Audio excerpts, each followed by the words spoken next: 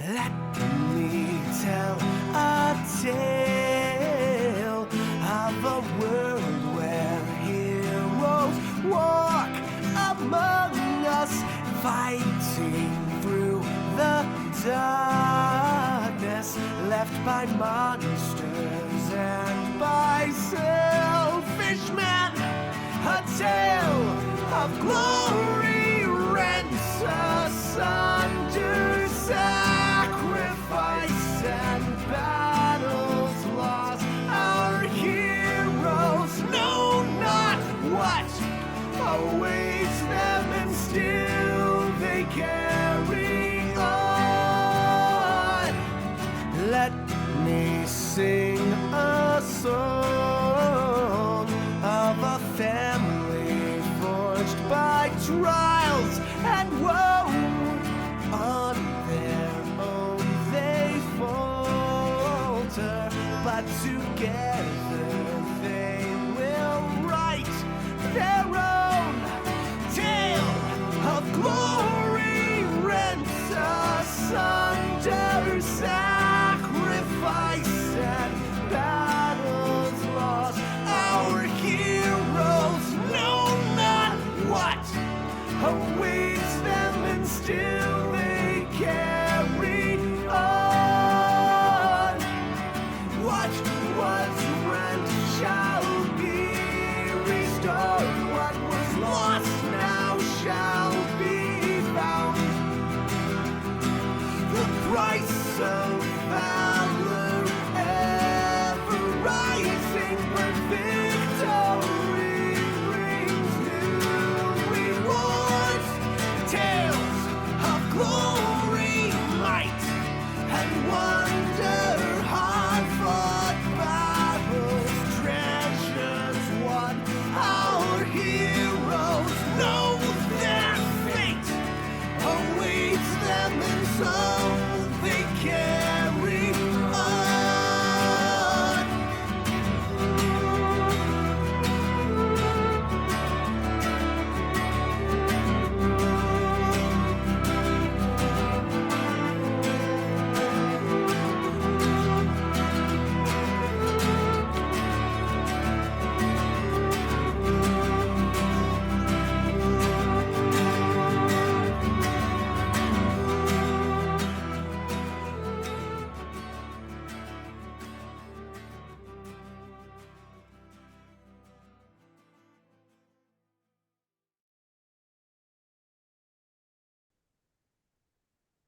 Hello, and welcome to Waterdeep. I am once again, your humble master of dungeons and keeper of dragons, Pixel, and I'm excited to present to you the whew, I'm glad that's over, and hey, look, honey, we won a house in our Sewer Savior Sweepstakes 6th episode of Ages of Einor Presents, in collaboration with our beloved creative partners in the Yeet Fleet, Waterdeep Dragon Heist. What's up, everybody? How we doing tonight?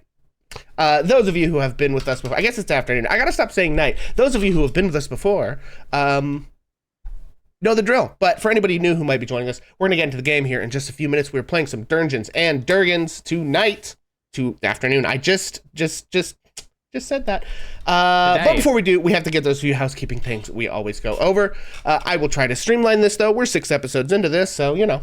First things first, don't spoil stuff. I'll be GMing, so if you're watching on the Hammer and Pixel side of, not Hammer and Pixel, Ages of Einor side of things, you may see GM secrets hidden on the map, monsters hiding around the next corner, intellect devourers waiting under every bed. So if you do see those things, don't talk about them in chat, because our players will be hanging out in the chat and they would like to not get spoiled on stuff. Also, if you've played or read this adventure before, please don't spoil anything on that basis either. Also, I've changed a bunch of stuff, so you may not even be right about what's happening. Second, please don't freak out about the rules. D&D is a very complicated game. There's some of the rules that are 2024 edition, some of the rules that are 2014 edition. It's all over the place. We are just doing our best to have a good time, and so we may forget certain things, have to improvise. Or just get stuff wrong, try not to forget about it. And then third, of course, this is an open, welcoming space, so don't be a wangrod. Do keep that internet toxicity out of here. Don't be abusive to each other or any of our players. Particularly, please don't criticize our players' knowledge of the game or the rules, character choices they make as they RP and play the game, and frankly, anything else about them. And then finally, as a reminder over here on Ages of Einar, we do release the show on our YouTube page the week following each session, so that if you missed a session or part of a session, still want to be caught up, or if you prefer to just watch at your own leisure, you can get caught up for the next live stream. I'm trying to do a better job of getting those out on time because, like, 2 weeks ago, we had a scare where I thought I lost an episode, but I didn't. So way to go, Past Pixel. You nailed it, buddy. And then last thing, of course, sorry, what? You can do better. I mean, I've definitely never myself uploaded an episode like minutes before the next episode aired. So. I actually have done that several times, too. Listen.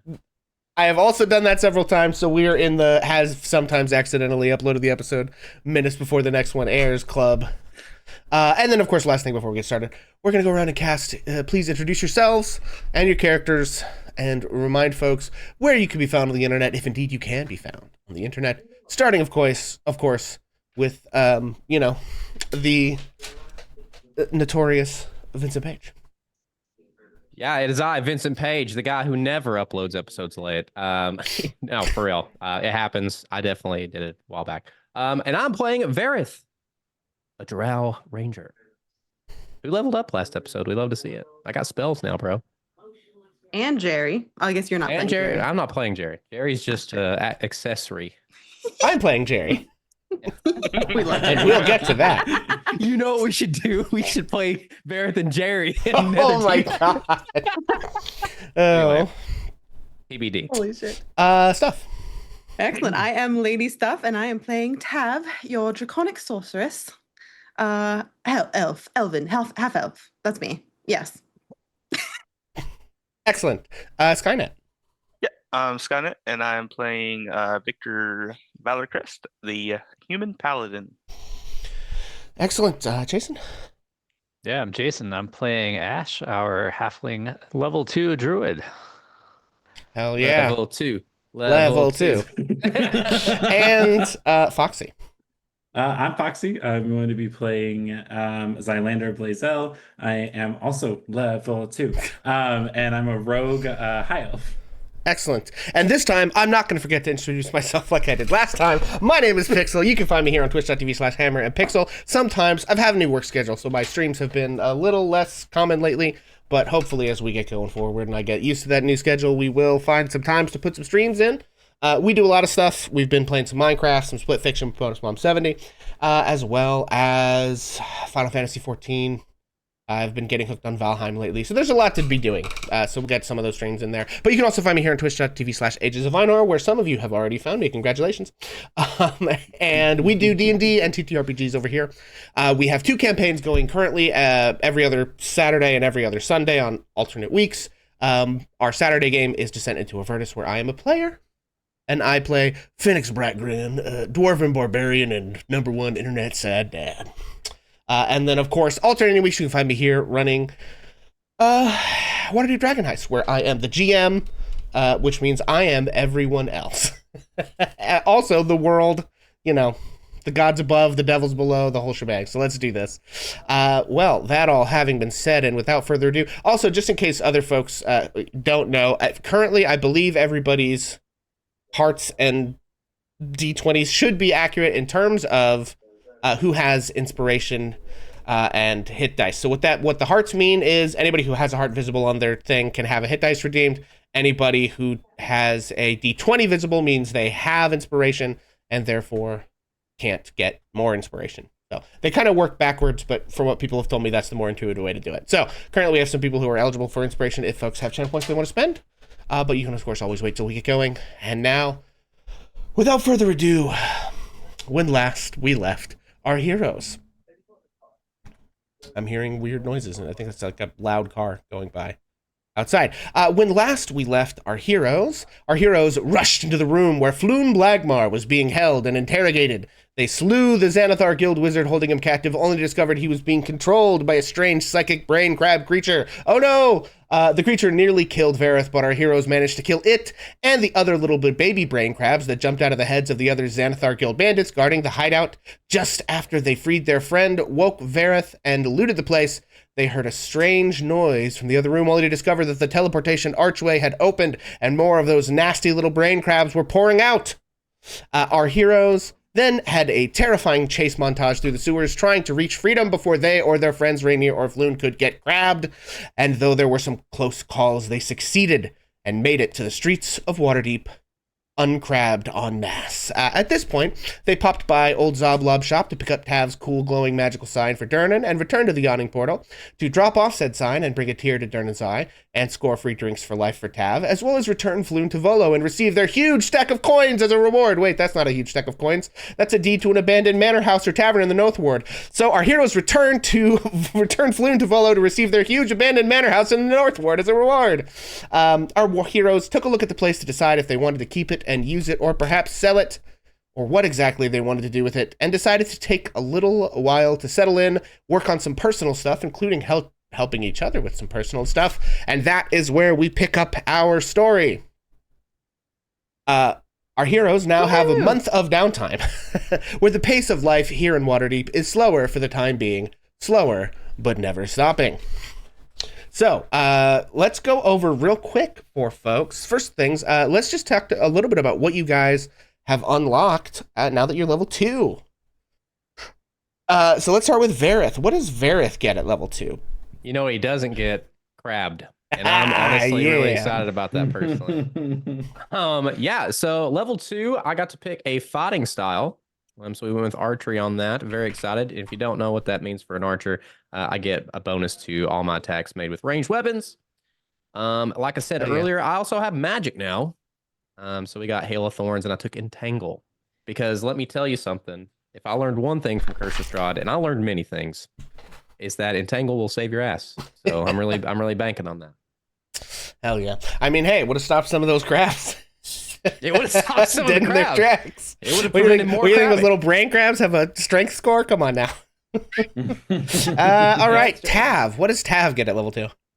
At level 2, Tav gets sorcery points. Bow, So bow, she's actually bow. doing sorcery stuff. Yeah, so I get 2 sorcery points, which for right now basically only means that I can convert sorcery points into spell slots, which is great though, because that gives me more spells, and we all want more of those. And then I also got access to an additional spell. I was able to switch out one of my spells, so I took Chromatic Orb. And then, yeah, I just get, I think just a little bit more spell availability. So I've got 3 first level spells instead of 2. Hell yeah. So you swapped out something you already had for Chromatic Orb and then picked a new one? Correct. What was the new one? Oh, no. Yes, I did. I swapped out one of them for shield. So now I've now got shield and chromatic orb because Tav is tired of getting downed in one hit. Yeah. I just really We're learning. want a sorcery stuff emote now, though. 'Cause that's pretty Yes. great. Yeah, I also noticed that. I was like, sorcery Yeah. stuff, your stuff, and this is sorcery. Skynet, what does Victor get at level 2? Smite, baby. I'm gonna be Oh, smiting people smite. You get a smite.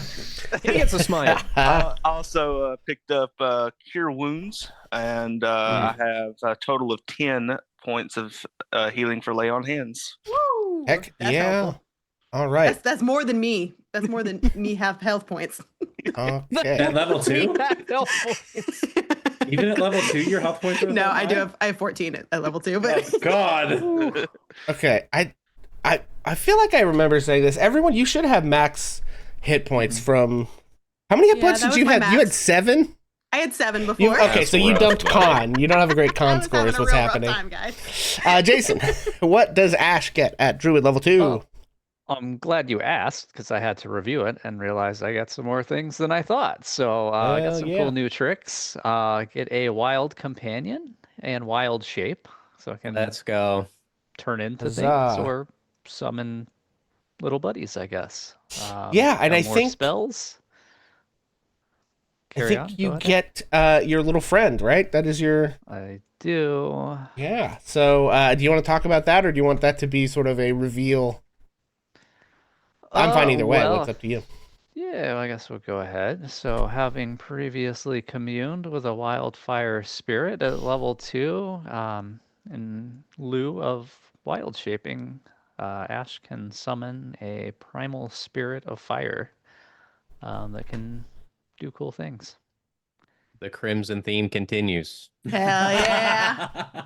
Excellent. And I think I gave you access to the Wildfire Spirits Oh, cool. sheet there. So you have that. It's called Ember. I don't know if you have a name for it or if that's what I named it. I don't really remember. Yeah, that was But my name for it. yeah, excellent. And Xylandor, what do you get?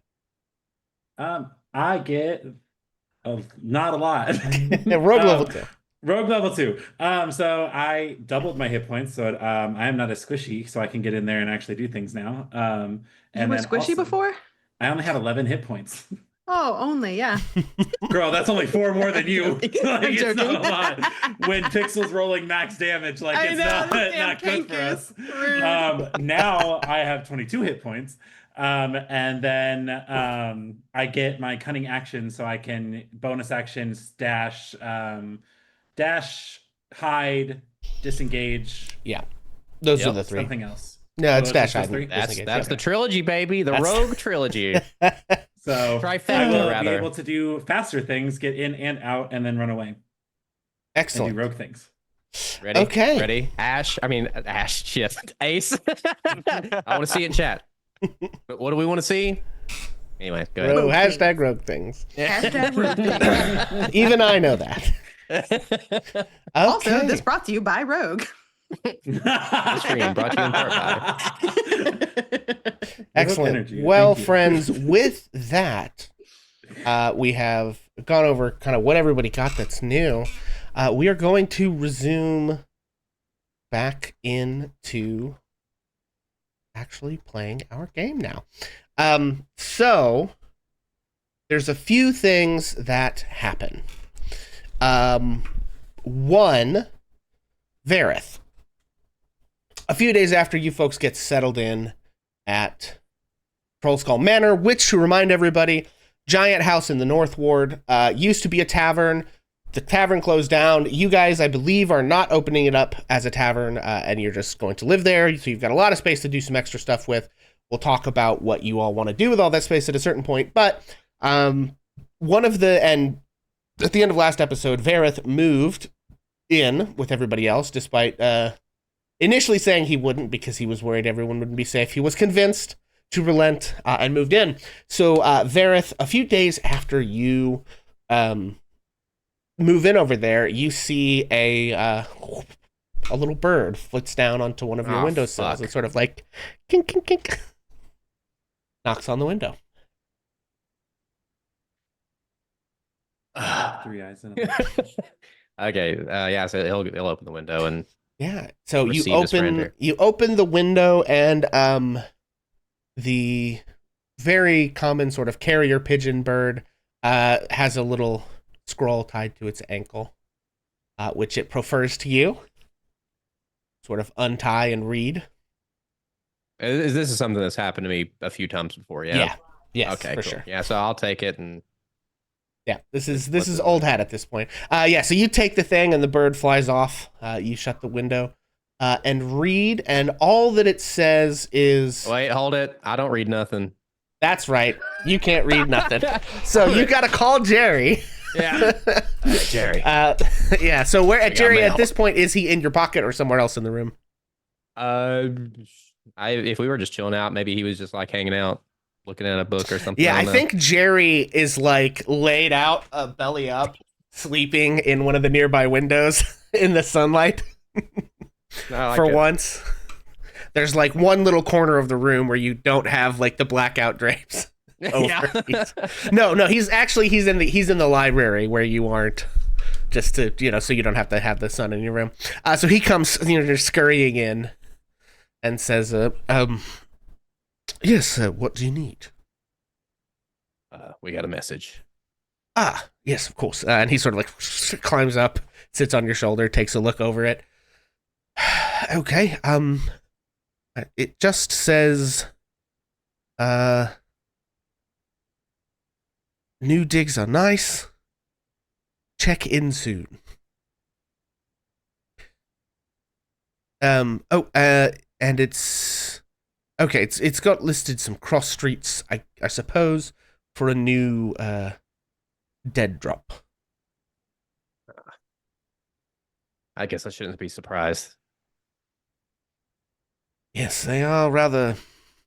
Well, you know, let's just say you're not their premier intelligence gathering unit. I guess they are quick on the draw. Yeah, so he'll take the message away, and that's probably something he'll get into when night falls. Yeah, excellent. Meanwhile, elsewhere, Victor. What is Victor up to at this particular moment? He was in the spare bedroom or the spare room, but I'm guessing he's getting ready to head out. Okay, yeah. And as he's getting ready to head out, Victor, you catch a sending spell. So a voice sort of appears in your head out of nowhere and says, hello, Victor. I've got a job for you. Do stop by soon. All right. Did somebody count that? I'm sorry. Listen, I know that was under. I know that was under. that one even 10 words long. You get 25. Do stop by soon. Na na na na la la la la la la la la. We're all about really using our resources. None go to It feels waste. like a waste if you don't use all 25 words. I just wasted a spell slot for that. So I guess as soon as I'm ready, I'll head that way. Okay. Excellent. So, Victor, you travel to. Hang on, everybody. I have to do something here. One of the great things about Waterdeep is like there's so much information on it, but one of the bad things is that like I can't just make stuff up. Because there are answers to things. Yeah, so Victor, at this point you actually head to Blackstaff Tower. Ooh, he's important. Tower. Yeah.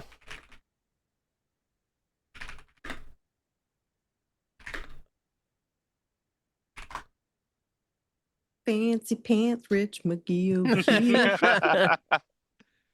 I got friends in high Yeah. places. So you head off to Blackstaff Tower. YouTube gets a copyright ding. Sorry. My bad. So from where you guys currently are, it's a bit of a trek over there, but you walk a lot in the city anyway. Blackstaff Tower is down in the Castle Ward, not too far from the market, so it's kind of southwest of where you guys are, up here in kind of the northeast corner of the North Ward. So, you know, a good chunk you actually get past not that far from it on your sort of like normal patrol around the city that you do, Victor. So you make your way down there and see, yeah, it's this like massive tower. It's kind of like two towers, one of which is taller than the other. There's this big bridge, and you know that the place is sort of like, there's a lot going on in there, right? There's like a wizard school. There's an adventuring, like, I don't know if I'd call it academy, but it's like adventurers come and go with jobs all the time. It's pretty well tied into what's going on in the city. But you make your way there and are ushered into one of the sort of side offices of the place. You find yourself in a room. I guess it's an unused classroom, so there's like desks and like a blackboard and all kinds of like faint ghosts of sort of, you know, arcane symbols written in chalk all over the place. And after a few minutes, a woman walks in who you recognize by a couple of different names. The one you would recognize for sort of this guise that she wears is Irisil Araneth. And she walks up and says, hello there, Victor. How have you been? Been great. We just got off of a job. Oh, excellent. How did it go? Better than expected. Fully expected us to die, but we all managed to pull through. Good to know. Well, you know, I suppose, try not to die. You know, I am sort of relying on you in that sense. I was wondering if I might impose upon you and perhaps your friends. The Blackstaff has a job she needs. She recently got a report. And I suppose let me ask this question. Who in the party so far has told who else in the city about what all went down in the sewers? As far as like Floon and the Mind Killers and Xanathar Guild and all of that stuff. I mean, the I'm brain sure crowd. that Tav probably reached out to Gail. Okay. Vareth has not said anything to anybody yet. Yeah, Got neither it. has Ash. Got it. Nothing on my part. Yeah, so I think she says, yeah, well, so we've sort of gotten a report confirmed by a couple of different sources, Rainier Neverember and Gale, both indicated that there's a bit of a hugely problematic amount of, you know, those strange brain crab, intellect devourer, mind-killing creatures. So the Blackstaff does not need you and your friends to you know, clear those out or anything. That's she's actually reached out to some of Force Grey to take a look into where these folks are, you know, hiding all of those, and but that has left her a little bit short-staffed for some other situations she's got going on that are sort of tangentially related. One of which, well, I suppose she could tell you about it herself. Would you and your friends be interested in perhaps being of assistance? Possibly. I'd have to go back and refer to the group and see if they're willing. Excellent. Well, if you'll come with me, we'll have I guess, give you the rundown. And so she takes you to the Blackstaff's office, which is a sort of one of the taller rooms in the taller part of Blackstaff Tower. Covered in books, scrolls. There's like maps, diagrams. There's like all sorts of very complicated stuff going on in here. And you meet the Blackstaff, your companion, whose name I am Irisil. There it is. Sorry. Introduces this woman as Vajra Safar, who I think I have a handout for. There she is. I guess I'll go to the map screen so everyone can see this. Vajra Safar. So she is a woman, dark skin, dark hair, has a large, crooked black staff, and just sort of radiates a tremendous amount of arcane power. You immediately sort of just get the sense that this lady is kind of not to be fucked with. And we got to make a second sign. Yeah, and so your companion introduces you. Blackstaff, I think you may be tangentially aware of our friend here. This is Victor. And when you asked me if I knew any adventurers who might be able to assist with your staffing problem at the moment, I thought perhaps he and his friends could be of assistance. He is not at liberty to necessarily agree to your terms without consulting his friends, but, you know, from what I've seen, they are reliable. And Vajra sort of like, you know, looks at you. You can tell that she kind of like appraises you with an eye of someone who is very used to appraising adventurers. Like, you know, she kind of like you just clock. She knows what to look for. She looks at the quality of your gear. She kind of clocks how you're standing, you know, in terms of like you being a former military man and all of that. She like kind of takes you in an instant, and evaluates basically. And says, "All right then. Well, it's nice to meet you, Victor. I am Vajra Safar, the Blackstaff of Waterdeep, and the commander of Force Grey. I'm sure my friend here has clued you into the fact that I am a bit short-handed at the moment. Those rather disturbing reports we've received of an uncountable number of deadly mind-controlling crabs in the sewers of Waterdeep is a huge problem, to be honest. But we do have adventurers working on that. However, there is...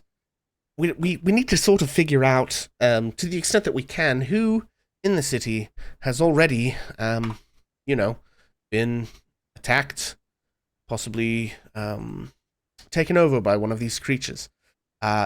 And with that in mind, we have a contact, an adventurer by the name of Maloon Wardragon.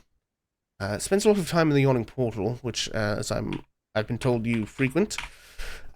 He's been acting rather strange lately.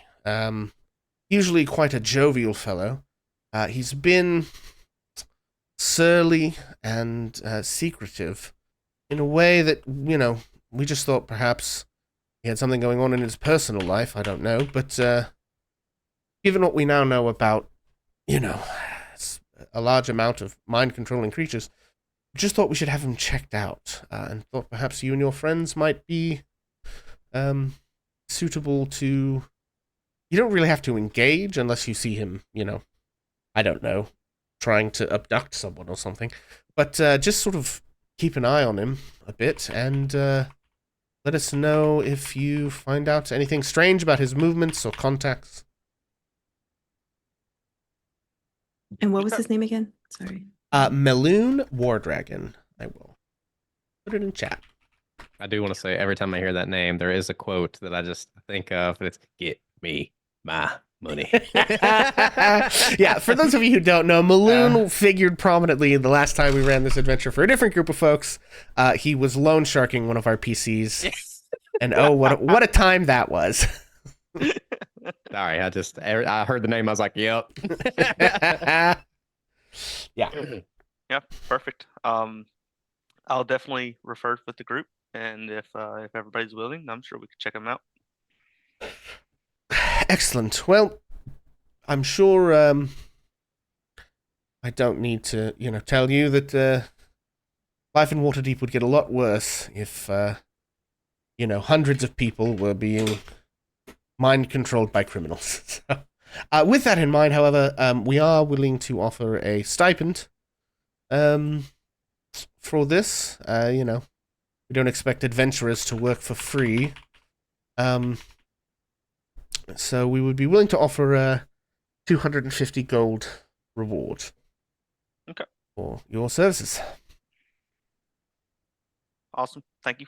Appreciate the time. Yeah. Excellent. Well, nice to meet you, Victor. Do let us know. You can send word. She actually tears off a little, has like a book, and flips open. You see these sort of like arcane sheets. You actually have seen a bunch of these. Because Ash found some in some loot, but this is the Blackstaff, so she has like a whole book of the things. Tears you off one and just like hands it to you and just says, "Do write your message on this; it will find its way to me." You got it. Okay, excellent. Yeah, and so you make your way out of Blackstaff Tower and carry on with your day, which brings us to the evening, Vareth. I suppose it's time to check in. The game is afoot. Yeah, so Vareth would go by the library and scoop Jerry up. And what was the street again? Oh, right. You sort of hold the sheet out for him to look at. And he says, right,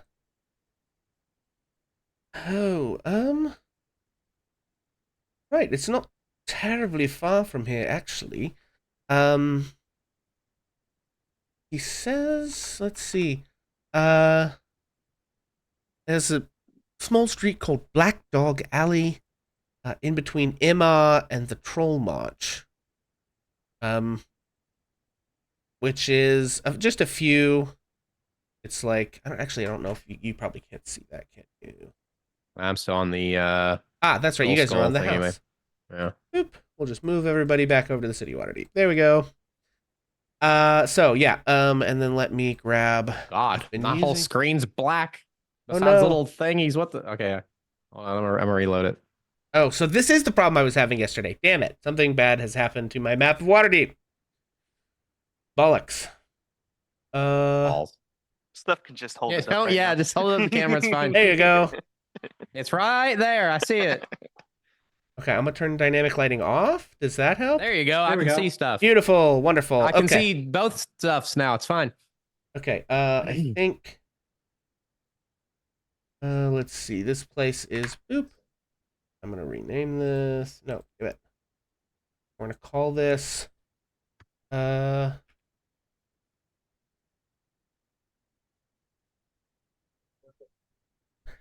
Okay. So the drop point is at Black Dog Alley. Yep, up to the north of where you guys currently are at Troll Skull.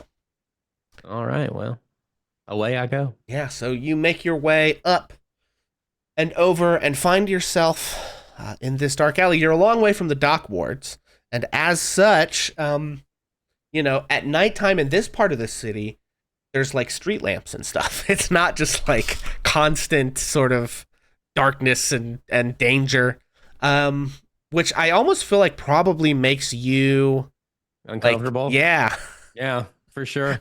Feels weird to not you keep looking over your shoulder and no one is following you or anyone else. Like people are just going about their business. And you make your way to Black Dog Alley, where you discover a very sort of what's the word I'm looking for?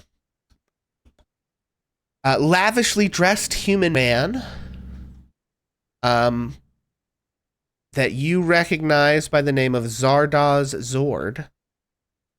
Good Lord, these names in this campaign, dude. Yeah, I know, right? But you recognize this guy. He is the leader of the Sea Maidens Fair, which is like a ship-bound carnival that is currently docked and has been for some time in the port here at Waterdeep. And this, the Sea Maiden, the carnival itself, it's like, let's just say you've reported there before on a number of occasions. It's directly to this guy, or Yes. Okay. Yeah, hang on one second. You're good. Stand by, everyone.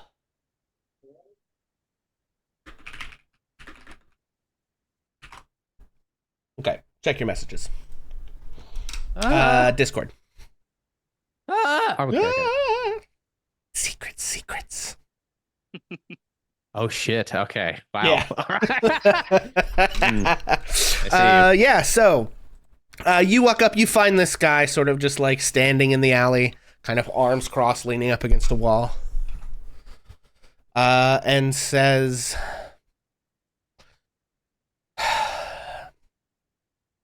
well, I heard reports that you've had a rather interesting month. Just putting it lightly. So, yeah, I suppose if you wouldn't mind just giving a bit of a report about what you've discovered. It's of interest to our mutual friends. Well, I tagged the Xanthar's Guild like you asked, and by coincidence, I ended up looking for an individual led directly to one of their hideouts. Turns out they're looking for some lost treasure or something.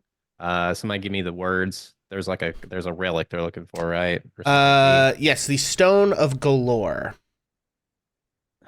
It seems like the Zentarum and Xanthars are all up in a fluff about something called the Stone of Galore. Hmm.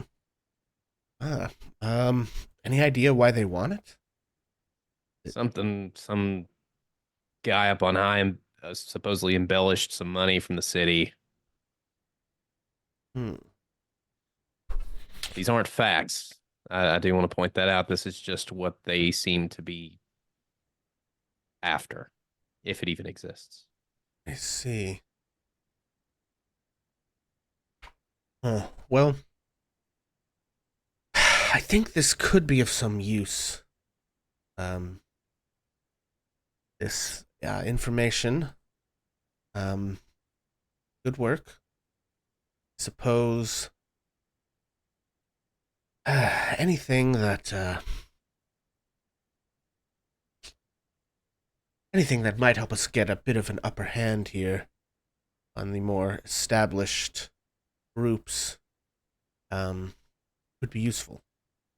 So It is worth pointing out that if you send anybody into the sewers, to be careful. I don't know if y'all have heard yet, but there seems to be some sort of brain creatures down there that can control people's minds.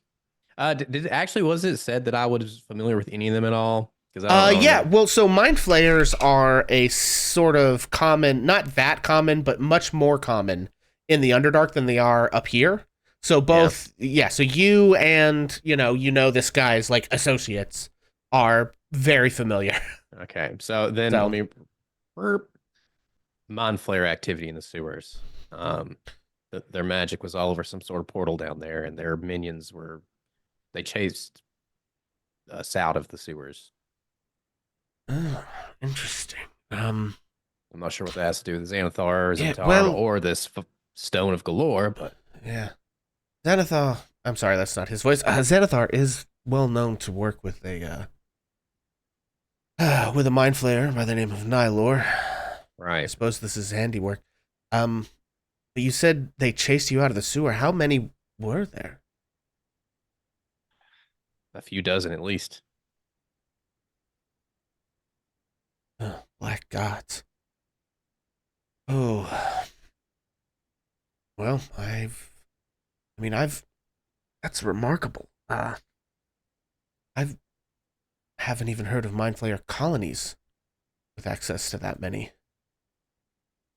Something very strange is going on here, but either way, that may be opportunity.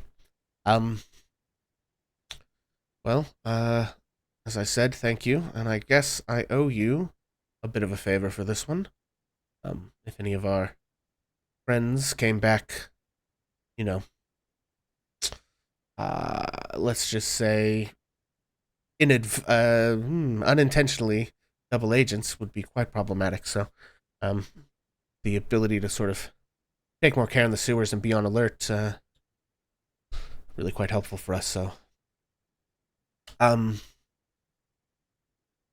do me. Whoa! I accidentally hit the wrong button. No. And minimized everything. Okay, there we go. I meant to hit that. Thank you.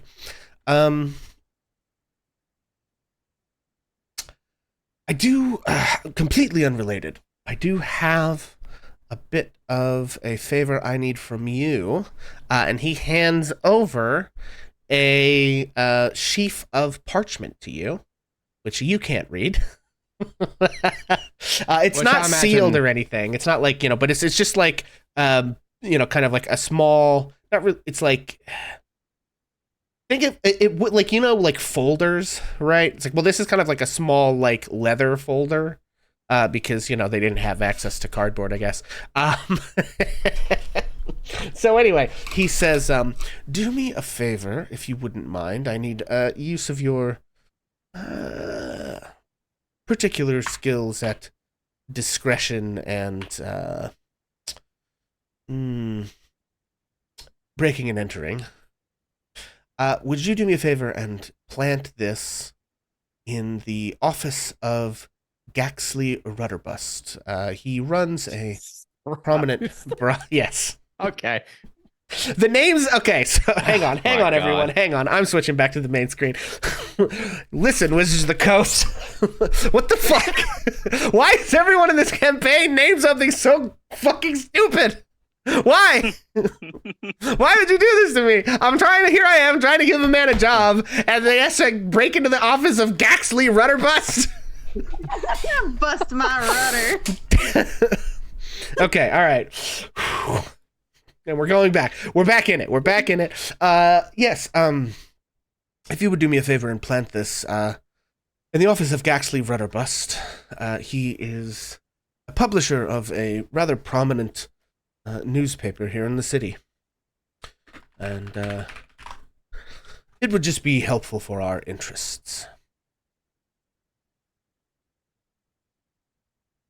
See. Welcome in, writers! Speaking of distractions. That's all right. Take a second if you need. I hope you all doing it well. Welcome to Waterdeep Dragon Heist in association with our friends Ages of Einor. Hope you guys had an amazing stream. Come on in, have a seat. I'm taking a job. It's great.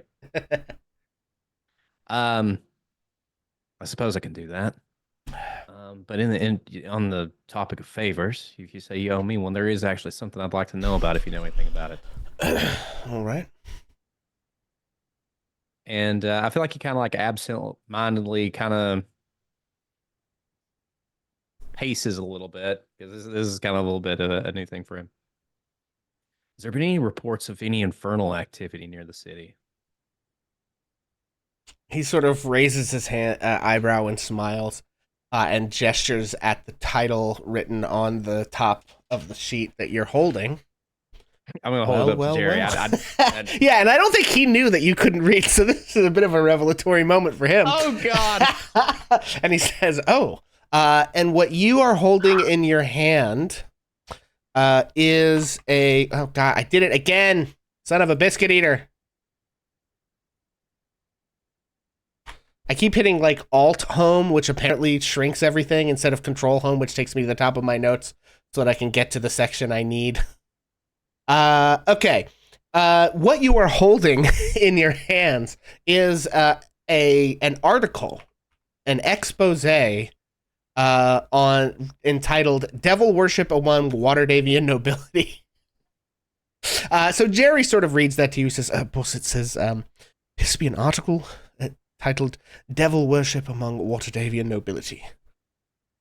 Well, what are the chances of that?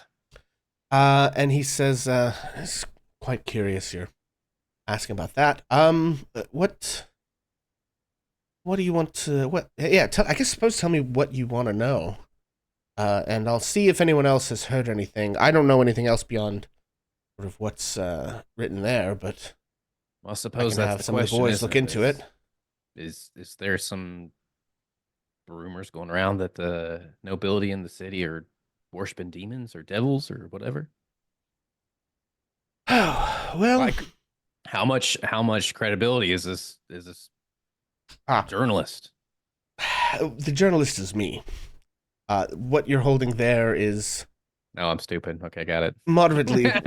No, it's fine. It's that particular... I mean, I'll front with you. That particular article is... we're planting a bit of propaganda in the press. We have had reports of infernal energies in the city, and there have been rumors of nobles consorting with devils for, honestly, decades at this point.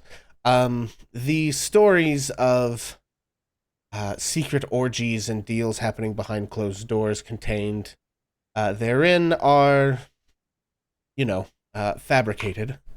But the rumors that we've heard are real. But I don't know much more than rumors at this point. But I suppose I could have some of our folks look into it. Or at least see what they find out while they're about their other business. That'd be very much appreciated. Just anything to do with infernal activity would be helpful information for me to have. Fair enough. And one last thing. And he sort of reaches over to one of the walls and pulls out a loose brick. And you see there's like a little cubby behind the thing. He says, we won't always be able to meet in person. I figured since it was the first time, we'd had a check-in since you know, had an encounter with a bunch of mind controlling monsters. I thought I'd check in on you for myself, make sure you're doing all right. But in the future, if you drop anything here, we will get it, and we may just check this about once a week or so. If we have anything urgent, we'll, he sort of like snaps his finger and a bird flies down and lands on his shoulder. You know. Understood. All right. Well, that's all. And he sort of gives you like a little wave, slots the brick back into the wall, and just sort of slinks off into the night.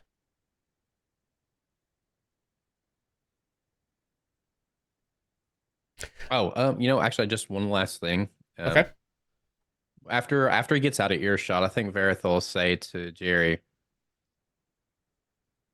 "What would you say the point of planning this on some nobility in the cities? Well, what does that accomplish?" Oh, I suppose anything that, it's. He sort of like reads the first few paragraphs and says, "I mean, it's a bit sensationalist. I suppose. You know those scams that sometimes people they get sending from Kamharin nobility. Oh, I'm a prince, and I've lost all my money, and I need you to, forward me some of yours, and then I'll give you more. You know those, and there's sort of the messages they receive are a bit garbled, and from what I understand, part of the tactic is that folks who balk at the garbling of the message are, generally speaking, too smart to be taken in by the scam, right? So this is a bit of heavy-handed propaganda, but I think the heaviness of the hand, it's sort of only a particular caliber of civilian is likely to believe this when they read it. But the paper in question, Mr. Gaxley's, is the Waterdeep. What's the name of it? Hang on one second. I've got to look it up. Stand by, everyone. It's in my notes. I just have to find the right note. What's up in Waterdeep? It's the Waterdeep Wazoo. It's a bit of a rag, if I'm being honest, but some people swear by it. So I suppose just inflaming tensions between the commoners and the nobility, making people less trustful of them, making them feel like, oh, the nobles are all, consorting with the infernal and, just sort of erodes the power base of the entrenched nobility of the city a little bit if folks don't trust them. I mean, they still, of course, have, the military and the black staff and all the rest of it, but, probably provides a little more leeway for your friend and his friends to operate. I think Varith's eye is pretty heavy, and I thought it would be different topside. It's just more the same. Sort of, they do a little less overt murder, I found up here. I mean, there's bodies in the all over the place, but nothing like Menzo Branson. I guess that's a good thing in and of itself. Okay. That's all you had. All right. So that is your little side situation there. At this point, I'd like to jump into, are there any other sort of like RP scenes that anybody else needs to do before we jump into actual downtime stuff? Any like NPCs? And we can also throw those scenes in as you think of them if we're doing the downtime stuff. I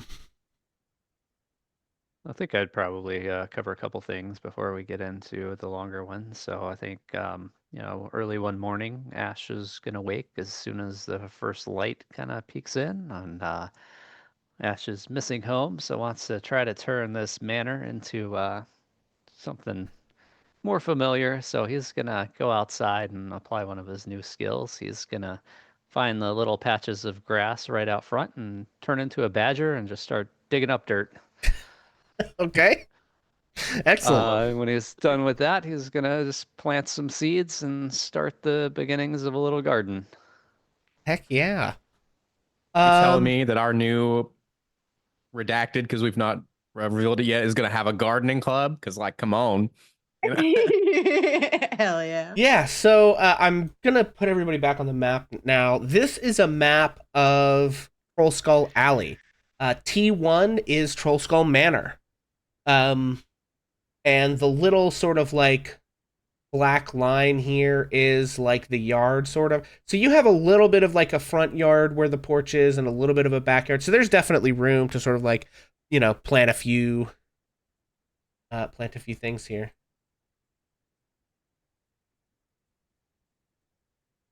So yeah, you spend some time as a new badger, digging up, doing a little plowing, doing a little planting. What else? Oh, that was the main thing. He Okay. also would like to stock the pantry with some beer and wine and other things. I don't know if you want to get into that or just assume he wanders down the street and brings it all back. Yeah, let's get into it. Because the thing I want to look at is living expenses in general. So, you guys have some options of like how much you spend per person on lifestyle expenses. If you live in wretched conditions, you don't spend anything, but you're basically like a complete pauper. All the way up to aristocratic takes like 10 GP minimum. Now these expenses are not like fixing up the house. This is purely like what quality of food are you buying on a regular basis, what qualities of like when you go out and about on the town and stuff, like what quality establishments do you look at. So squalid is 1 silver a day, poor is 2 silver. Is it per day? Hang on.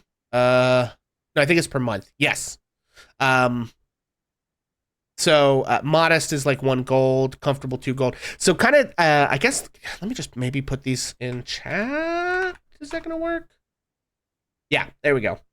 So you can kind of decide what you think makes sense. Again, at this point, you're living basically like rolling out your bedrolls in empty rooms until you can afford to buy furniture stage of moving into this place.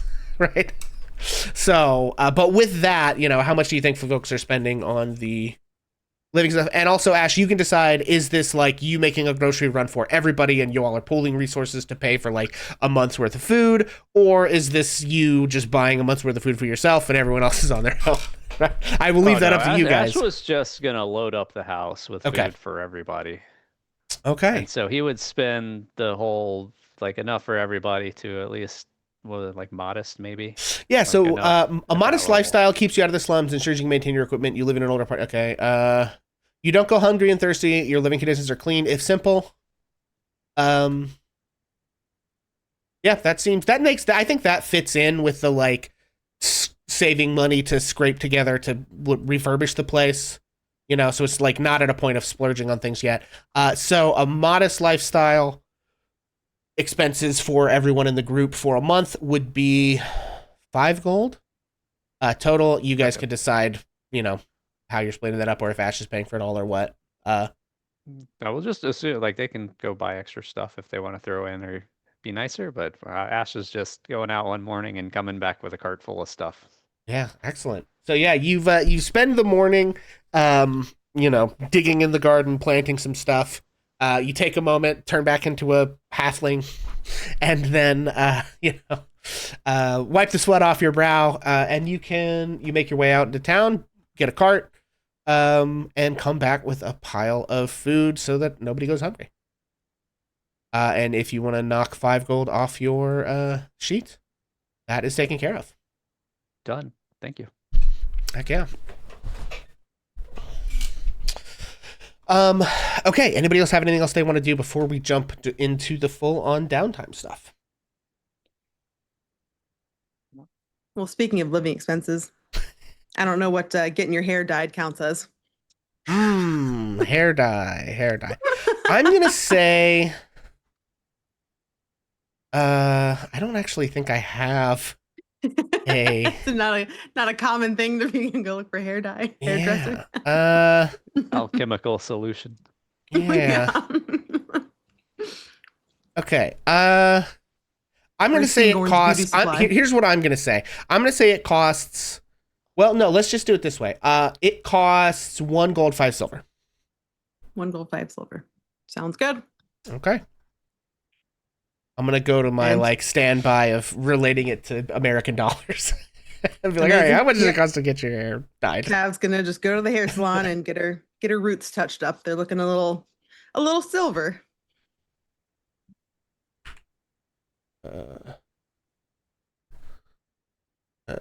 Let's see.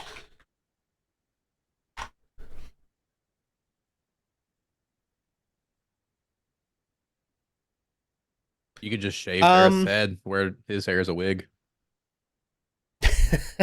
Yeah, so this is great. You go to the hair salon.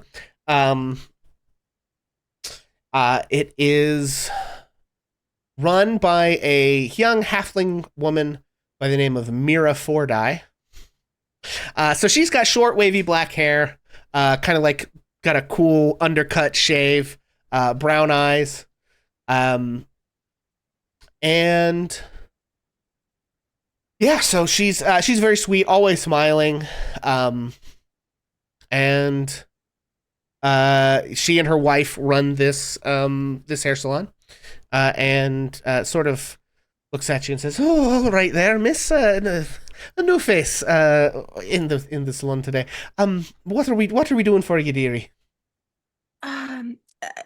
I didn't see it on your list of options, but my roots are coming in a bit silver. Stress and old age and what have you. So I was just wondering, could we just touch up my roots a bit, cover it up, make it match the rest of the brunette? Oh, sure, of course.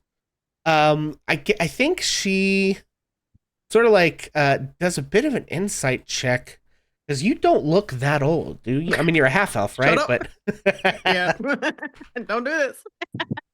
Okay. Yep. Do I roll that or you? Oh, wow! It doesn't matter. She rolled in that one.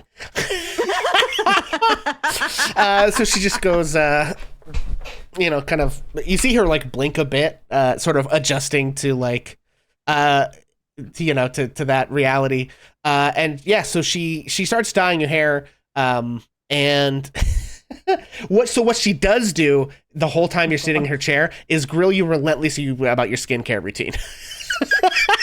That is what she does. Absolutely, just what kind of salves do you put on in the morning? Just totally. And she even at one point calls her wife over and is like, "Look at this," she looks so good for her age. Really kind of makes a whole deal of it. Yes, well, before the current lifestyle that I was living was a little bit nicer. I've been in the employ of those with money, and they've been very kind, because they don't want their teachers to look ruddy, because if their teachers look ruddy, then their family looks ruddy. So really, it's just been a matter of being in fortunate situations,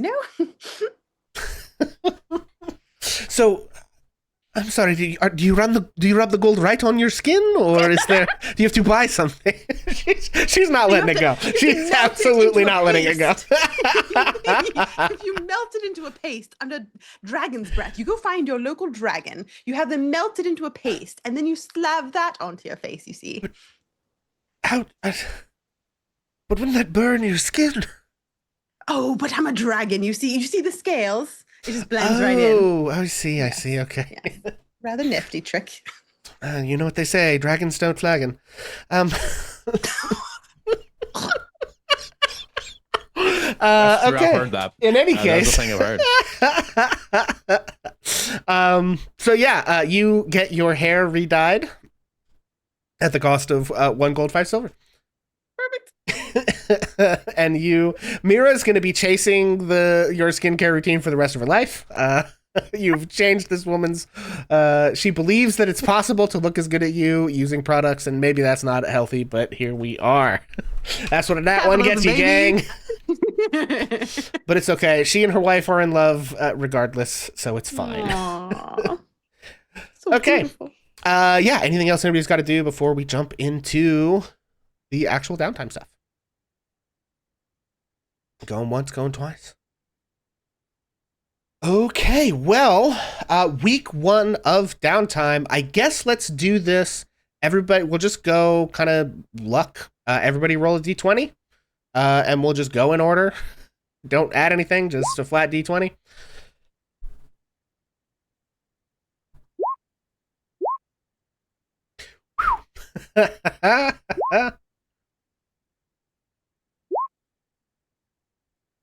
Okay.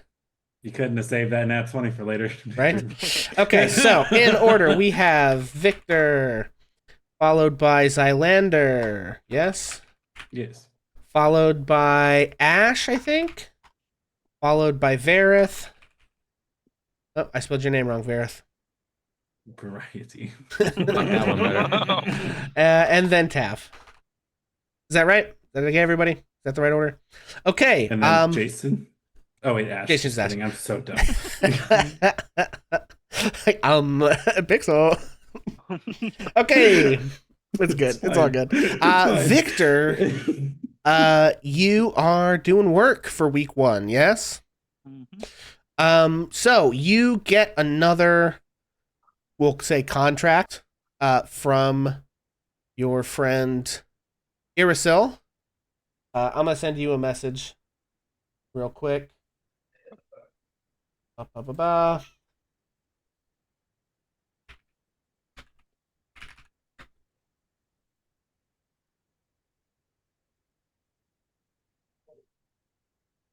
Okay, there we go.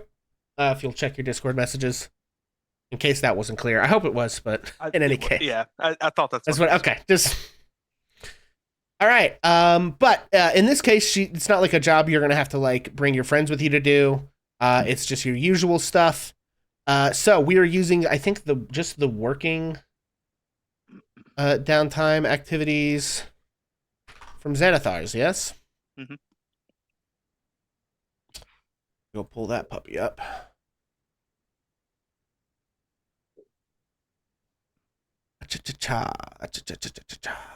Where downtime work. Okay. So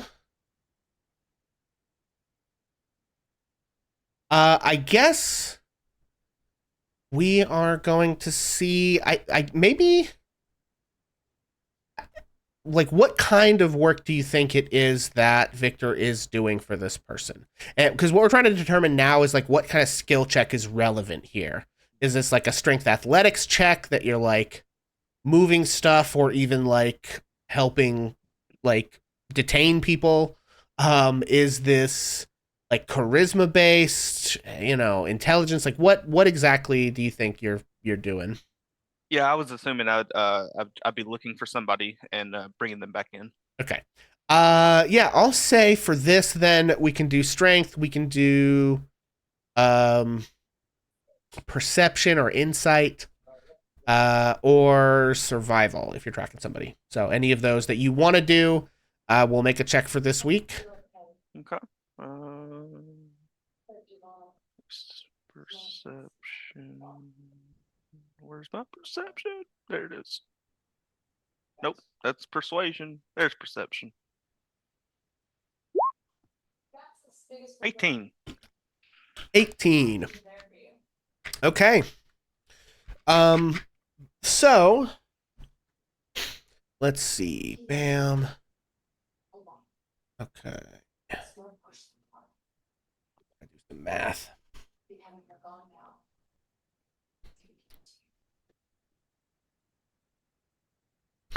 Okay. Yeah, so for this week you generate, I'm going to say 1 gold worth of wages. For week 1? Yep. On an 18. Okay, so that is Victor for week 1 Zylander. Week 1 downtime. Oh, that's right. I remember what Zylander's doing. So what is Zylander doing for his first week of downtime, Foxy? If I am not mistaken, because we did talk recently about this, is that I'm going on my date with Floon? Oh, Or is this crimes? I had crime on week 1, date on week 2, Crime but we works. can flip them if you'd rather. Crimes. I'm gonna He go doesn't to want you to do crimes. crimes. I'm gonna go to crimes. Do some crimes. Okay, Oh so my. the way the crimes work is that crime doesn't pay. No, I'm kidding. Crime might pay. Crime has a chance of paying, but crime also has a chance of negative consequences. Oh, wouldn't So- it be funny if... Oh, sorry. I believe you have chosen a DC 15 crime. I did. So it costs you 25 gold's worth of gathering information on potential targets. This is like bribing people, buying drinks, hanging out in the right places. Excuse me, all of those things. And you're going to make 3 checks to determine how successful you are at the crime. And that's so we decided we could do investigation, sleight of hand, and stealth, right? Yeah, I think so. Okay, so investigation. 20. Okay, that is 1 success on a DC 15. 23. Jesus, 2 successes on a DC 15. 13. Any inspiration, or is that where we're at? I'd rather save my inspiration Save for Floon. Okay. All right, so that is 2 out of 3 successes. So Priorities. what that means is, let's see, 2 checks. You get half of the payout that you otherwise would have gotten. So this nets you 50 gold, which is a profit of 25 gold. So there's a bit of a complication as you Oh no. go through it.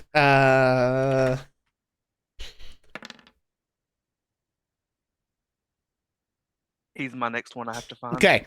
And the complication here, someone who knows of your crime has been arrested on an unrelated matter. So one of your informants is rolled up, basically, but not for anything to do with you. But Zylander is maybe worried about, like, is this guy gonna squeal to try to throw me under the bus to save himself? It's just sort of like a bit of a stressful possibility. Do I know where he's being held?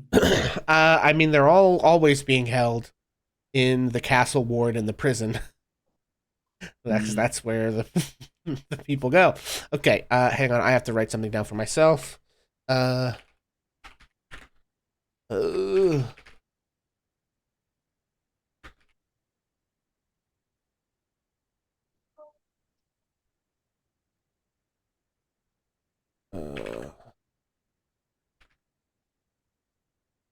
Sorry, if I don't write that down for myself on my to-do list in all caps, I will forget about it. We don't want that, do we? You can forget. It's okay. Do we? Okay, so Things that is happen. your so it goes off pretty well. You think it goes off without a hitch until like 2 days later when you go to check in with your, network, as it were, of other, criminals to find out, one of your informants has been arrested. Number 3 on our list, Ash. So, what I had for you, Ash, was like working and cleaning Trollskull Manor for week 1. Was that right? We could also do Yeah, we bounty can- stuff if you would rather move that to a different week. Yeah, let's just go ahead and get that started. So, Okay. yeah. And you asked me about having Tav do the role for week 1. Yeah, so Right. Ash has done some bounties before, but they've been pretty basic and has been led to believe there might be a bigger bounty available. But he's been good at the sneaky stuff, but not really at the people skills. So he was going to bring in somebody that could maybe talk a little better than he can to get some more intel. Yeah, okay. I think that works. So what I think we'll do is just move Tav, if you're cool to do that. What we'll do is Ash can give you the help action, and we'll move your week 1 stuff Sure. up. I'm gonna move this. Hang on, I gotta rearrange things in my notes. Tav's gonna be helpful. Come on. Okay, Tav, Blowing on my dice. helping Ash Blow on your mouse. with bounty hunt. Okay. Yeah. So you are gonna make a persuasion check with advantage from the help action. Let me, before you do, check. I'm trying to remember like what. There it is. Okay. Okay, great. So, what we're doing with the bounties is kind of like a modified skill test almost. Basically, there's going to be 3 rolls, and your degree of success is going to essentially like put successes in your columns. So on a roll of 0 to 9, you get no successes for that roll. 10 to 15 is 1, 16 to 20 is 2, 20 plus is 3. If you manage to get like how many successes you get determines which quality of bounty. I have like 3 different bounties available, and we'll reveal which one you qualify for at the end. If you get all 9, you get an extra 25% bonus. So, yeah, No pressure. So with that, go ahead and make that first persuasion roll with advantage. Here we go. Oh, blessed day. 25. Okay, so that is 3 successes. Yeah. On week 1. So, first week goes really well. Tav is really able to help out, make some connections with some folks in the bounty hunting world that, Ash, with his somewhat more quiet and reserved nature, wasn't able to like meet and connect with as well. But Tav sort of rolls right in there and, makes the business connects, as it were. Nice. So that is Thanks, Tav and Tav. Ash's first week. Huzzah! That brings us to Verity. I'm sorry, Verith. Variety. Variety. Got it. Cool. What do you have been down for the first I, week? for week 1, have gather intel on infernal happenings in Waterdeep. Yeah. So does that go hand in hand with? the Yeah, job so I'm here's doing, what or is that I'm going to different? say. Using your favor to ask your organization for help with this is going to give you advantage on this first roll. Cool. And then what we're doing is kind of a modified version of the what am I looking for? Modified version of the research downtime activity. So sort of the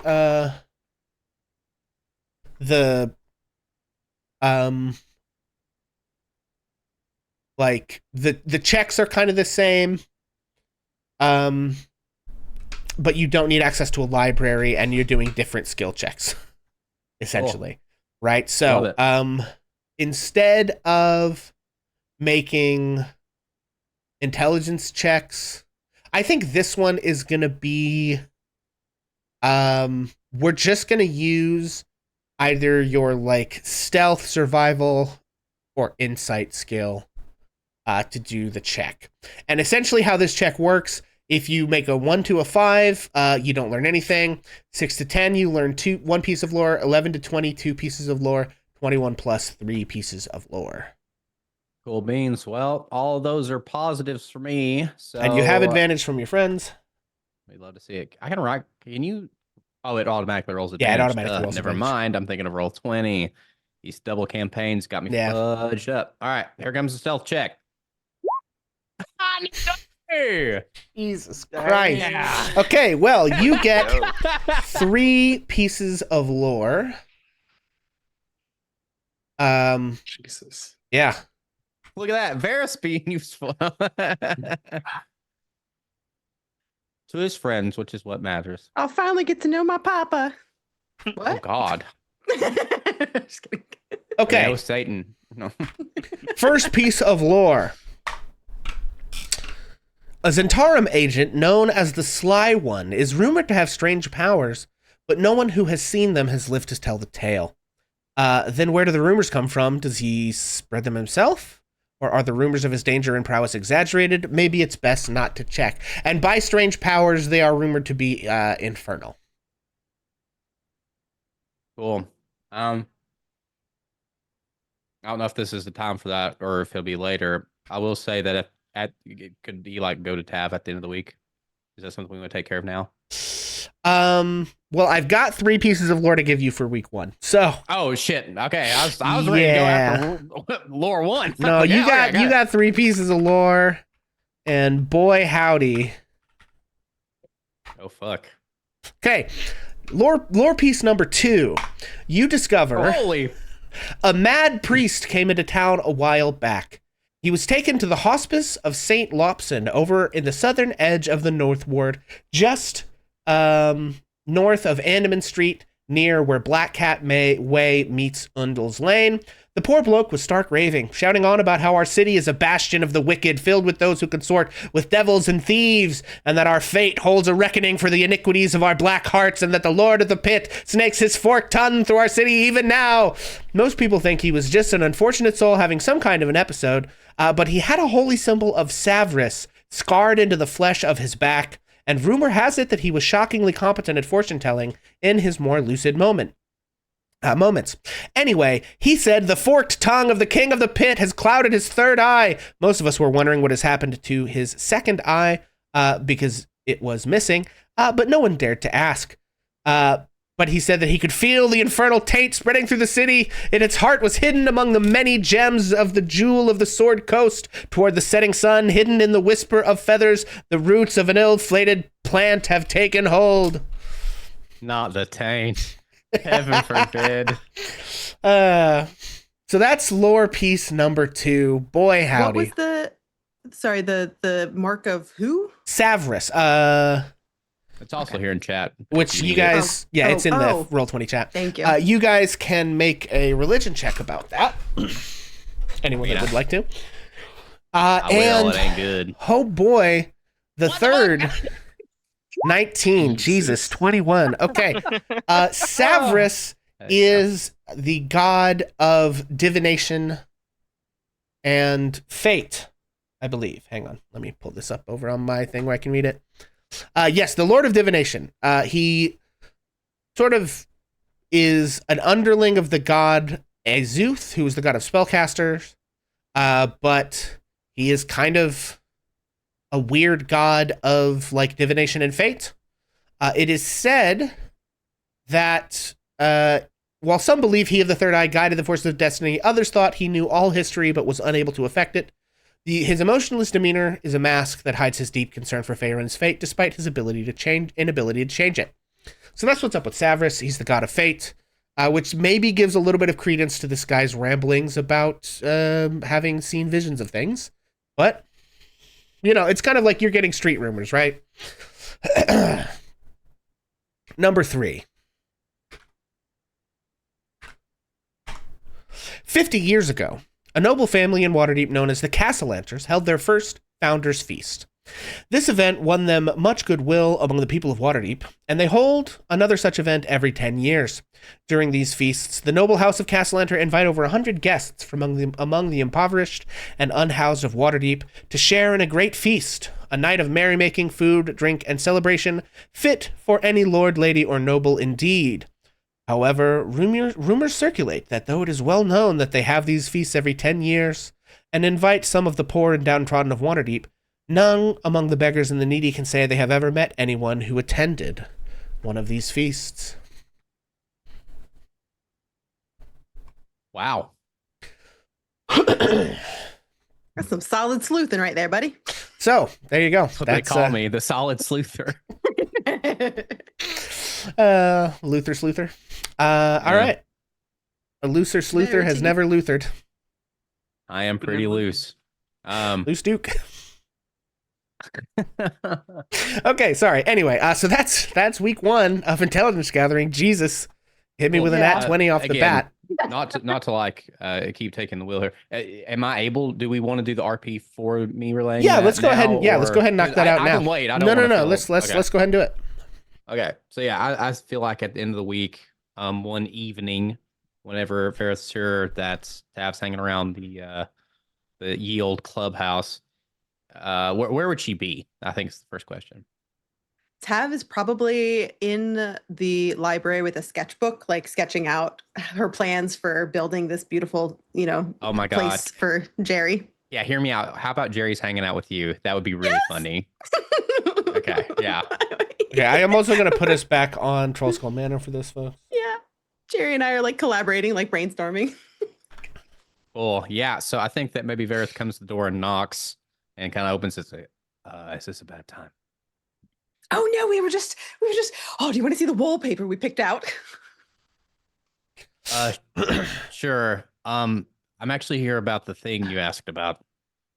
Oh, you mean the yes, yeah, very yes. I mean, what did you find out about that thing that I was sort of interested in? Not terribly, just sort of. Sure. He comes in and he closes the door. And then rather than me try to like divulge all this, he kind of gives you the rundown of the 3 bits that he kind of gathered. Yeah. I think you'll see that Tav kind of gets like a little bit emotional, and she kind of, for once, shuts up. And she has, she just kind of reaches into her pocket, and you see her kind of like fiddling with a little something, kind of like, and she just turns to you and says, "Thank you. 2 years I spent in Neverwinter, and in 1 weekend you've come back with more information than I could have gotten in a decade, I think." This Castellanters and the Sly one, these are better leads than I've seen in all my time looking alone. Thank you. Sincerely. I think Vareth gets kind of uncomfortable. He's doing this number. It's like, yeah, listen, this may sound weird coming from me, but I'm not going to pry. But when it comes to the Zentarum, you be careful. These guys don't play around. I feel I've learned quite recently. You know, I think I got a little bold growing up with a dragon. Turns out on my own, I'm a little bit squishier than I was before. So I do think that that's a prudent decision to await backup, as you might say in the business. Is that what you would say in the business? Await backup? I work alone. I don't know. Oh, okay. Damn. Backup's not a... Well, present company excluded. He looks to Jerry. Yeah, Jerry once again looked offended, but now is assuaged. Thank you. My one backup is the mammal in the room. I don't know. What am I then? Are you calling me cold-blooded again? Are we back Lizard. to this? Lizard. Oh, damn.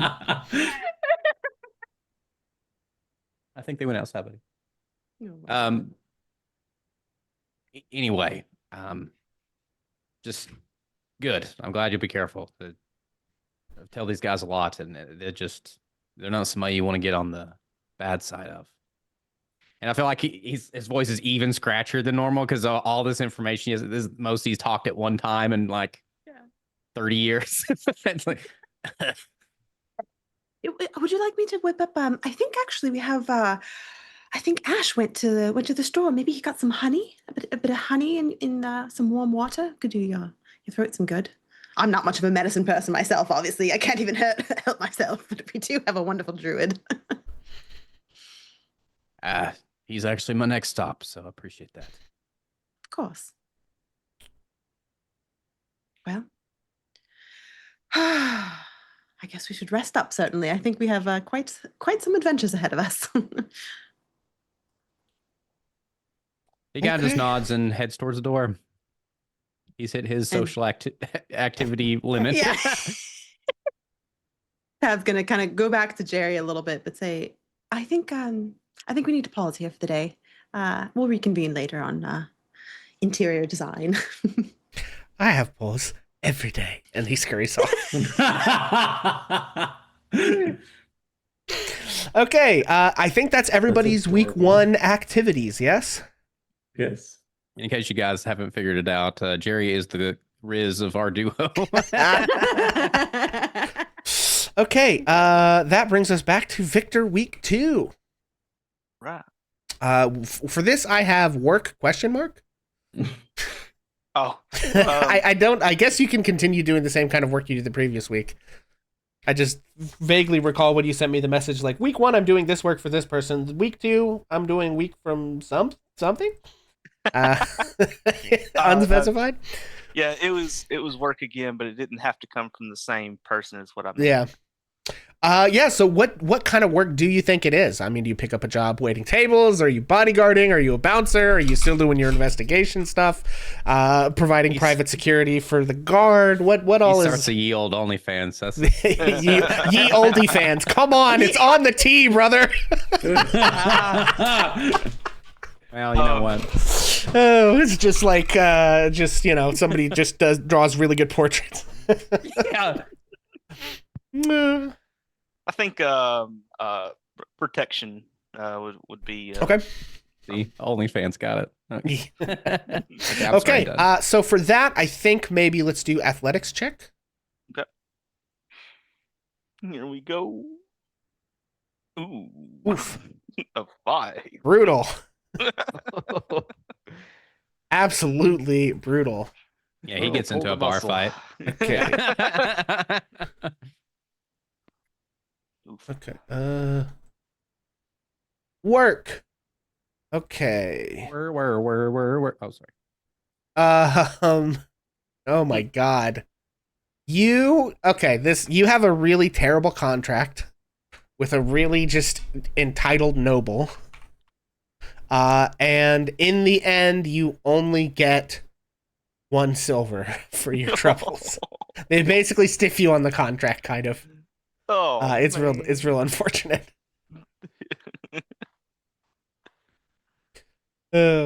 Perfecto.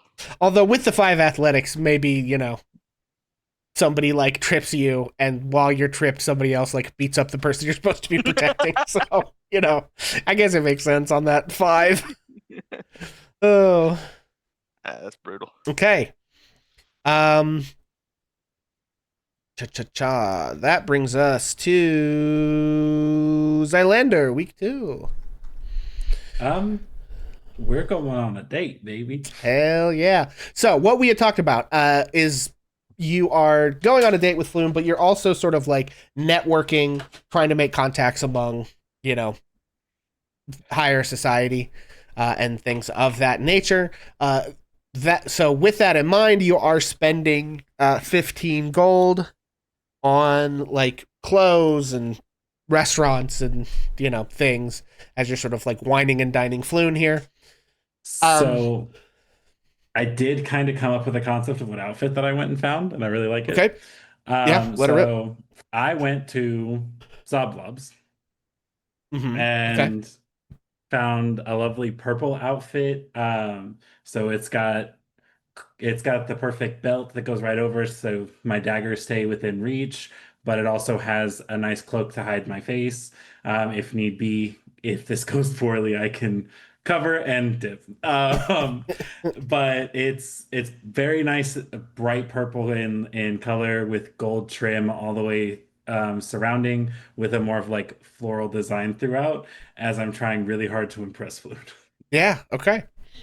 Excellent. Well, I guess let's Notorious Lothario. Notorious Lothario Floon Blackmar. Yeah. Let's start with the, I guess, persuasion check and work backwards into the RP scene from the persuasion check. It's a persuasion check? Yeah, I mean, it kind of has to be. I mean, pitch me on something else, but like, what else is it going to be? Like, I don't have anything that's better. So you know what I'm saying? It's like you're. Nope. I'm burning DM inspiration. Okay. All right. Oh no! Oh no! 10. Well, listen, 10 is exactly average. So I mean, it's a pretty good date, I would say. It's it goes well. The notorious Lothario. Yes, notorious Lothario. Yeah. Yeah. I mean, how do I put this? What you're trying is not that difficult. The bars, yeah, it's like, so So, you know. So you're having a date with Floon. You're in kind of a nice restaurant in Waterdeep. You know, what kind of a place do you think you guys relate it? I guess if you want to like food, we would understand. But you know, Waterdeep is a cosmopolitan place. There's little joints from all across the realms. You know, so. I'm thinking more like reservation style, Yeah. like candlelit, like that kind of thing. Yeah, Whatever yeah. it would take to just kind of like leave a good impression on Bloom since my charisma's not high enough. Yeah. So maybe I can buy it. he took him on down to the Olive Garden, you know what I'm saying? Yeah. No, it's the Cracker Barrel with the oil lamps. Oh yeah. Whoa. So yeah, The so entirety you're of there. You Waterdeep are. setting up You're more of a logo change. It's great. No, I'm sorry. Go ahead. no. Yeah. So there you are. You're at your date with Floon. You're sitting in this nice candlelit restaurant. And yeah. So what are you guys talking about? What do you say to Floon as you're sort of getting to know each other? Be average. Damn it. No, I'm just kidding. Look, damn it. My outfit screams above average. I guess I would kind of wait and see if he complimented me on my outfit. Okay. As he's sitting there, because I would let him show up first. I would not be the first to arrive, and I would show up after the fact, and then kind of pull up my seat. I see. This 10 is making more sense to me now. Making him wait for I it. said make it average, like I'm trying. Okay. Well, I'm gonna roll an insight check for Floon. A 4. Okay. So, you get here, and Floon, says, "Oh, Zylander, you know, sort of like gets up and pulls out the chair for you." Oh. And says, I'm sorry, did you run into trouble? Everything okay? Oh, no. Everything's fine. You know, just went out to Yeezablobs, and the walk here was a little bit more than I had in planned for, and as I was trying to find my outfit. Oh, well, fair enough. Yeah, so with that 4, he doesn't exactly catch on that you're sort of like trying to power play him a little bit. No, he's not a smart man. No, he has a -2 intelligence and a +0 wisdom, so it's okay. I have a +1 to charisma, so he does have decent charisma. No, but I'm saying I do, so it's like we're in the same boat. Yeah. He can't incite it, I can't win. So I guess at that point then I would kind of just start talking to him about just who he is as an individual, because we only, you know, saved his life. So we didn't really get to talk much about like his past and anything like that. Sure. I'm trying to insight as much as I can into who he knows that's at a higher echelon than himself. As you, and you know, this may impact how you think and feel about Floon. I'll leave that up to you. What you discover about Floon is that, like, he is so, like, effortlessly, just, like, mouthwateringly handsome that he essentially just, like, he doesn't have a place where he lives. He just stays with the people he's fucking. Like, straight up, this man, it cuts a swath through the entirety of Waterdeep. Like, you know, he has cuckolded numerous nobles, numerous business people. You know, like, he truly lives just a, I believe the appropriate term would be a rake, I think is what you might call this kind of a man. Again, notorious, like, you really get the, like, notorious Lothario, Floon Blagmar, like, and he's not smart enough and doesn't have, like, the insight to really understand that, like, all of these people that are, like, offering him help and a place to stay and all of this stuff, like, he's not even, like, intentionally using them. He just thinks that's kind of what life is like. You know what I mean? Like, so that's what Floon's deal is, basically. He's never really had to, like, work hard for anything. The whole ordeal in the sewer was probably the worst and hardest thing that has ever happened to him in his life. So he had a really bad week last week. But yeah, so that's just kind of like what he does. He doesn't really get tied down to a single person, you know, and he has kind of this vibe of like the people that he's with sort of know what they're getting into, so they aren't even really that mad when it turns out the way it does most of the time. You know, he does sometimes have to flee from people's angry partners. And he probably should feel worse about that than he does, you know, for sure. But that's kind of what Floon's deal is. Cool. Zylander doesn't care. No, I want to be clear. I seen that coming a mile off. That Zylander doesn't care, or that Yes. Yeah. So with that, I think that they'll order dinner and kind of keep the discuss going on. Is there anybody of important nobility to me that I am able to kind of discern that he may know that I might be able to cash in some sort of a favor from? Yeah, so I think let me look at the List of his black book. what I think I'll give you with a 6 to a 10, you like, I don't know that you pick up any specific names here. What you do pick up is that like hanging out and partying with Floon will give you opportunities to meet those kinds of people.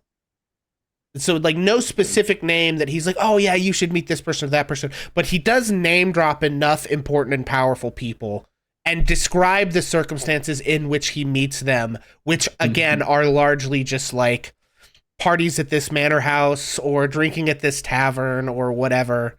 Like that you're like, okay, if I hang out with this guy, I will meet like, you know, somebody that he's sleeping with that is important and powerful that I might also be able to make friends with. And he does, again, it's like there's points where like he's like had affairs with like both members of a noble, like two important nobles married, you know, and he's separately been the mistress of both of them. Like this guy is like truly just what's the word I'm looking, dire. Like I don't know, he just like, but in this way that it's like you almost can't be mad at him because of just how he is. It's like, yeah, that's Floon, man. Like I don't know, you know. Like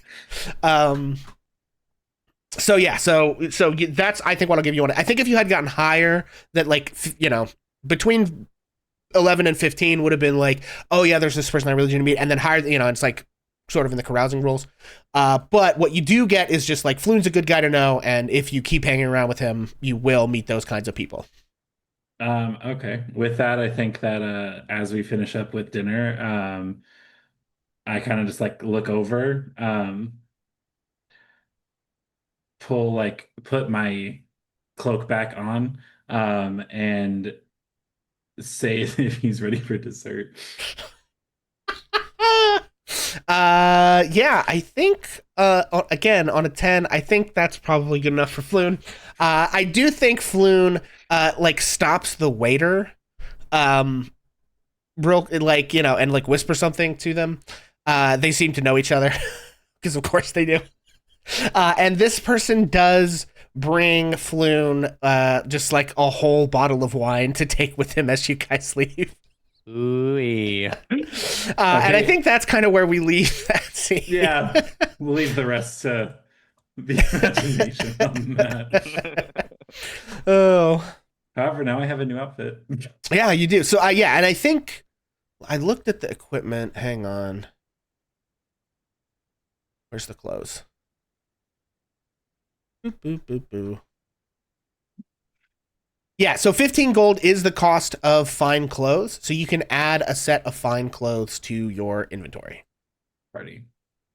Okay, so that is Zylander week 2. Next up is Ash, week 2. All right. Well, we got a bounty, I think, so we're gonna continue hunting that down. Okay, yeah, and on week 1, this was the sort of like finding a bounty section, where you're like trying to locate a suitable bounty and negotiate taking said bounty. Week 2 is where you have to kind of do the legwork. So to locate the bounty, you may make a deception, insight, intimidation, investigation, perception, sleight of hand, or stealth check. all of that representing the process of gathering said intel and how you would go about it. Oh yeah, so he's Ash is on his own this week, so he's gonna do it his normal way, which is sneak around and listen. So he's Okay. gonna roll a perception check. Okay, sounds good. That's 18. Okay, No, go ahead. Sorry. cool. Perfect.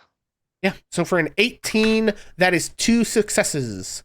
So you are currently at 5 out of 9 possible successes for week 2. And yeah, you are sneaking around. I will say, having reached a 5, the information that you have is that someone has been selling poison in the field ward.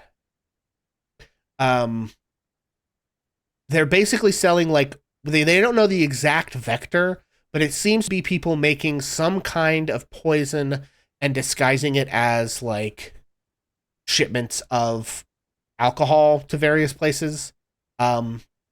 So far, no one has been able to figure out where it's coming from and who's behind it. Also, mostly no one in the city cares what happens in the field ward, just geographically, so people know. I'll drag you guys over here. The field ward is technically not even part of Waterdeep. It's this big section to the north of the city. And it's because it's technically outside the main city walls, even though there are some walls around it. It's basically this just like massive slum. But some people are starting to worry that someone is just experimenting and perfecting a recipe they can unleash on the rest of Waterdeep for the right price. So you've been contracted to hunt down and see like who this person is and what exactly is going on here. So that's what you get on your 18 perception. You are narrowing down. Actually, I think on the 18 perception, you basically know where this hideout is. And your next week of work is going to be, planning the actual kind of like ingress into the place. And just for, so we know the hideout they have is in Firewine Alley, in the field ward.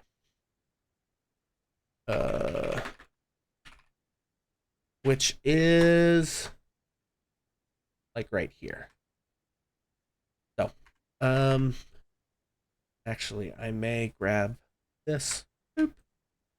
Go drop it here. Rename it to Bounty Hideout. Okay.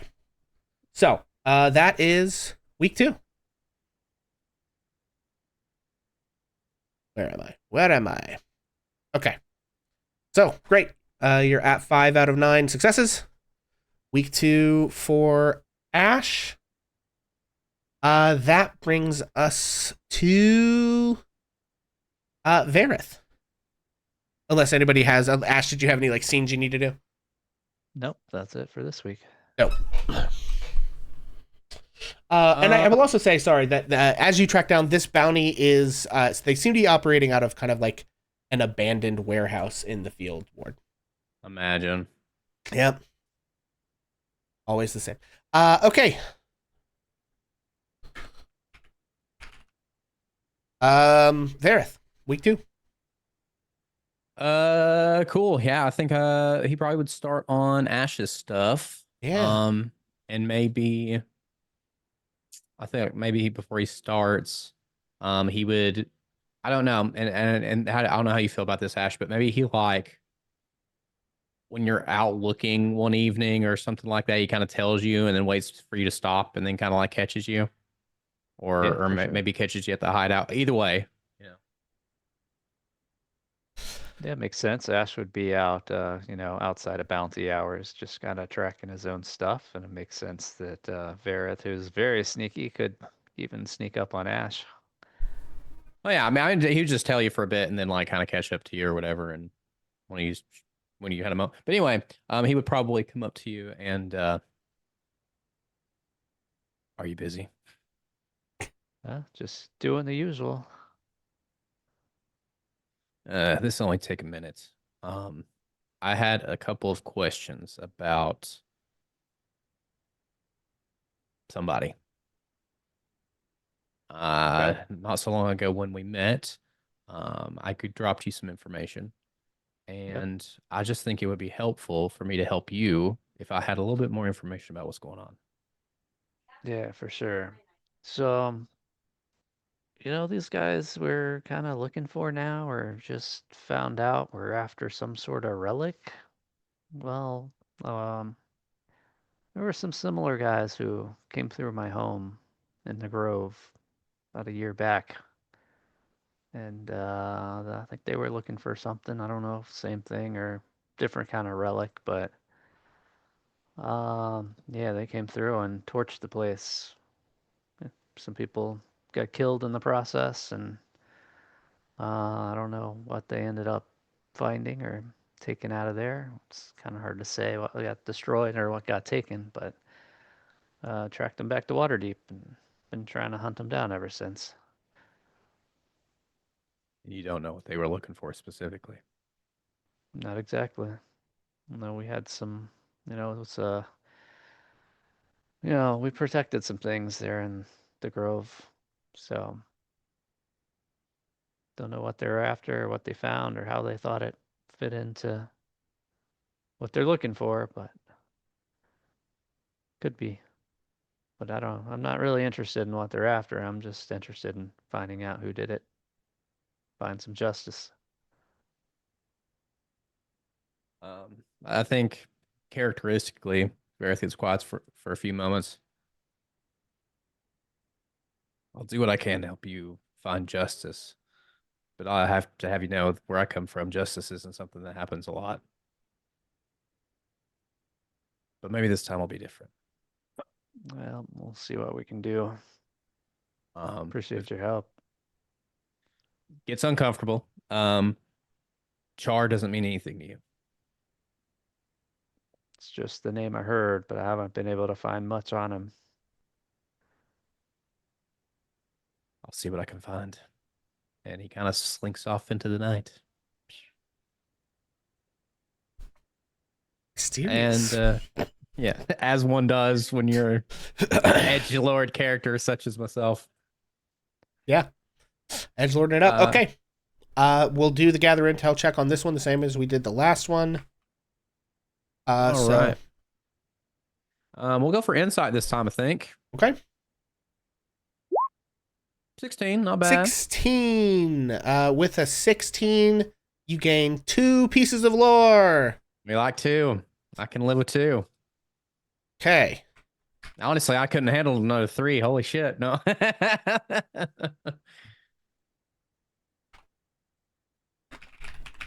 Okay.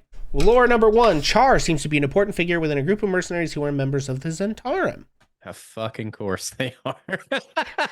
Lore piece number 2. Sorry, I have a lot of stuff I have to change. All of my markdown text. I have to edit out because it doesn't translate.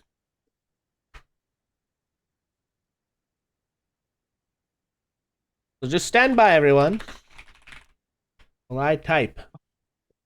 Riveting stream full of typing, yes. Quick pause, as Jerry would say. Oh no, I meant pause. Pause. Pause. Oh no, my camera's moving with me again. Oh god. We're going dancing. Dancing.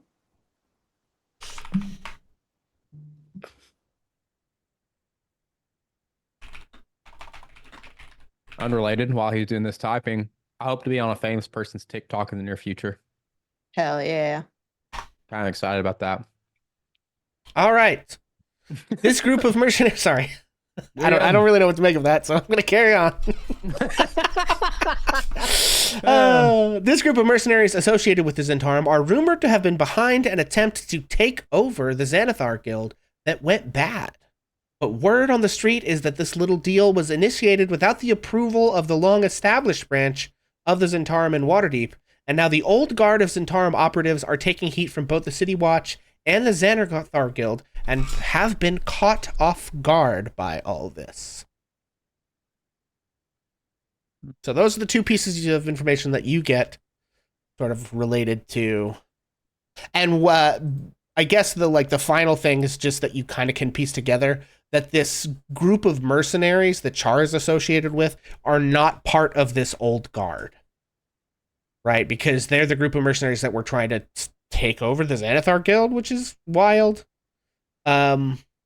Without the knowledge of like some of the more established Zentarum people here in town. And I didn't get the name of this mercenary group at all today. They're just associated with this. They're like a subgroup of Zentarum. So essentially what you've kind of picked up on here is like an intra-faction issue in the Zentarum itself, right? That you have like this kind of long-established like group. And the thing about like both the Zentarum and the Xanathar Guild is like these are long-established organized criminal groups. So they exist in this kind of equilibrium with the city where like as long as they don't get too out of control, they don't bait the city into diverting the resources to just eradicate them. But also the city doesn't necessarily want to eradicate these groups because it's like we know there's demand for the kinds of services these groups provide, and if we eradicate these groups that we know who they are, it's going to be people filling that power vacuum who we have no idea who they are. So there's this kind of equilibrium of like, we don't really like each other, but as long as nobody crosses certain thresholds, you know, we kind of all just, you know, let it ride, right? But so what you're kind of picking up on is that this new mercenary group that came in, like, is breaking some of those rules and causing the main branch of Zentarum and themselves, but they're basically making problems for the whole group of Zentarum, right, with this whole thing. And then on top of that, now we have this like open war in the street related to the Stone of Gold lore, which you don't know how that may or may not play into this stuff that you've learned, but like you're just basically picking up on there's a subgroup of the Zentarum here who are kind of like doing their own thing without like approval of the higher ups, which is just interesting, you know. So whatever that might suggest to you. Cool. Well, I'll try to make this one quick because I feel like I'm taking up all the RP this stream. Yeah, sorry, you were the one like gathering intel on important backstory stuff, so I have all these big lore dumps for you. I'm so sorry, everyone. I like it. No, it's exactly what I wanted. So everybody else out here making money, and I'm just like, tell me the secrets of the city. Yeah, tell me your secrets. He's got his head against the pavement. Tell me your secrets. What? Boss, what you doing? It's my process. Leave it out. You haven't seemed this crazy since you were on your own in the Underdog. Listen, those mushrooms were talking back. I swear to God. yeah.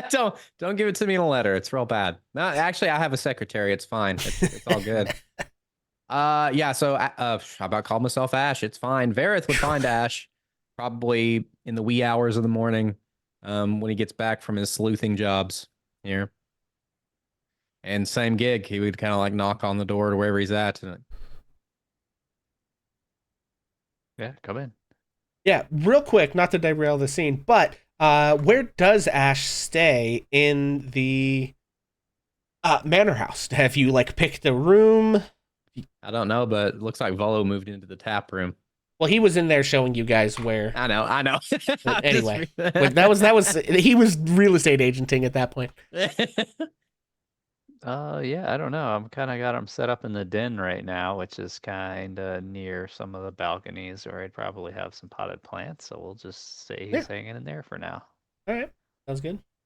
I don't really see a door to knock on, so he's gonna knock on the wall and be like, "This is a bad time." Oh, the door is over here. Oh, okay, and over gotcha. here. There's two. So there's like a hallway that goes to this bedroom up here, and then Okay, so the he knocks common on the room. door. I take it back again. I do indeed knock on the Sorry, door. I'm gonna pop to the map so people can see. Yeah, come in. Sorry for the early call. In regard to what we talked about, and he's gonna regurgitate the entirety of what I've just been given, and kind of is gonna give you the same spiel. Prying's my whole thing. I'm not gonna ask too many questions here, but I would be remiss if I didn't mention the Zentarum are not good people, and taking them on alone is a very terrible idea. Yeah, thank you. That's a lot of good info. That's complicated. The bad guys have bad guys in the bad guys that are trying to take over the other bad guys. You dog, I heard you like bad guys, so I put some bad guys in your bad guys. So even your bad guys have bad guys. I feel like it would surprise you to know that this is more common than you would imagine. Yeah, yeah. I didn't have this kind of stuff back home, so this is quite a learning experience. Appreciate you watching out for me and helping me out. Time. If you need anything else, you know where I stay. Of course. And yeah, let me know if I can help you with anything. And he kind of gives him a nod and retreats to exit the social activity section of his day. And as he walks off, he'll just hear in his mind after he's left the room, "Thank you." Ooh, no, that's good. Ooh, no, I'm just kidding. Okay. Oh, this gratitude. I don't like it. All right. So that is week 2 for Vareth. That brings us to week 2 for Tav. What would you like to do? I think Tav is quite interested now in carousing with some upper echelon if possible. Excellent. We can do that. Yeah, she's heard they got some interesting stuff afoot. Okay. Yeah, let's do it. Out of curiosity, don't mind. Yeah, so you also have carousing on your list. I think if you want to do them on different weeks, I think that's cool and makes sense and is fine with me. Okay. I think the idea though that like maybe you're both there, but this is like week 1 is or week 2 is Tav's and week 3 is your. Okay. I just didn't know if they shot needed it. to be together now, so I just wanted Yeah, to I thought about that for a second, but I was like, you know what, we can run these like basically you Whatever both makes spend more 2 sense. weeks with Rainier, but we'll do the mechanical stuff the 2 different weeks. So Gotcha. or actually, maybe week 3 you don't spend. It doesn't matter. It's fine. In any case, Tav, you're doing some carousing with Rainier and Neverember, trying to learn about some nobles, make some contacts. Let's do it. Cuckoo. And let me see. I gotta look at the things. Okay. So carousing. Rainier is gonna like help pay some of the cost because carousing Okay, great. normally costs a bunch of money. Yeah. For that So, echelon. Yes. Yeah. So I think what we decided, because Foxy and I talked about this, Rainier is going to cover to the point that you only have to spend 10% of the cost of that. So it would be 25 gold. Beautiful. So Yeah. beautiful. I could kiss you. That is real expensive. Well, Rainier owes you a big favor. Yeah, So- that is true. And is like, his dad used to be the like president of Waterdeep. So he's Yeah. loaded, Yeah. Yeah. Even without the 1 million gold, it's apparently somewhere in the city. So, yeah, he will help you out, kind of introduce you to people. Yeah, go ahead and give me. Okay, so what we're looking for is a persuasion check Okay. to see how many Okay. contacts you make. Oh, bless us these die. Give us these die, our daily 20s. No. No, bro. Oh no. Oh no. I have a DM inspiration and Okay. we are using it. Okay, all right, great. Because holy shit. Wants to be Woo. another nat one. Please Damn, spicy spicy dice tonight. bless me with a chat inspo if this goes awry. Okay, that'll do. 24. Okay. 24. Oh, that'll do. Yeah, that'll do. donkey. So on That'll do, a okay. 24, you make 3 allied contacts among the nobility. So maybe let's look at this. What kinds of groups, as I'm spitting on my microphone, what kinds of groups are you looking for? Well, now I'm split because there's several I'm very interested in. I think one group I am looking for information on the Stone of Galore and Neverember, so people who might have known him, Okay. or have some interaction with the current Open Lords, or the current masked lords. I don't know. Mhm. And then another group I am interested in now is the Castellanters, and anybody. I'm guessing that the other people probably aren't going to know anything about the guy in the Zentarum, or the guy who was going crazy. Yeah. Also, stuff you have been given some inspiration. Oh, thank From you chat. so much. Yeah. Okay. So, run those through. We'll just take them one at a time, I guess. Sure. Let me know, like, what. Yeah. Sorry, I just completely lost track of like That's okay. who you were actually looking for. So you're talking about Neverember and the Stone of Galore. Correct. Yeah. So anybody with leads Mhm. on that to help our team as a whole. Yeah. Yeah. Okay. Let's see. Forgive me, for I am a scholar at heart, and I cannot help myself sometimes ask an impertinent question or two. And I can't help but notice that the most recent tales of hidden treasures seem to circle back to this certain stone. Okay. The Stone of Galore, was it? Yeah. So, okay, we are gonna make a You make a connection. And you can like guess add this onto like your sheet somewhere. Should have room for like allies, enemies, and stuff. There is a famous painter in Waterdeep by the name of Kalain, Kalain, famously eccentric half-elf painter and former lover of Dagult Neverember, Rainier's father. So basically, you're hanging out with Rainier, and it's a little awkward, like when he kind of points her out when she comes in, and is like, he's like, I'm not really gonna, that's like my dad's ex-girlfriend. I'm not, but at some point when he's distracted, you sort of realize, oh, this person might know. And it was during the time that he was Open Lord of Waterdeep. So you're like, maybe we can, maybe I can learn some stuff here. So you can add that. I'm going to be honest with you at this point. I don't yet know what information she has to give you, but she is a contact that you have from here. Beautiful. If that makes sense. Beautiful. So that is the Stone of Galore Neverember angle. What were the other ones? Castellanters. Castellanters. Okay.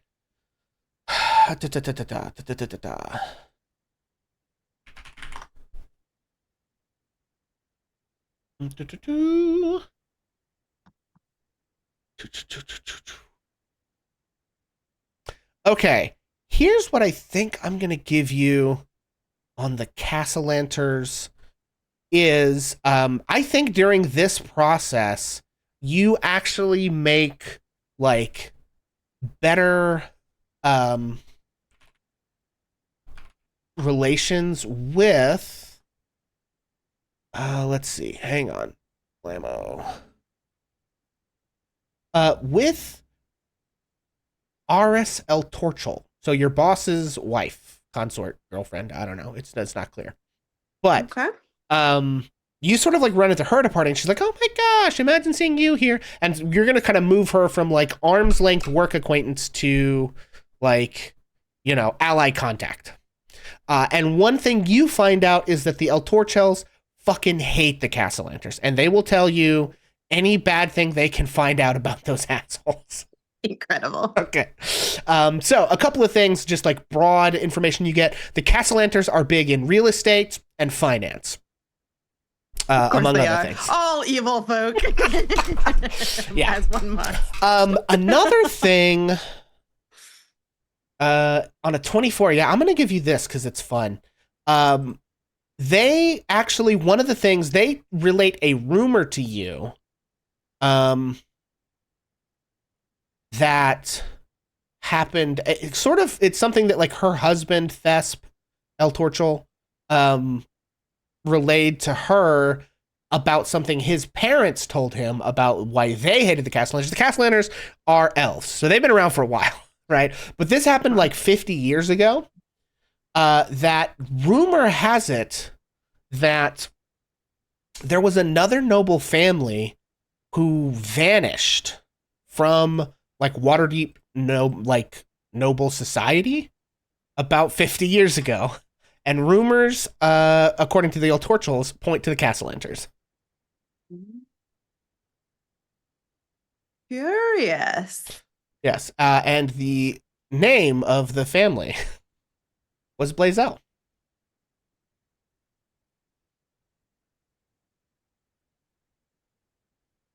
So, What?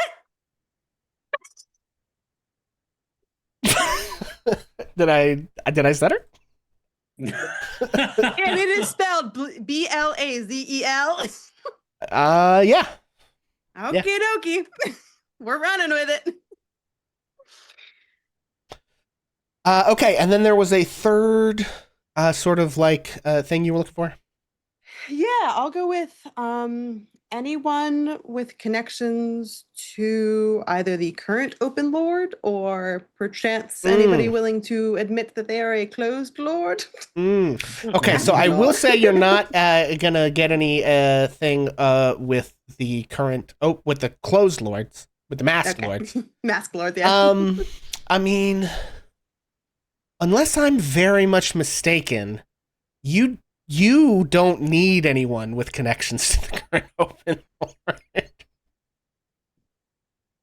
I mean, Okay.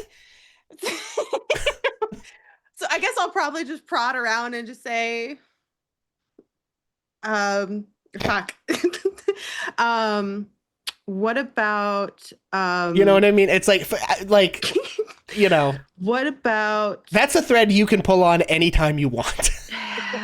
She doesn't want to though. Listen, I know that. I'm just saying, like what about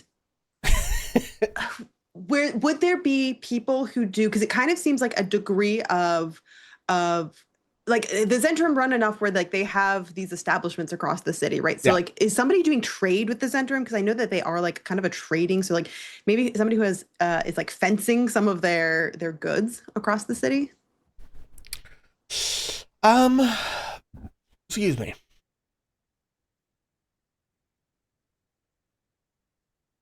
Stand by, just one moment. Mm-hmm. Okay, that's not what I need. Also, Highlander, I'm coming back for you, baby. Oh shit! You know, I just realized what his last name was. I was in La La Land, homie. I was like, damn. Holy shit! Me too. That's funny. For those of you at home who have not read, Zylander's last name is Blazel. Okay. Look, I was over here putting my elf ears on. I don't know what you want from me. I was doing cosplay. I didn't get it either until you said that. She's like, look at There was like, I did specifically say my last name when we started. Yeah. Damn, it's okay, buddy. We got you. We're all caught up now. We're all caught up. See, I knew the note taker was gonna get it, so it's okay. I was like, wait, did he say Blazel? I was like, is this like a funny name again? I'm not gonna lie. After Flume Blagmar, I stopped paying attention to the name of this campaign. Damn. Even the ones you guys fucking made up. Come on. Holy shit. Okay. Man, what happened to your family, bruh? In fucking witness protection, apparently. Okay. I never know. Sorry, Well, I I'll find am out. just. We got some sleuthers here. We got some loose sleuthers, from what I hear. Loose sleuths. They're loose. That's what he said. He said, "I'm Don't a loose worry. sleuth." I'm incognito mode. It's fine. Oh no. Pam, I'm guessing Foxy did not react, so I think he was in on this. Not entirely. Mm. It caught me a little off guard. That's why I smiled the way that I did. But Listen, I had to reward a 24, and you pulled on the right thread. I don't know what you want from me. Hell yeah! now let's hope that fantastic. when I consort with nobles, that I don't roll a 9. Yeah, or a 1. I'm like, oh. Hey, aren't you from that family that got wiped off the map? Okay. Yeah, so I think your third contact is a individual from the house known as Shadow Dusk. They have kind of had an interesting history. You're able to sort of piece together that like some of their ancestors sort of got involved in some unfortunate business, but they have sort of made a comeback. But they kind of have like a slightly off reputation, but they do have connections to the Zentarum as a result of that. So Cool. Beautiful. Yeah. She's just going to give Rainier a big old hug and say, that was the best money spent. Let me tell you. Yeah. I knew a man who owns a unicorn pendant, and now I have information. Okay, well, with that, folks, we're halfway through the downtime. I desperately need to take a bio break, if that's okay with everybody. So we're going to take a quick moment here. We'll be back in 5 to 8 minutes or so. We'll definitely be back by 6:30, if not before then. Cool? Sounds good. All right. We shall return. Let me tell a tale of a world where heroes walk among us, fighting through the darkness left by monsters and by selfish men. A tale of glory rents asunder, sacrifice and battles lost. Our heroes know not what awaits them, and still they carry on. Let me sing a song of a family forged by trials and woe. On their own they falter, but together they will write their own tale of glory rent asunder, sacrifice and battles lost. Our heroes know not what awaits them, and still they carry on. What was rent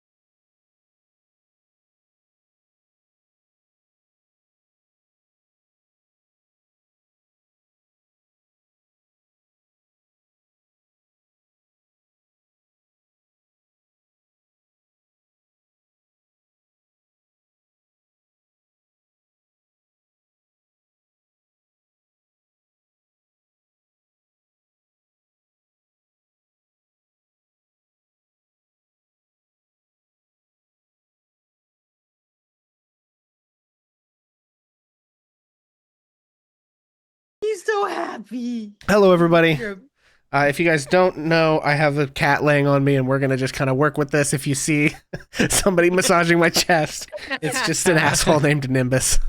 We're just trying to make it all work. It's fine. Welcome back, friends. Okay. Oh, are you done? Just stop. If you just lay there and stop moving, it'll be fine. Okay.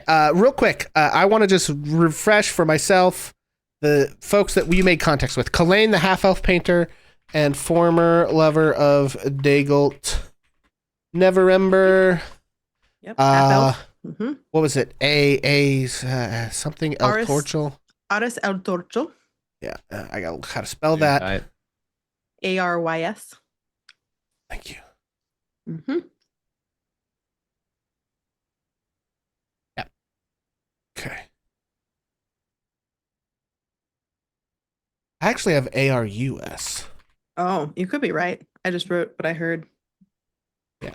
El Torcho. Okay. Okay. Oh, you're right. It is ARUS. Yep. Okay, and then last was Shadow Dusk. Yep. House Shadow Dusk. I will decide the actual name of that person. Sure. I'll let you know that probably off stream. Okay. All right, so that's week 2. Carousing from Tav. That brings us back to the top of our downtime rotation with Victor. Victor, week 3. This is exciting. I have pit fighting for you. Yeah. Jesus. So let's throw on a little music for our pit fighting. Do that. All right.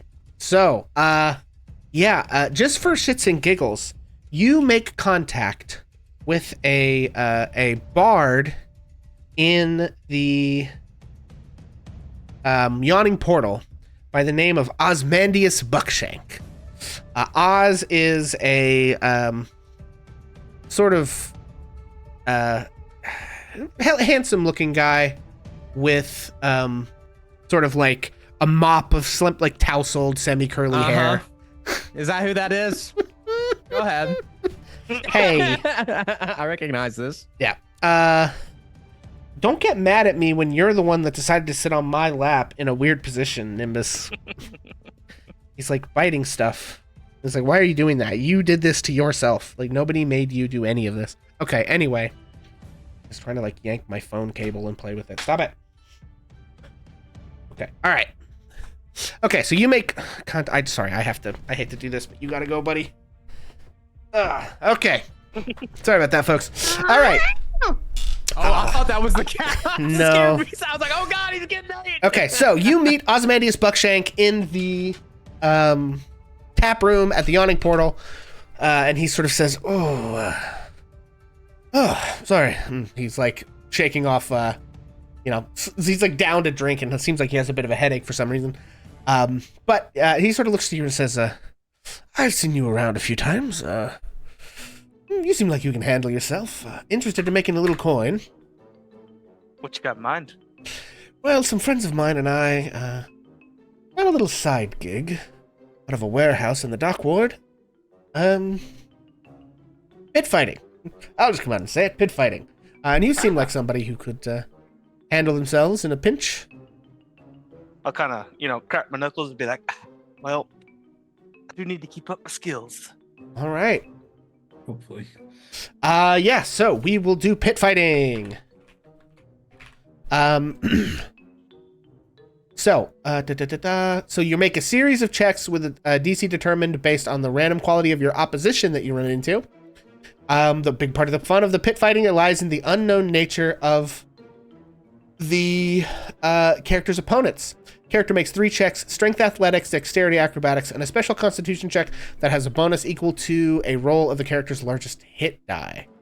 This roll doesn't spend that die. If desired, the character can place one of these skill checks with an attack roll using one of the character's weapons. The DC for each check is 5 plus 2d10 to generate a separate DC for each one. Consult the pit fighting results. So, you're going to make 3 checks.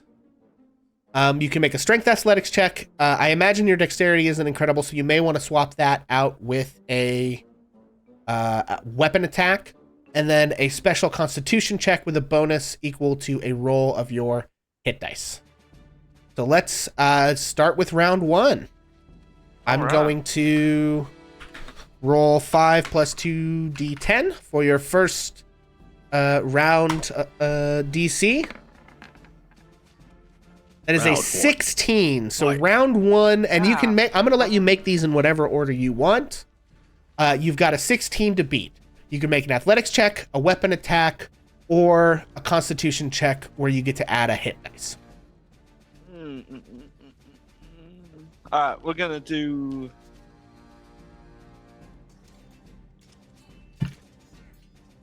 We're gonna do a sword check. Okay. All right. Make an attack roll. I'm gonna. Zoink, Scoob. Brutal. Did you send me chat inspo earlier? I sure did, sir. Okay. Sweet. All right. I missed Come on, that Bert. that happened. So. Okay. So you're getting chat inspiration from earlier. You're burning it. Okay. Go ahead. Oof. Oh, 10. man. All right, Bad well, this rolls, one. brother. Damn. Yeah, so round 1, you kind of draw the short end of the stick. Round 1, you are up against the reigning champion of this particular fight pit, Bill. Yeah. Seen it coming. Bill, he's actually not that big of a guy, but he's just like ferocious, right? And every time he gets into a fight, he just like hits himself in the head and goes into a rage and just this like this like high-pitched squeal, and then just like rushes in. And on your first round, Bill does defeat you. So that is so that is one loss. Okay, buddy. Nobody wins against Bill. It's fine. Yeah. So your second round, however, we will roll for that DC. Oh my god, 21. Oh no. All right. Oh man. So for this, you can Okay. roll athletics or the constitution check with a bonus equal to a roll of your largest hit dice. Good luck, buddy. Brutal. Godspeed, little doodle. Oh man, athletics, I guess. Okay. Oh my god. Poor Victor. Buddy. The downtime is not going well. He's having a rough time. Yeah. God. Shit. Well, I hope Oz didn't bet on Vicky. He's a lover, not a fighter. Yeah.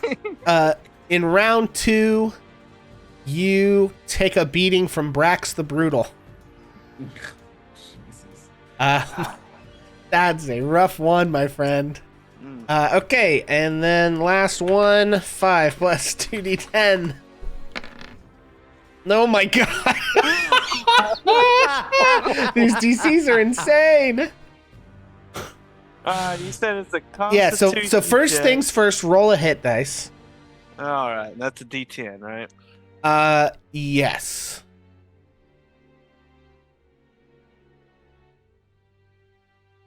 Okay. 5. Okay, so you're gonna get an extra +5 to this. So not roll gonna your go your well. Constitution plus, and then we'll add the +5. Oh my god! Oh damn! This is so bad. So Victor gets into the world of underground pit fighting and truly just has the most demoralizing week of his life. Oh man, it's rough. That's They- what I get for being in Yeah, the underground. You get like last seed in the first round, which means you're up against the champ in round 1. He knocks you into the loser bracket right away, and you have to deal with this Brax guy who is kind of a cheater. So that's real rough. And then by the third fight, you're just so demoralized. So the pit fighting, I'm so sorry, goes extremely poorly. You lose all of your bouts and earn no money. This was so bad. Yeah, and I'm not gonna hit you with any kind of complications on this just because that's so painful already. Whew. Oh my. I've never seen anything like that in my life.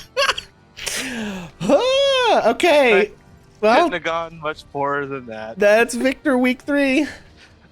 Before we finish off my week, I will see if I can gather the folks up to talk about the potential little job. Hang on real quick. I don't get to use this stuff super often. Darling, you look awful. Have you had a terrible week?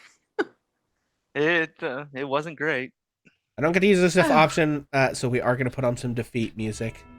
Defeat music! Okay, sorry. Carry on, Victor and Tab. Yeah. I attempted to try and keep up my skills as a city watch, and it didn't go well. Where did you try and keep them up? In a rat gutter? I tried. I tried my. I hand don't at mean it as an fighting. insult. I just mean he doesn't belong there. That's really more of your expertise. Do you see his gold-plated armor? I gave my I shot. just didn't at want you to fighting. offend Jerry, is all, God. Oh, I didn't mean it offensively. I think that the rat gutter, I've come to find a new appreciation for it. The sights, the smells, the Intellect devour. clues.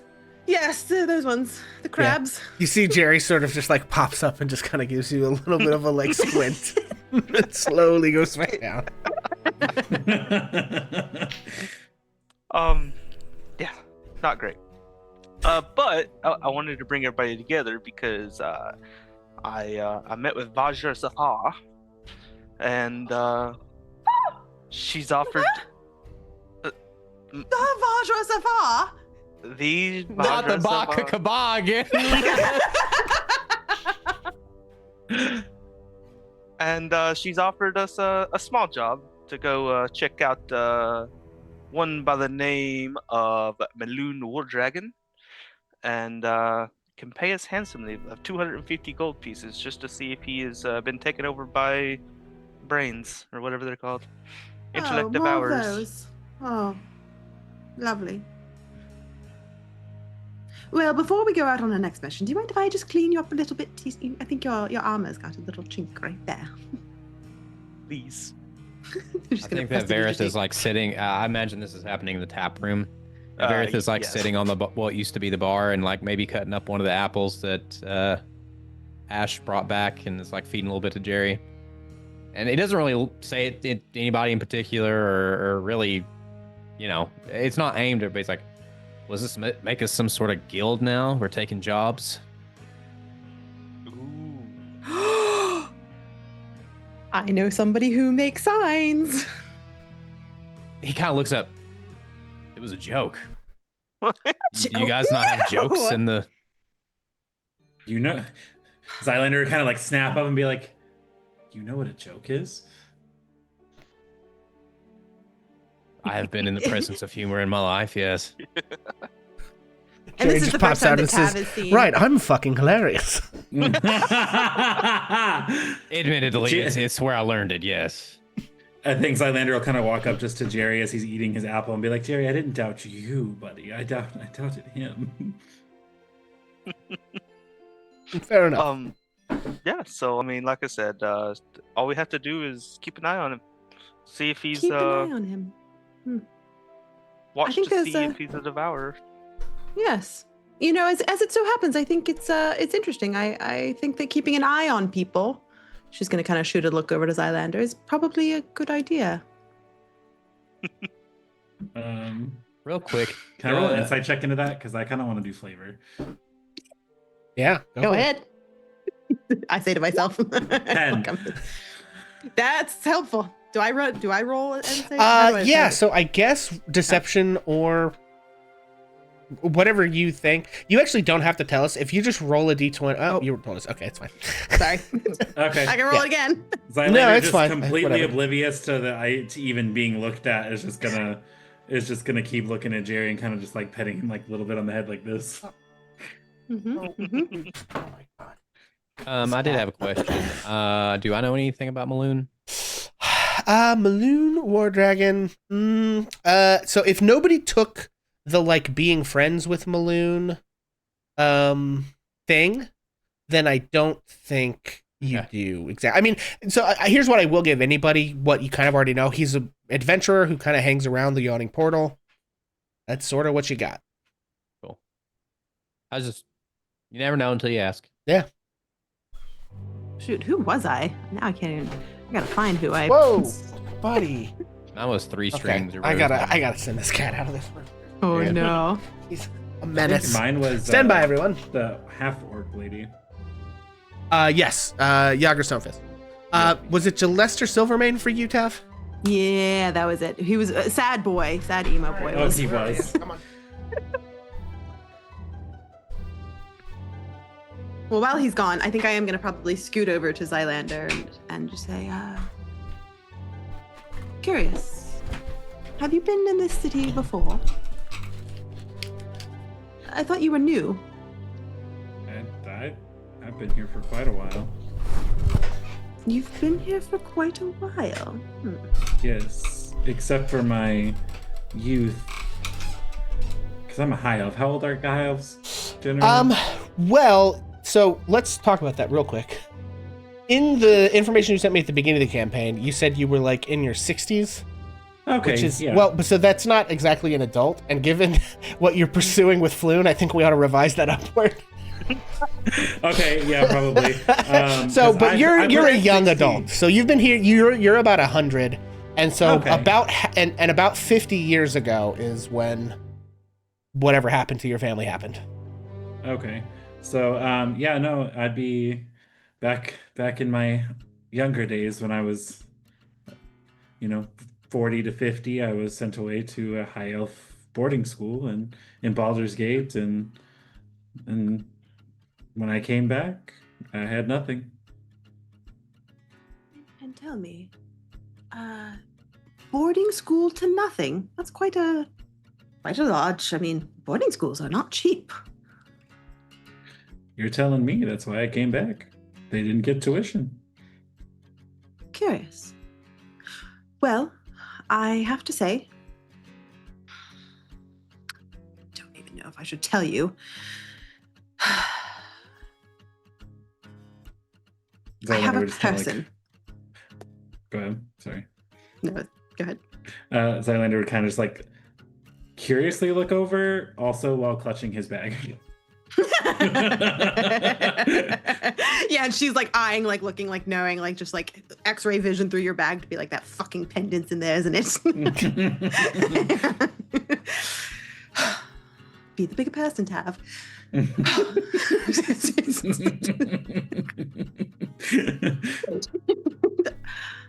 Zylander's No. sitting on the stool kicking because he's not tall enough to reach the bottom of the stool.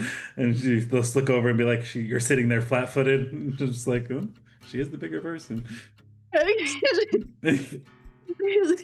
She's gonna say, I happen to have come upon a contact who might have information about your family. And I'm just going to leave it there. I think at that point, Zylander's gonna like, as he's petting Jerry, just like stop and look over.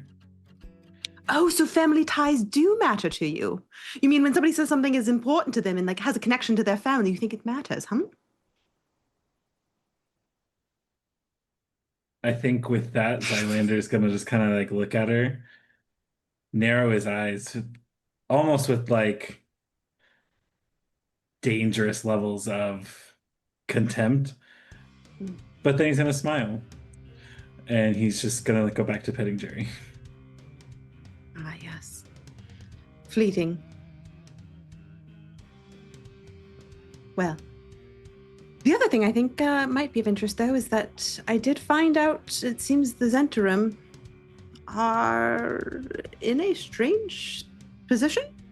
And if we come across someone known as the Sly One, perhaps we might be wary. Zylander, your friend in the Yawning Portal was Yager Stonefist? Uh-huh. Yager's boss is called the Sly One. Oh, shit! Oh, shit!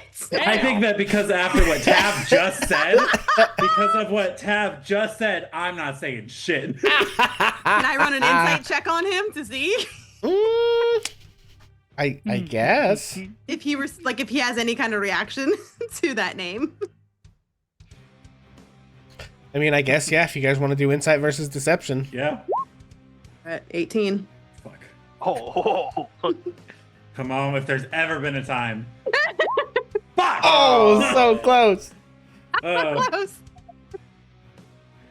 I guess Zylander will. I guess I don't know. Is it close enough that it just like a slight smirk at the mention of the sly one? Yeah, I think you do sort of, yeah, whatever you think, but yes, there's some kind of a tell there. Yeah, there's a slight smirk at that mention, especially after the fact that she just dangled my dead family in front of me. Oh, it's tough, right? So it's just like this. She understands that I know something, but not what I know. Anyways, what was this about keeping an eye on someone? And Oh, yeah, perhaps we should keep an eye on many people. Maloon War Dragon. And if you guys accept, I will let Vajra know. We're pretty good at tracking people and watching people. We can do that. I'm in. And we're good at killing those little crab things if he is bad. So This music I'm is in. kind of ominous. making me weird. I don't know. I'm having trouble finding a good. I think I'll just have to lay it off here. I'm trying to follow the mood of what's happening, and it's not going well. A lot happening. Yeah, a lot of whiplashes here. Dead family, keeping secrets, brain crabs. On that note, I'll pull out the what's it called? Like the something paper paper bird. Yeah, paper I think it's birds? paper bird. Yeah. I'll pull out the little paper bird that Vajra gave me, and I say, "We accept," and I don't know. We'll figure out what to do. Okay. Very good. All right. So, any other scenes anybody needs to run before we jump into week 3? Oh, we already jumped into week 3 with Victor, but anything else anybody needs to do before we jump back in with who's next? Cylander? Me. I do think that Tav will probably pull Vareth aside and just say, Vareth, I don't know, a strange feeling that one among us is not sharing everything. Do you mind keeping an eye? Just one of us? Okay, look, I know. Oh! Shots fired! Jerry comes out and does like a little air horn. Pew, pew, pew, pew.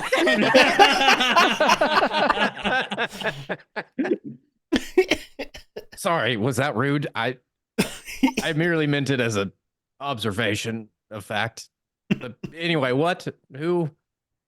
I mean, perhaps withholding information that could get us in trouble. Just You're not narrowing it down, Dav. bloody hell. Do you want me to tell you everything? I'm an open book. I'll let you read any of my pages. Oh my. Jesus. Elsewhere, across the city, Gale suddenly narrows his eyes, squints. Curious. His Tav senses Speaking are of which, tingling. does Gale have, like, do I get to bring Gale over? Like, is this like a, like, can I invite him over? I mean, yeah, he can come visit anytime you guys want.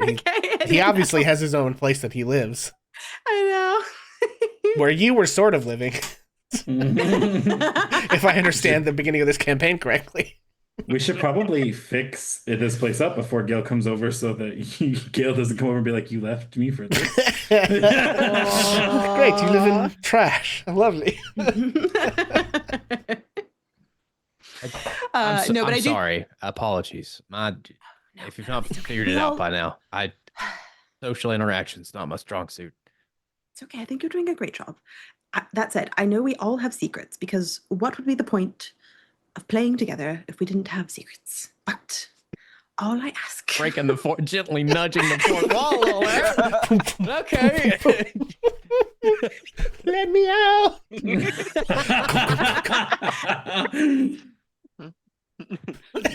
Vareth just gets a little nosebleed. Yeah. This is about the colorful one, yeah. I guess he is a bit colorful. Okay, yeah, you guys don't vibe well. That's fine. I get it. Well, my biggest question is I am also actually new to major social interactions, and I am a bit mistrusting of people. And he and I didn't start off on the right foot, and so I understand that I might be reading him wrong. All I ask is that you take your objective view that you seem to take on investigations and you apply it to each of us. And I think that counts as me too. And I would ask that you consider yourself a part of our team. Because I do consider you a part of mine. Maybe even friends, even though I know that makes you scared. I prepared a song. F is for friends who investigate.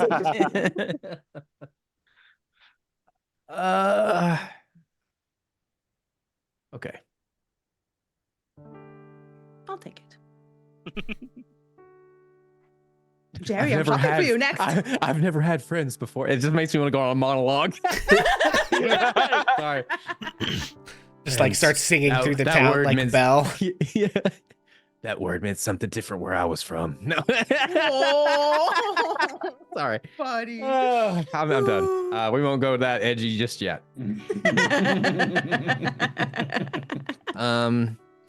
I also just realized the whole song F is for friends is because it's spelling out stuff, and so that's actually accidentally rude.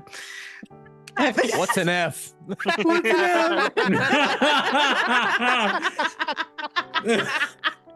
Hey, Jerry.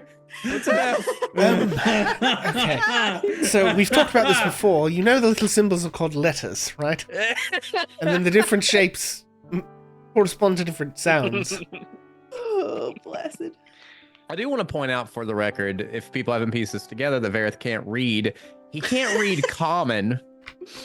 That does not mean he can't read other things. He just can't read common. Right. Anyway, moving on with life. Oh, speaking of, when you get missives from your friends, not the article, because that was designed for a newspaper man, but missives from your other friends are often written in Yeah, that makes sense. the language that you actually can read. That makes sense. Okay. Oh, God. All right. Anything else? Any other scenes that we need to jump into, or are we headed on to Zylander Week 3 carousing with Rainier? The last thing that Vareth says is that honestly, my intention was to keep tabs on everybody anyway. No offense. Just, it's kind of what I do. Exactly. Look, I suspected as much. That said, if you find anything and you have questions, not that I have anything questionable, just questioning it all. Other than wanting to go to hell. Sure. I don't want to go to hell. Well, okay, maybe I do. All right, Doc. Okay. That's pretty questionable. She's going to keep like fiddling with something in her pocket. Look, for a friend, okay? It's with good intentions, I promise. For what it's worth, I believe you. You know what they say about the road to hell. What do they say? You made about the it road on to my hell? way. It's paved with good intentions. Never heard that before. Thank you. And it's just, you know, Never normally it's a bit metaphorical, but this time it is quite literally. It's quite literal. Really on That's the my nose. intentions. Yes. I'm well that on was, my way. You know, Okay. funny. See, he taught me everything I know about humor. Okay. Okay. Everyone else in chat, or like, you guys can't hear it, but I did play a rim shot sound for chat. So. Okay. I believe that brings us to Zylander Week 3. Yes. Okay. This is not appropriate music anymore. Yeah, don't want anybody else starting their monologue. Okay. So Zylander is carousing with Rainier. Tav can also be there if you want. I guess anybody who wanted to be there can, just like hanging out. But as far as the carousing and making connections, mechanically, this is Zylander's week. I realized that I had quoted you a higher cost, so we're going to drop it to the same 25 that we had for Tav. Okay, pretty. Because you quoted me like 75, I think. And I have revised that, so you'll both get the same there. Okay. And then go ahead and we are looking for a Perception? Let's see. You have a couple of options. Okay. I'm gonna say they're all charisma based, unfortunately. Oh, you can't give me investigation. I was gonna say Tav. I don't know if Tav wants to help, but Tav is creeping in the corner at this point. I think the thing about that, it's okay. If you want to spend a weak action to help, you can. But if you have other things you want to do, Oh, if this is a full week. Yeah, because it's like to order to give the help action, you have to spend one of your actions, spend the whole right? week. That's fair. I mean, I think this is week 3, so we still have 1 week left, which was my other stuff was just a couple of days, I think. Yeah. So you had scribing a scroll, and the last thing on the list was book shopping with Jerry, which it doesn't really take an action. Yeah. So you have kind of an extra week. Yeah. Okay. Okay. I'll creep on him for a week. Okay. Let's rearrange in the shadows. So what are my options here? Okay, hang on. I asked to borrow a cloak from Vareth. I was gonna say that Vareth's always already doing it, and so Tav is underneath his cloak, just like. What the hell? Okay. So your options I'm gonna give you are I am gonna go a little bit off book here. I'm gonna give you deception, persuasion, or insight. Maybe none of those are good for you, I don't know, but those are the ones that seem to me to be you're either reading people to figure out how to make the connections or just direct. Now, the help action will give you advantage on these. Insight's the best one because wisdom modifier is 2. Okay. But everything else is a 1 modifier. All right. I was really hoping for investigation because that one's a 6 modifier. But I feel like the I get it. Yeah. All right, here we go. Insight. 12. 12. Please. Okay. 12 does get you 1 allied contact. Okay, and the allied contact I want is regarding my family. Okay. So yeah, I think that's easy enough. You also will have you add RS El Torchel to your allied contact list as well. And you put her name in here earlier. Yeah. Yeah, it's ARUS. Yeah. Who is someone who actually, you know what? In this, it's fine. So she is the consort of Thesp El Torchel, whose father is the one who relayed this sword to him. So you're kind of getting a family, a bit of family lore. Where is this list that I'm supposed to add her to? Okay, in Roll20, on your character sheet, you have Bonds. No. Near the top, you've got your main sheet, and then you've got bio. Bio, yeah, and then somewhere in bio you have allies and organizations. organizations. Yeah, perfect. Okay, perfect. And what does El Torchel share with me? Yeah. So essentially, what El Torchel basically says is that what Thesp's parent told him was that they used to be friends with your family. And your family was also friends with the Castellanters. And that there was the Castellanters were kind of on hard times a little bit at that point in history, 50 years ago. And they worked in finance and real estate. And that your family was supporting a bid to establish rent control in the city of Waterdeep. Which would have been disastrous for the Castellanters' finances. And so around the time that they, basically that the first, how do I put this? The rumor that the El Torchels relay to you is that, your parents were unaware of the Castellanters' nefarious intentions, and that they were convinced to help put on the first Founders' Feast, but after the day of the feast, they were never seen again. So, something happened, presumably that night 50 years ago. And spell the name of the people that would have had the most motive in this situation. Okay, so that would be Victoro and Amalia Castellanter, who had basically after your parents disappeared, they were one of the major advocates for this rent control policy. It failed after that, and the Castellanters kind of had a pretty miraculous financial recovery. basically. And now they're one of the wealthiest and most influential noble houses in the whole city. Okay.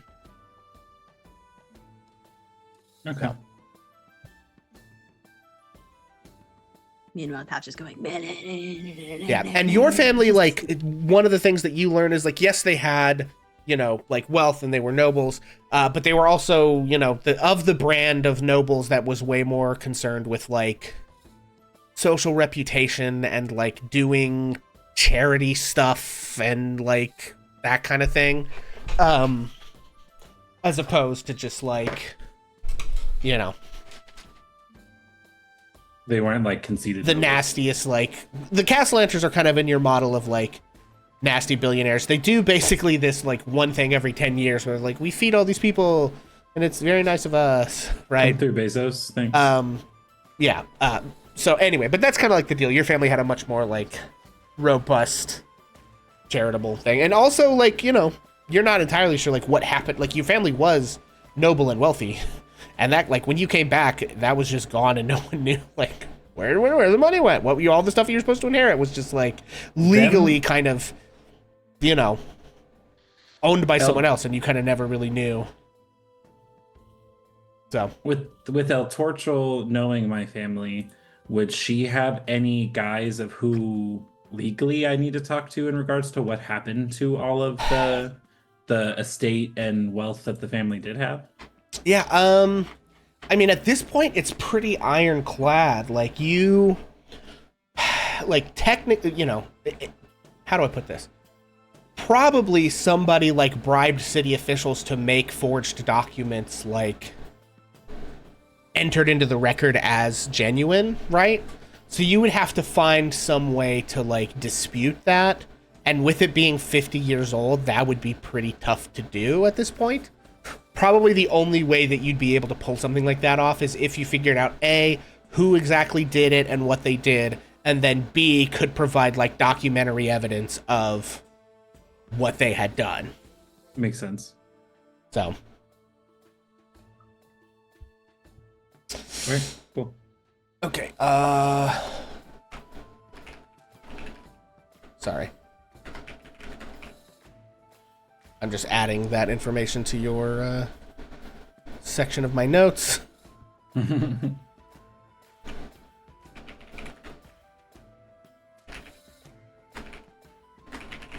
Okay, anything else on that week of downtime? Also, how is everybody for time? We're a little over, but I'm good to keep going if you guys want to at least get to the end of running the downtime stuff.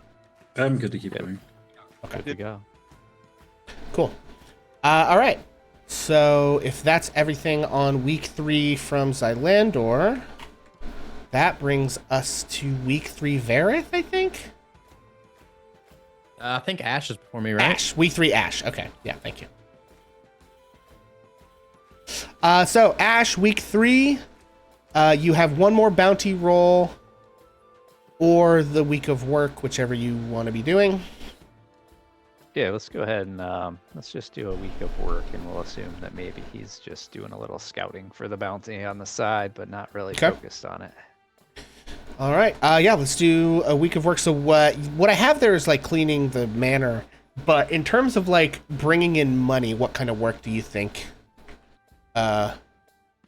he's doing? I wasn't even focused on that. I was more, like, just clean up the manor and do some stuff around Got it. here. Okay, so here's what I'll do. Why don't we'll roll what kind of check do we think is applicable to the kind of work he's doing, and then we'll just, like, take that much money off of what it would cost you to refurbish because you're kind of DIYing it, if that makes sense. Yeah, perfect. So just, like, what kind of skill check is, you know, or tool proficiencies you might have, or... Yeah, I don't have a lot of proficiencies that are gonna be useful there. Let's see what I can do with some spells. Ash is dancing through the bottom floor there with a bunch of brooms with mops following him. He's just total Fantasia. Fantasia. Yeah.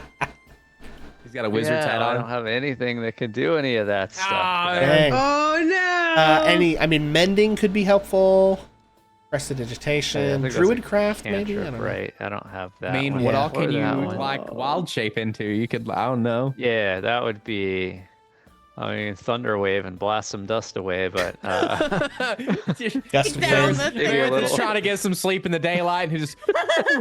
I mean, we could also do something like, this might be a bit of a stretch, but something like survival from the perspective of like knowing how to make a shelter might have some relevant skills towards like carpentry and stuff. I don't know. It's a bit of a stretch, but Sure. you know, like I don't know what kind of stuff you did back in the Grove exactly, but you know. A little bit of everything, but yeah, I think that sounds fair. I'll just do a survival check and see what we do. 15. 15. Okay, so let's see. That would be.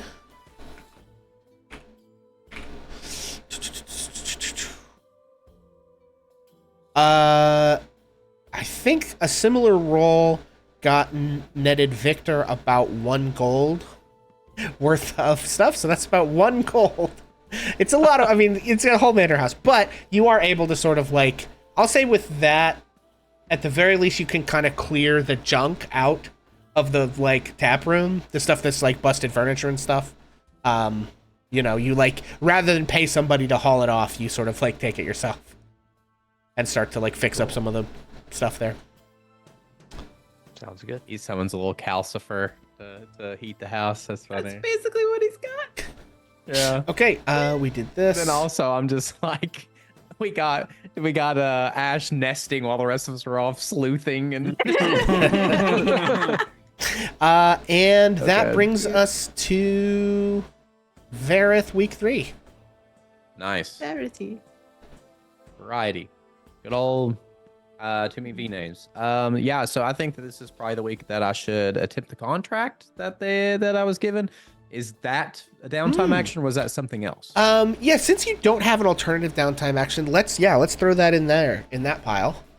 I mean, I have 1 or 2 other things I could do, but Okay. I guess my question is that something that we want to save for? I think, so I'll say this, it's not going to be like a dungeon that we have to crawl through. I think it's just a kind of a series of rolls, but I also don't necessarily think that it's going to take a whole downtime action to do.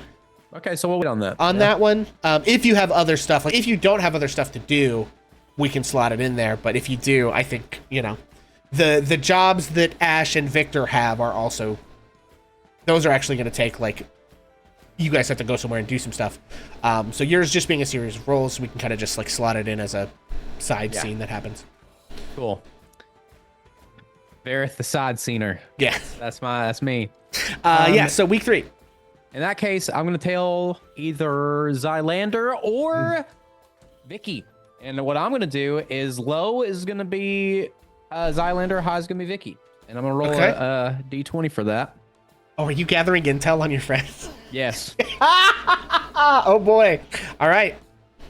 Okay, so 1 to 10 would be Zylander. Yep. 11 to 20 be Vicky. All right, Zylander, I'm coming for you, dog. Okay. Come on, baby. Sleep away. Okay, so And you're gathering. So my intention is to like tail him when he goes out, see like where he goes, who he visits, that sort of thing. Okay. Oh man. Okay, so how do I resolve Sorry. this? No, it's like PvP downtime. Okay. So I think what I'm gonna do is, so the way I've been running these for you is like research. I think what I'm gonna do is have opposed rolls. And like, how do I put this? Like normally, if you get 21 plus, you would get 3 pieces of lore. But if Zylandor gets like 6 to 10, where it would like you would learn one piece of lore, he can like take one away from what you learn. Does that make sense? So we're gonna do kind of a like see who goes better here. Sure. So you would be making stealth, deception, insight. Zylander also making stealth, deception, or insight. I guess Verith, you could make investigation. I guess Zylander could as well. Any other checks I think would be survival would be relevant here for either one of you.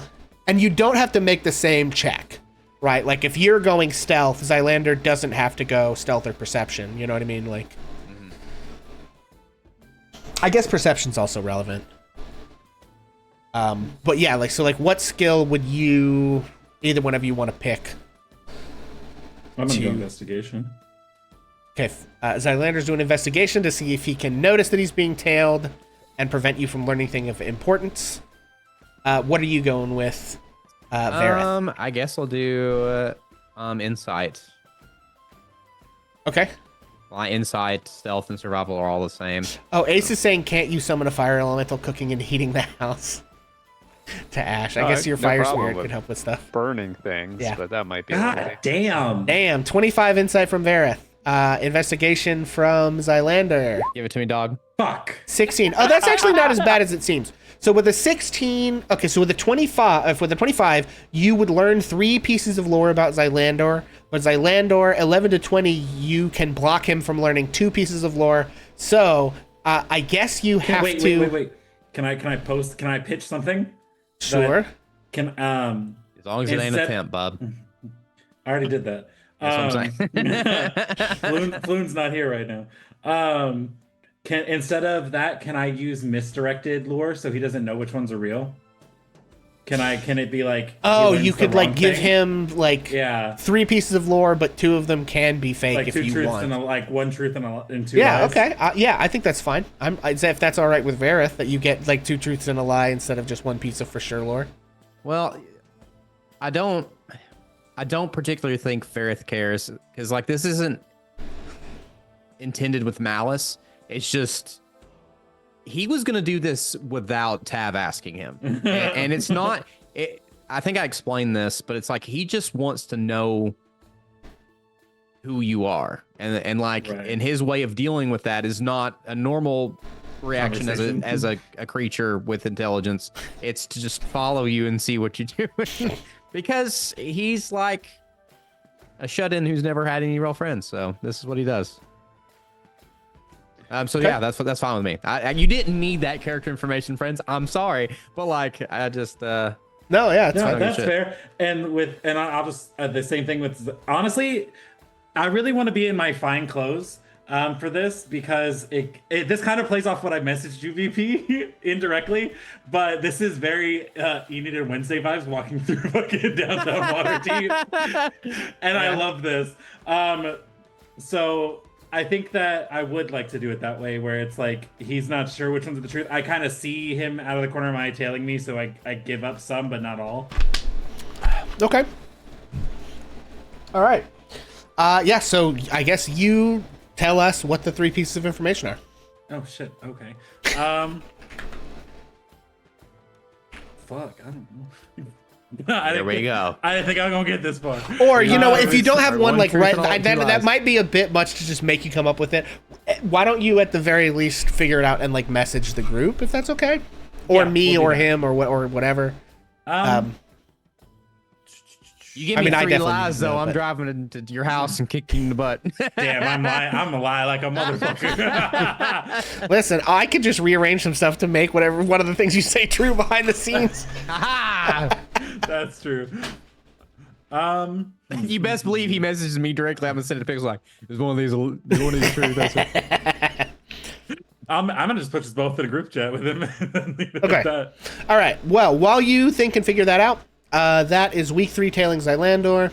2 truths and a lie is the result. That's very fun. GG's. Okay. That brings us to week 3 of Tav, yes? Oh no, you helped Zylander with carousing. I helped. Right. I tailed him. You also tailed him. In Vareth's spare cloak. Yep. Jerry's like, So that's- I do smell something familiar. Okay. That being said, just to clarify, because I tailed him, does that mean that I also get the same information that he's now friends with Aris and the Right. information that she imparted? Yeah. Okay. That brings us to week 4 for everybody. So we're back to Vicky. You spend a week in religious service is what you pitched. Yes? Correct. Okay. Da-da-da-da.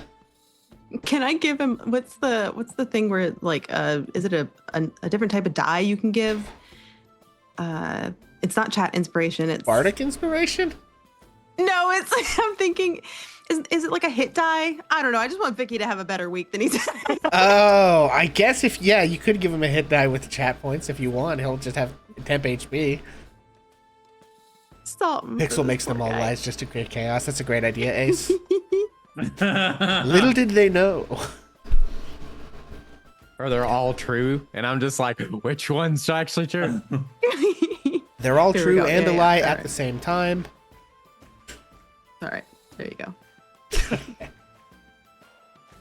All right. Well, Victor, for religious service, you earn favors from representatives of the temple. Okay, so you can make a religion intelligence check or a charisma persuasion check. The total of the check determines the benefits of the service. You said religion or what? Religion or persuasion. All right. 25. Hey. Thanks Jesus. a lot. Finally. Holy hell. the Lord, he said. Has a great Thank week. the Lord, he said. Lord, I actually had a good week. Okay. Which Lord is that, by the way? Just out of curiosity. Which Isn't it god Tyr? does? Here. Oh, sweet God. Of course it is. Okay. The power of Tyr compels you. The Wait, power of Tyr and compels you. this is even worse because Tyr just last week. No. The dead god. F's in chat for his other character tier who did die in our Witchlight episode last week. It's real bad. Brutal. Okay,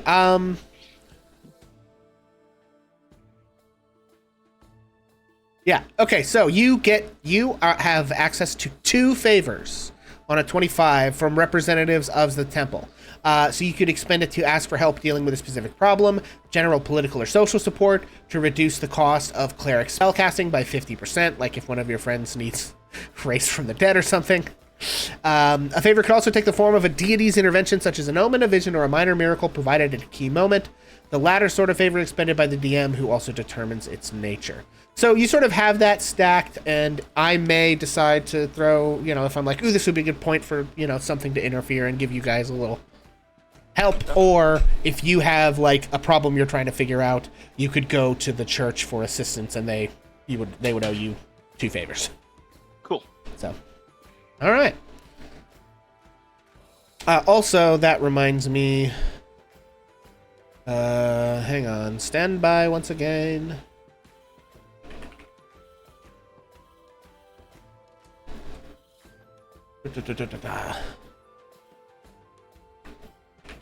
Okay. The Halls of Justice are the main temple of Tyr in Waterdeep. They also double as like one of the sort of like court systems of the city a little bit, if I understand correctly. And they are in the Castle Ward, the Halls of Justice. Actually, I don't remember if hang on. Stand by. Halls of Justice. Halls of Justice. I did not put them. Okay, so I'm gonna grab. Meanwhile, in the Halls of Justice. I'm sorry. Okay. So I put them. They are basically directly west of the market. Is the Halls of Justice. So kind of between the market and Blackstaff Tower. Anyway, so you spend your time there helping out. It's a lot of paperwork, running court briefs back and forth. I had to make you bailiff on a couple of occasions. But yeah, okay. Nice. That is Victor. Next up, Xylander, week 4. Oh boy. Oh boy. I remember this. Zylander is going to be doing some gambling. Yes. So you've picked a very interesting week to trail Zylander. Oh fuck! Wait, is he trailing me in week 4 or week 3? Oh no, he tailed you in week 3. You're right. You're right. Okay. So Zylander is gambling. You decide how much money you want to wager, and the gambling DCs are determined the same way the pit fighting DCs were. And yeah. I'm going to wager because if I'm not mistaken, you said 0, I lose all of the money and incur the same amount in debt. Yes. 1, I lose my money. 2, 2, you lose half the money you bet. No, Oh, 1, sorry. 0, you lose all the money and get a debt equal to that amount. 1 success, you lose half the money. 2 successes, you gain the amount you bet plus half again more. And 3 is double the amount you bet. Gain. I'm gonna wager 35 gold. 35 gold. Okay. All right. So we decided on. Oh yeah. I also remember you wanted to Make it like a scam. Yeah. So you're sort of trying to like host your own card game here, basically, and you're trying to be the house, sort of. Correct. Yeah. And so you're gambling with 35 gold. We decided you could make 2 sleight of hand and 1 perception check. Yes. You can put these in any order you want. And I am going to do the same roll. It's 5 plus 2d10 for the DC of your gambling checks. You can pick which stat you want to throw at which DC as we go. So Be nicer to me. the first check is not nicer. It's a 22. I'm sorry. Sleight of hand. 13. 13. Okay, so that is 1 non-success. Jesus Christ. 8 and a 9. Yeah. Oh my god. Sleight of hand. 25. Yo, there you go. I'm That's a nat gonna 20. say I'm gonna call that 2 successes. I will call that 2 successes since you crit. Okay. So. And then All right. do I get 1 more to equal 3 total successes? Yeah. I mean, yeah. There's still 1 more roll. Yes. Okay. Okay. This is 5 plus 2d10. 19. Damn, Okay. I'm rolling on God damn. fire with these 5 plus 2d10s. 11. Okay, So, 2 successes. 2 successes. So you gained the amount you bet plus half again more. So 35 times 1.5. Yeah. So you keep your 35 from the beginning, and then you get 150% What's of 35. half of a gold? 5 silver. Okay, so I got 5 silver. So and it's 52 back. 52 gold, 5 silver. Yeah. Oh, no. Nope. Control Z. There we go. Ooh, that would have been bad. So actually pretty good. Honestly. But I will say, from Oh, the no. failures, I am going to maybe throw a complication at you. Not another one. Actually, you know what? I'm going to give it a luck check. High or low? Yeah, give me high or low. Do I roll it? I'm going to roll. Well, you can roll it. It's your own fate. Roll it. So roll a D100. Tell me high or low. Or odds or Brad? evens. Either Or way. just call the number. Brad, high or low, buddy? 47 47. or 43, whatever it was. Does Pixel know was about that? 47. It was 47. Brad says low. I Brad don't know. has I don't know that I know spoken. about that. All right, low. 70. Oh no! So, All right. So for backstory on that, Ace did a luck roll where he had to call out a number on a D100, and when he called out a number on the D100, he called it out exactly, Incredible. Yeah, Incredible. pretty It was intense. incredible to see. I have a clip of it. and then died. So at the this end of is the actually episode. really Yeah. funny because we discussed this a little bit. You were accused of cheating, which you did. 100%. That's what the sleight of hand checks were. So you get caught cheating, and I think it's going to be harder to get people to gamble with you in the future.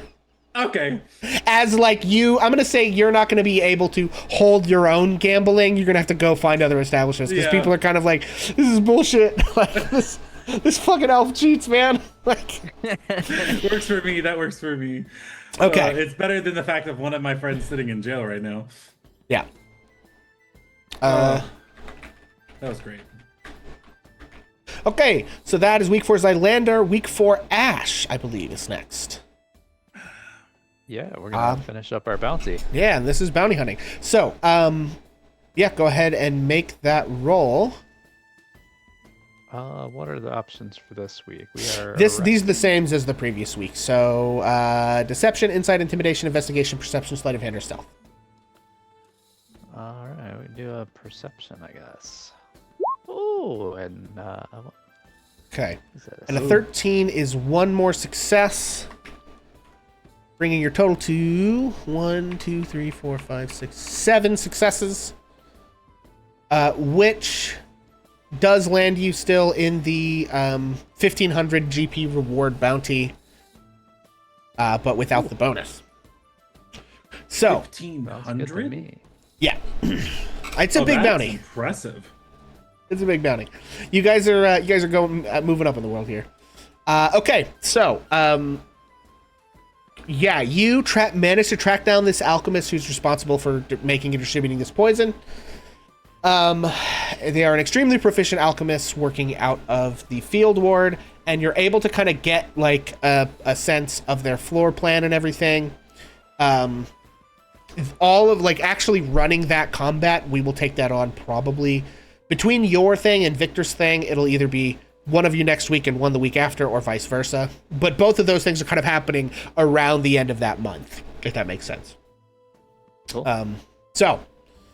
And I guess what I'll do is, like, since we're going over like you getting intel on this, maybe I'll do Victor next week and you the following week, because that'll give me some time to like make a floor plan for this hideout and kind of give you guys a little bit of intel about like what you're expecting going in there. Nice. So that you can actually formulate your like strike plan. So okay, heck yeah. So that's week 4 of Ash. Brings us to week 4. Ash being the only homemaker this entire time and making the most gold at the same time is crazy. Well, I mean, part of what Ash and I talked about was like having access to you guys for help with actually bringing in the bounty gives him access to like a whole new tier of bounties that he can try to take on. So that's sort of like what justifies the big payout. I am completely fine with it. I just find it funny. No, I know. It's just, but it is sort of like he did kind of like come to you guys and be like, hey, you know, like we can do, if we do this as a group, we can make a lot more money. So, okay. So that brings us to week 4 of Vareth. Nice. So I have one question before I reveal my very last Sure. thing. So I would imagine that Vareth has probably stopped once a week to check the drop. There's nothing there, right? Past 4 weeks. Well, so sort of to represent week 1, I think the information about the Sly one comes to you from the drop. Cool. That little piece of lore about week 1. Since then, I don't think so. Okay. No, I think the information that you've picked up, and you can decide whether you pass this on or not. The information that you picked up about what's going on internally in the Zentarum would probably be highly of interest to these folks, but you can decide. They don't have any reason to know that you know that, so you have like full leeway to decide if you tell them about it. And you don't have to decide right this instant either. But yeah, I think aside from that, no, you don't get anything else coming in from your friends. Cool. In that case, it's time. I guess I'm following Goody Two Shoe Vicky on his quest to clean the church, I guess. I don't know. Yeah. Okay. I guess we'll do the same kind of a thing that we did, since we're doing like PvP downtime again. I do also want to point out the only reason that you two are getting tailed is because I spent the first 2 weeks helping the other two. So it's not like we gave them the information to find out about us. So Yeah. Sure. Yeah. So just Everybody. just okay, so we will do the same kind of thing. You, Vareth, decide what check you're using, and Victor decide what check you're using. Here comes to the stealth check. contest. Oh no. Rip. I guess just perception. would Okay. be my guess. Yeah, go for it. God damn. Okay. That cancels. These exactly cancel out.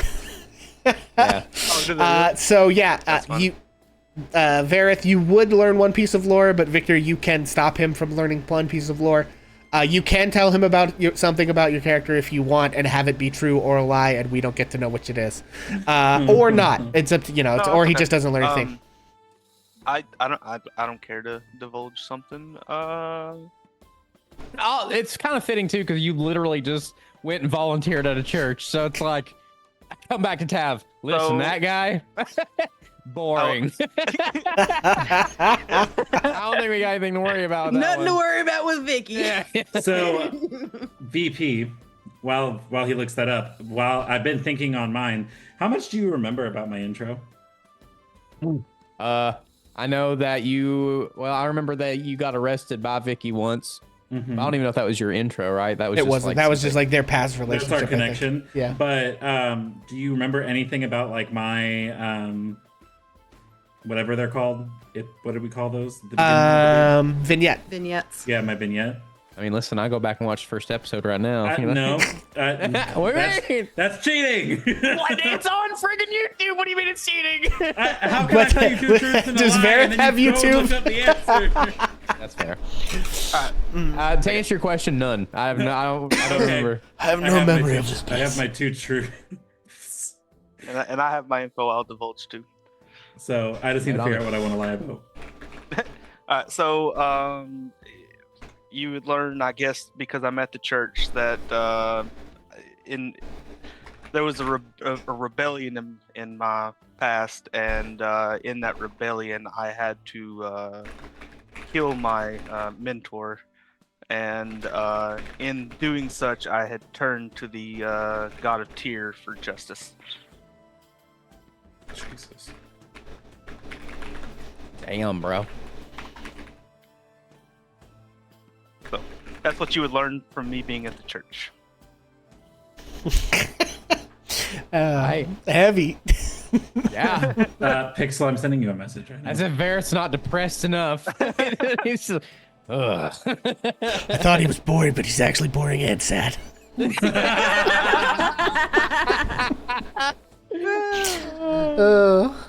Good stuff. Oh. Shut up, Kelsey. Oh. All right, well. Oh yeah, okay, so just real quick, he would probably, because specifically Tav asked him, would probably come to at the end of the fourth week and be like, so I followed them for a while. I don't have anything to actually report on Xylander yet, but he's a little bit squirrely. I'll have to kind of gather my thoughts on that, but I don't think we have anything to worry about with the shiny one. The shiny one. I could have told you that one. That man is a man of God if I've ever seen one. The first thing he looked for when he came in this place was a prayer room. I'm less concerned about him, I'll admit, but I do appreciate the information. Yeah, he's just kind of sad. He's just kind of sad. Sad? Oh. Well, that is surprising. He seems so upbeat, you know? Vicky. Good old Vicky. Right? Huh. Well, thank you for letting me know. I hope he's all right.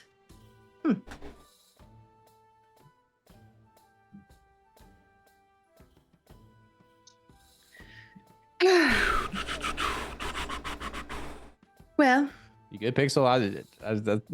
yeah. I'm just like, do I go? Do I go? I don't know what he's doing. Yeah, sorry, I I'm believe I can. Okay. being asked a question and I have to come up with an answer to. Oh, okay. Yeah, I think the shiny is a put on. Yes. There's a deep Aw. sadness under all that gleam and shimmer. Well, I was actually already thinking I might swing by the market. I need to pick up a few things for Jerry, anyways. I don't know. Maybe I could get him a present or something that might cheer him up. Any ideas based off what you learned? Crucifix. Oh, jeez. God, like a shiny one, like with Yeah, I jewels, or I don't know. I don't really know him, and Wait, does he have- I feel like I know him less now than when I started. I feel like I know him less. It was really weird. This has never happened to me before. That's funny. Huh. Well, I mean, maybe isn't the symbol for his god Tyr? It's scales, isn't it? Maybe I have Listen. an idea. I'm gonna be really honest with you. Where I come from, there's only one god, and I'm not really a big fan of her. Oh, what god is that? Is that a joke? No. Oh, sorry. I really just I can't tell the difference sometimes. My people worship Lolth. Lol. Yeah, it's not really ringing a bell. You didn't even ask if you had to roll one, and you just rolled it anyway. That's incredible. That's fine. Yeah, with a 9, I mean, I think put it's herself in a box. it's relatively well known that Lolth exists and is the god of the Dark Elves, but you know, that's probably as much as you know. Yeah. There's something to do with spiders. Are you from Menzoberranzan? Yes. Oh. Well, then you might have. I had a friend growing up who was from near there, but like, kind of like how you and I are near each other in a 2-level house, you know? Oh, never mind. I'm confused. What's near there that you could be friends with? Again, it's like near, like, again, like you're on this level and I'm on this level, but we're kind of near. But anyways, well, has our god come back yet so I can go shopping? Does do you want me You, to Jesus? do you want me to share Pixel? Are you good with what I sent you? Yeah, yeah. Unless you want me to do it. You know. Oh, here we go. Yeah, this is the perfect time, so I can go ahead and relay it. Yeah. So what Vareth notices when he follows Xylander around, he believes to have noticed that Xylander communicated with a shopkeep in Dragonic. That on the road, he saw me use magic of some kind to repair a child's toy. He saw me speaking to Arlo, and overheard the fact that I could have gambling debts. I love how the other cast is like slowly making its way into our game here. That's really good. Listen, If you know. think I Cracks wasn't me gonna up, notice, though. you're wrong. Anyway, The thing that cracks me I mean, up though is by the again, time all is fact said and that- done, who knows how many familiar faces you'll end up seeing. oh God, I swear to God. What was that? Joke's on you, Xanathar's dead, Strahd's in charge now, baby, let's go! I just got a little sick. I can't do this again. I'm out. Look, it's sorry, still carry time on. for you to turn into Strahd, so maybe you are Strahd here. Okay, so Draconic to a shopkeep, mended a child's toy. What was the third thing? I'm very sorry. That I owe money to Gambling that I debt. may owe Arlo money for a gambling debt. Okay, well let's go ahead and the pretty one, Oh. Oh. the peacock. I'm sorry, I still don't know which one you mean. Oh, the peacock. Yes, that rings a bell. Bitch. As I flutter my purple cape. You're not even in the room. I This know. is spying information on you. I know. But wherever he is, that fucking purple cape is fluttering, goddammit. There's this breeze inside the master bedroom out of nowhere. He's got the window open, just- in the wind. Just He has a spell set up so anytime his name is said in the world, it just goes. I only get 2 cantrips, and one of them is prestidigitation, just so I can flutter my own cape. You know, Or gust there's of a lot to wind, be said either for way. that level And of drama. I have a ready to action ready every time that my name is said, and it's to make a gust of wind. And it does use my reaction, and I'm fine with that. Who needs opportunity attacks when your cape is fluttering? dramatically in the wind. Sorry. Okay, I'm interrupting the scene. Carry If I on. was the BBEG, and if I learned that weakness, I would just my battle cry be Xylander.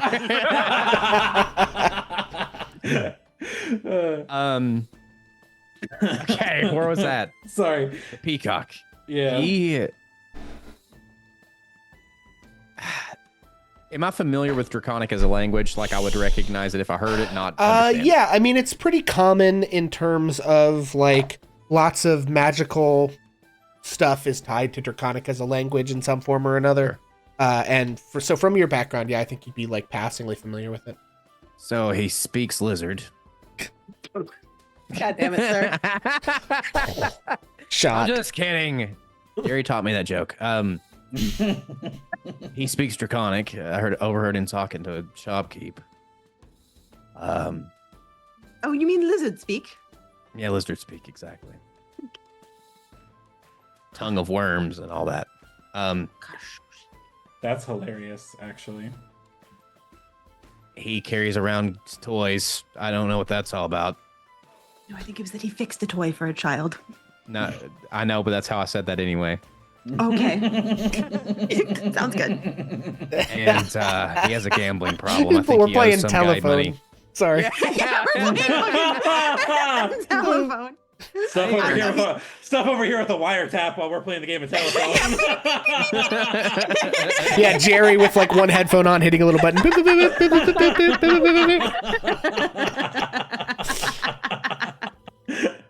Then also he may or may not have an outstanding debt to a guy named Arlo. Gambling problem, sounds like. Well, that wasn't quite what I was thinking. Maybe I should just relay some of the information to you that I know. Incredible. Sorry, I don't know what exactly you're looking for, but you said tail him. I tailed him. This is what I know. Damn. No, that was quite helpful. I'll remember you complaining when I was telling you how to get to hell. No. I promise. I truly do. I really do appreciate it. Look, it's just, I feel that, I don't know. I don't know what I want out of life anymore either. This isn't your problem. I shouldn't. Anyways, the point is, I think he was friends with Yagra, wasn't he? At that bar, he seemed quite friendly with her. It seems that way. He jumped in when she was fixing to get jumped by those Xanathar.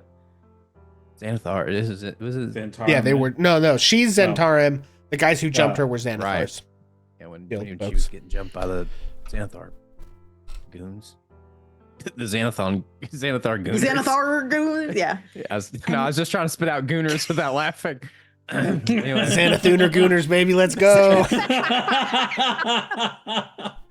Oh, this is derailing fast. I really just can't help myself, and I'm very sorry. I hope that those you're not. gooners might be gooning for one another's Oh my. position. Mm, This conversation has taken a lot of turns. it really has. What I'm trying to make. I also heard that.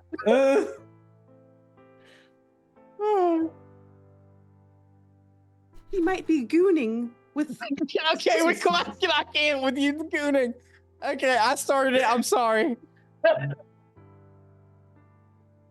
Into this track is so good. Okay. I've never heard gooning in such a reflective light before. My point is, I've received information that I think that there's some bad things, some very bad things happening with the Zentarum, and he seems to be friends with a gooner who goons with them. Okay. I'd say we're really shoehorning this in, but I think we're goonhorning this in. Oh God. Oh, Jesus. Okay. Not to point out the obvious, but I've been telling you the Zentarum are bad for a month now. Oh, but So I was didn't- aware of look, that much. here's the thing. I'm cautiously optimistic about most people, especially people who use certified back scratchers. I mean, I wish I had one, but Back is itchy sometimes. I get it. I love this. It's actually Jerry has a little one that he uses. It's Jerry. Anyways, point is, I'm really getting off track here, and I really just think, I know that you keep saying that the Zentrum are bad, but my question would be then why is he close friends with Yagra? Why, if Yagra's entrenched with them, or am I misreading this? I want to give him the benefit of the doubt. I don't like all the secrets. And that's not to say I don't have secrets too. People should have secrets, but these secrets are secrets, you know? Anyways, I need to go shopping. All right, it's good seeing you. Goodbye. I like how the end of every single conversation Barrett's have. I'm going shopping. You stress me out. Okay. All right. So, any other scenes anybody needs to do? We have done week 4 Verith, yes, which brings us to week 4 Tav. And Tav's going shopping. What does Going Tav do when shopping. she's stressed? She goes shopping. I did have you were trying to scribe a scroll of chromatic orb in there. I think that only takes like a day, though, if I recall. Am I Gotcha. wrong on that? Where was that? It wasn't a full week. I know Craft, that. yeah. Unless I missed Crafting a spell scroll. Okay. A first level spell, 1 day, 25 gold. Yeah, correct. So yeah, I guess that doesn't take a full week. So what are you doing with the rest of your? I don't know why. I was gonna go shopping. Okay. I do have I want to go shopping for. I want to go get a couple of things. One is going to be a little. I want to go back to Zoblobs because Zoblob seems to be good with woodworking of some sort, and I want to get like a little podium that has little holes for 2 candlesticks to go on either side of the podium. It's just like as if it were for a dollhouse to put books on for Jerry. Okay. And then I'm also going to get I want to go somewhere and get a little set of like a little miniature set of scales, like the scales of justice. Okay. But then I also want to go to like a doll shop and try and find little figurines that kind of look like us.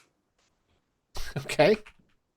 And then I'm gonna go and get some seeds, some seed packets. And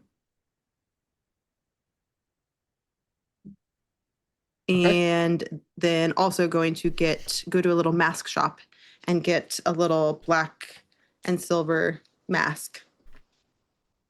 Okay. Or no, actually, sorry, not that. I'm actually doing, it's a little, a talisman. That's right. I'm going to go to the river, pick up a little stone, paint it black, and then have somebody bore a little hole in it to turn it into a pendant. And on the back, I'm going to draw in the draconic rune for sleep. Okay. Oop. Okay. All right. Obviously old Zoblob commissioning the podium. And is this so this is for books for Jerry? Are they for like mouse-sized books or are they for like person-sized books? Because I think what he's after is some way to read person-sized books.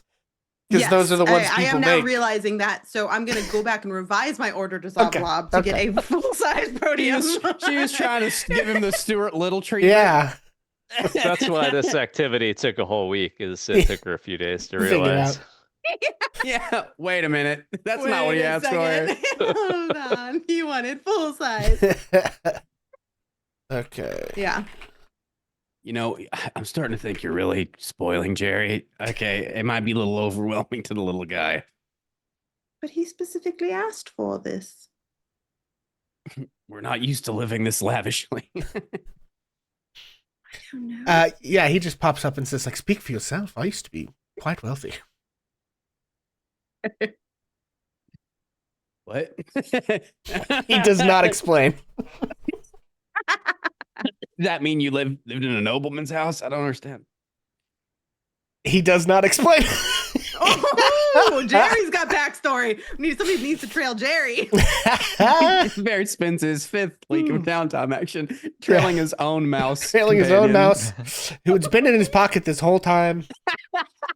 So he's not sure where to start, really.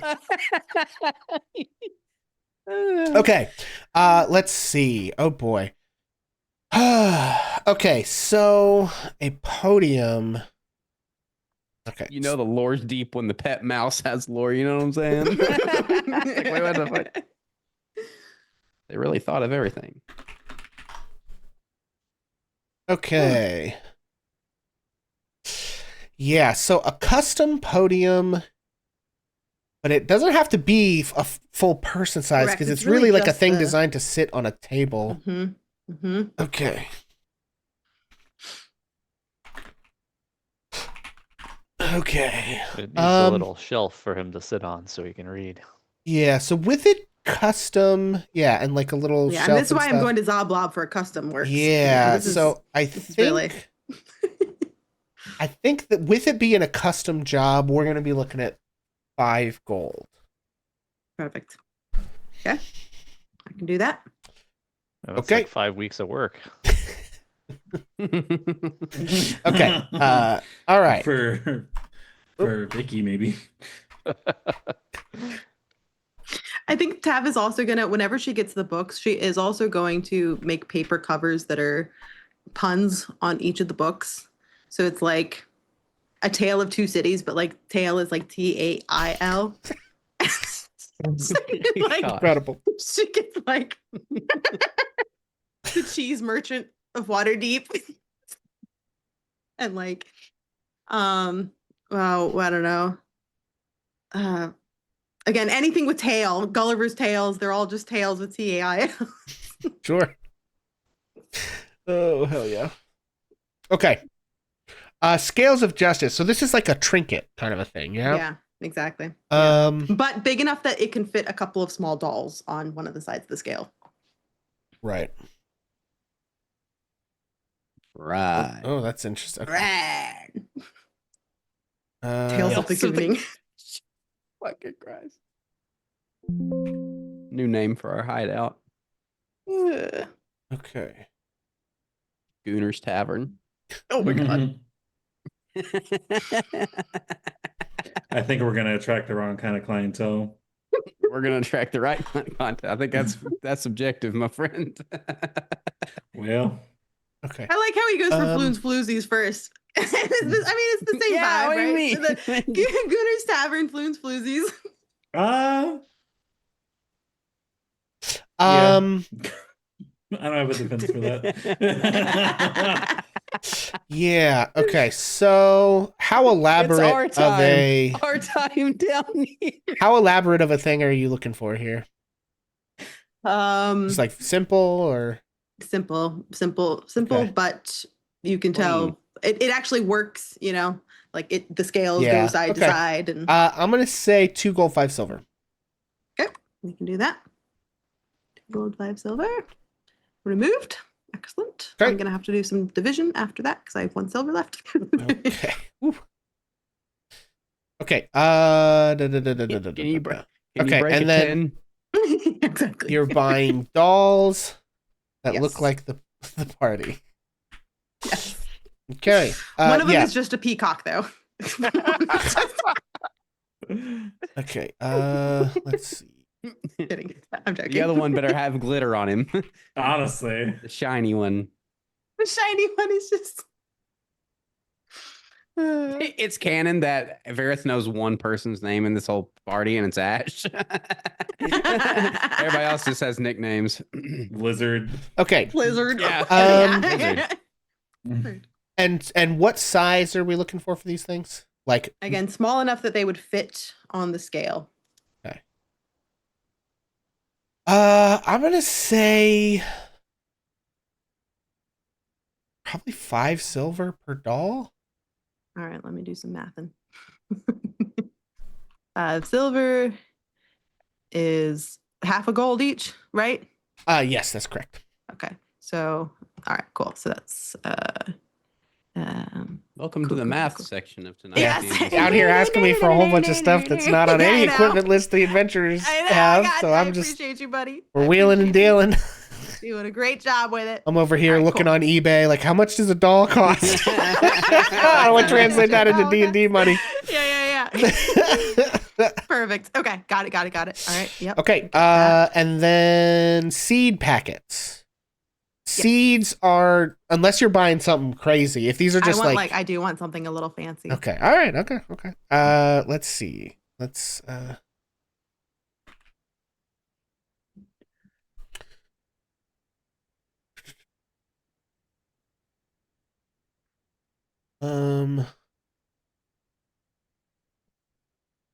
okay.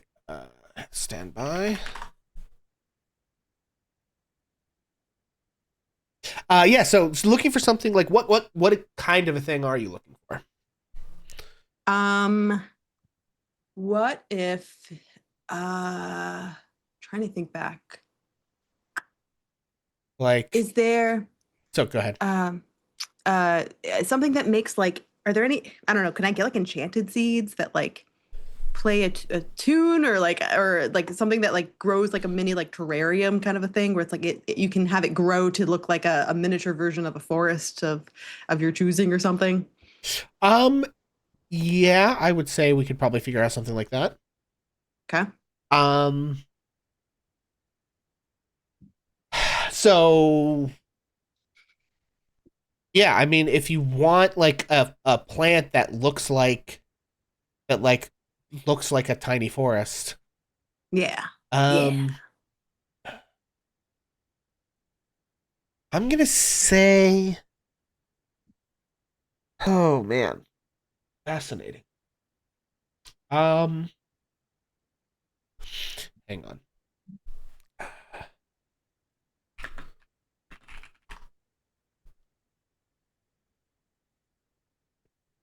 Yeah, I think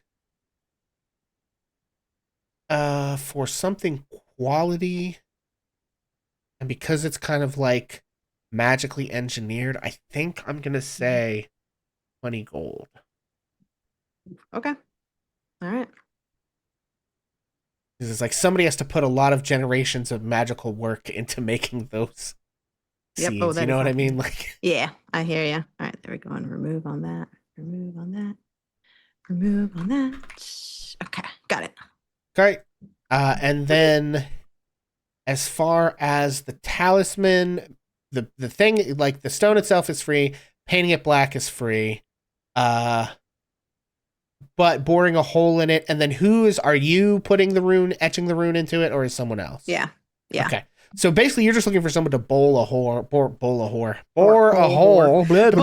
whore. to pull a whore. If I can get this. No, I did it wrong again. God damn. Bore a hole. God damn it. Talk right. Jesus Christ. Into the stone. Okay, so this is kind of fun. That is not very expensive to do. I think that'll cost you 5 copper pieces for that. Oh god, okay. But perfect. Gotta break the gold. Yeah, hold on. I got that though. Because it's 10 copper to a silver, right? yeah, so 100 copper to a gold. Perfect. 100 copper to gold. 10 But copper to silver. in Trollskull Alley itself, hang on. There is a blacksmith called Steam and Steel that would certainly have the tools to do that. They are located kind of okay. I will put you guys. Let's go visit the map of Trollskull Alley. Nope. Okay, so you guys, Trollskull Manor is T1 here. Mm-hmm. And I am gonna make this visible. Boop. That is Trollskull Manor. Steel and Steam is. Okay, first of all.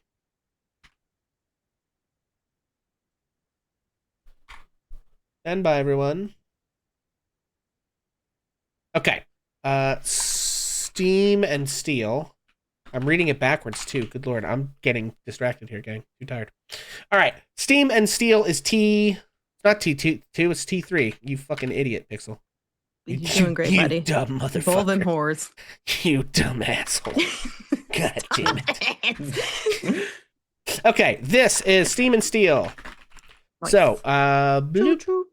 T3 is Steam and Steel. So it's this little shop kind of like around the corner and then off to the right from where you guys are.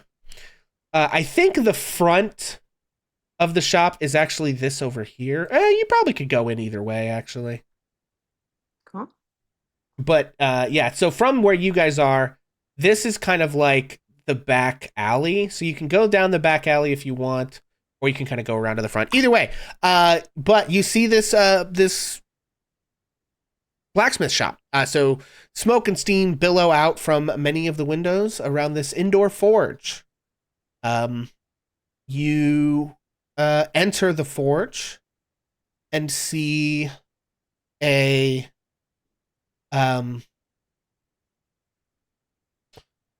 see two genasi individuals. A fire genasi and a water genasi are both working the forge as you kind of come in.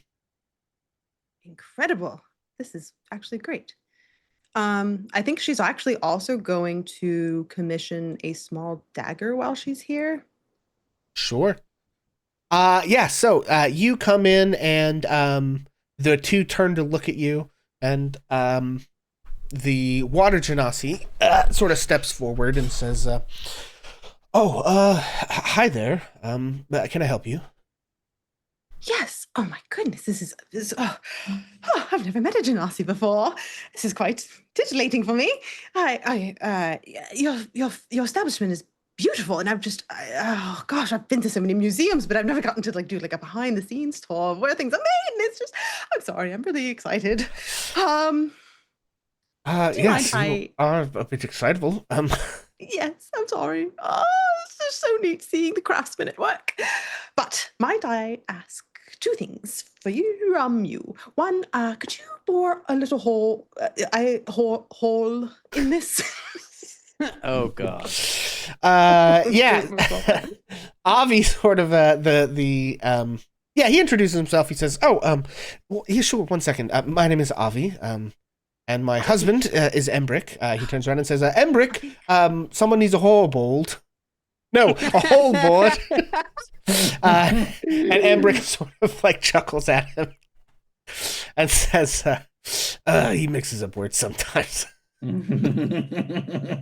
to do, I understand. Well, I'm your man, whether it's boring whores or hole in bowls. Wait, that's not right. Anyway, what do you need? Many things. Oh, blessed day.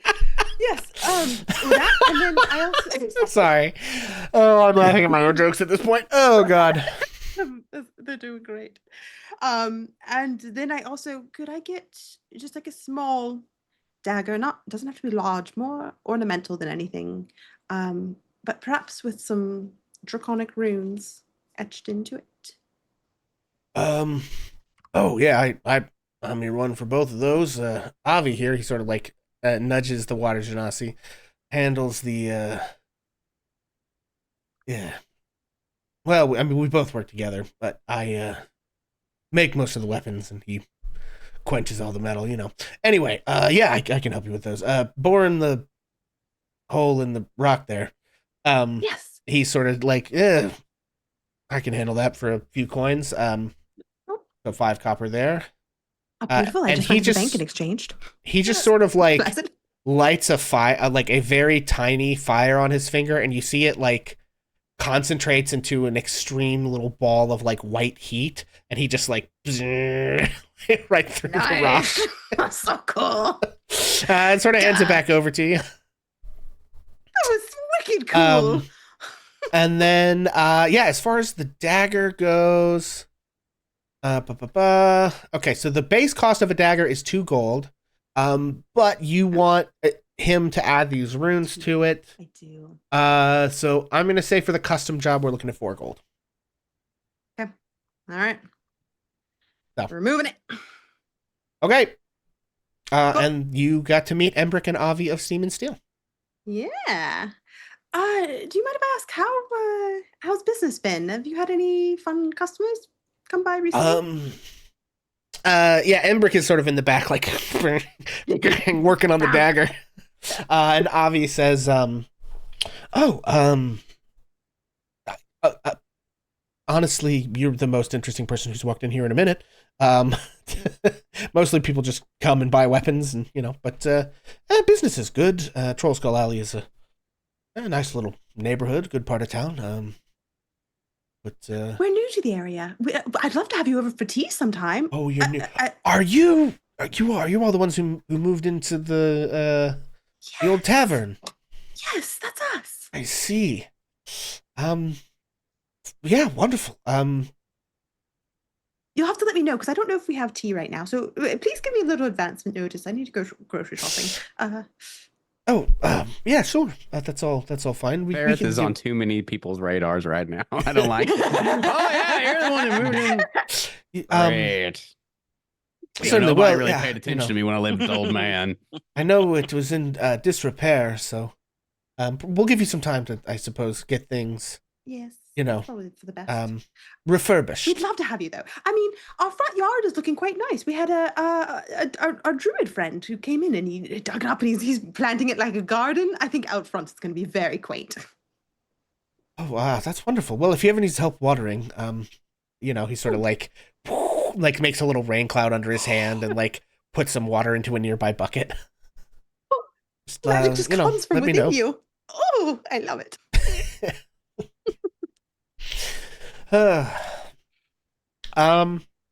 Yeah. Was that one on accident or on purpose? I mean, he doesn't say anything. Sort of lets that one slide. Yeah. So, you are able to. Within you?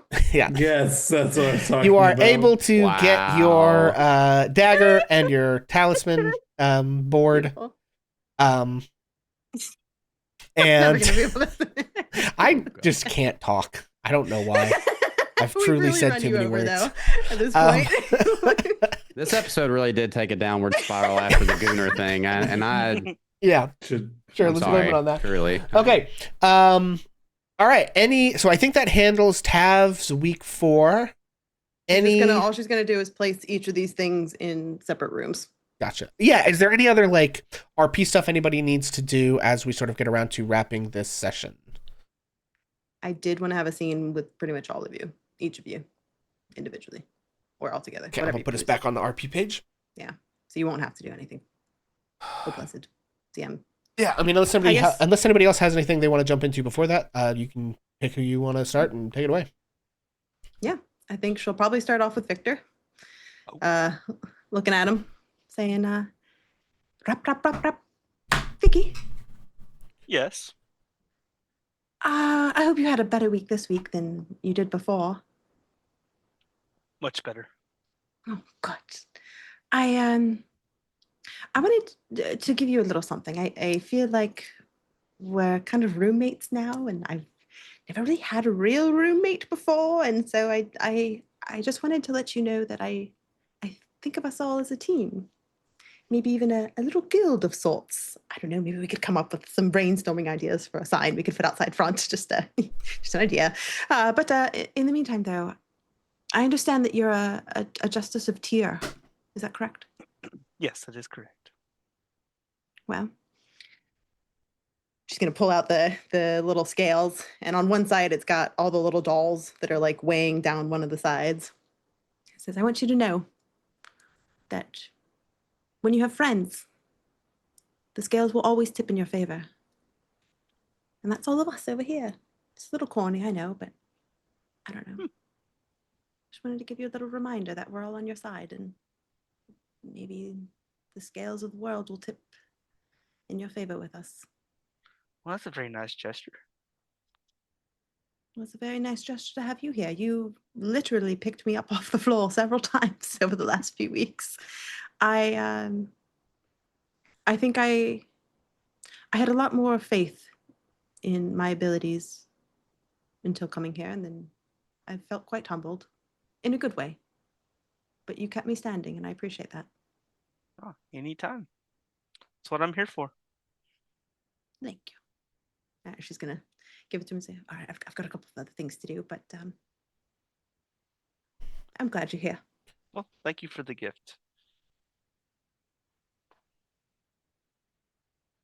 She's gonna kind of look at him like a little bit longer, being like, "Does he look really sad? Does he look really happy?"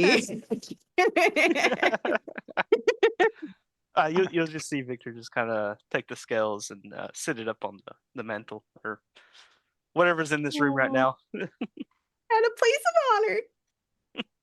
She's gonna be like, "Oh, he likes it." Walk out. And then she's gonna go rat tat tat on the door for Vareth. Intrude. And I want to take this moment to just like explain how Ferris' room looks. And 100%, the first thing he did was find the thickest blanket that he could find in this old place and tack it up over the window for the attic there. That, depending on what time of day you come in, it's either completely over the window and blocking all sunlight, or it's standing wide open in the night air. So.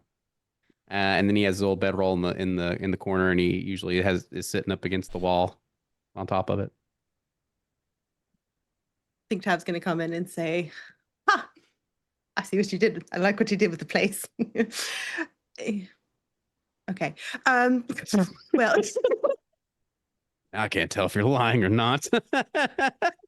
she's just always really awkward around him because she knows she's like, nah, it doesn't fit in. She's like, okay, well, okay. So I have two things. One's for Jerry. What we spoke about. I might have a little present for you in the library. But for you. And then she's going to pull out the pendant, and she's going to say, now this is kind of a half gift right now because I haven't learned the spell yet for darkness, but I know that you like dark sleep, brooding. It's just kind of your air about you, you know. And so I got this pendant, and I believe in the future I can have it actually be useful. But for now, it's more of a gesture until I learn the darkness spell or sleep spell or something.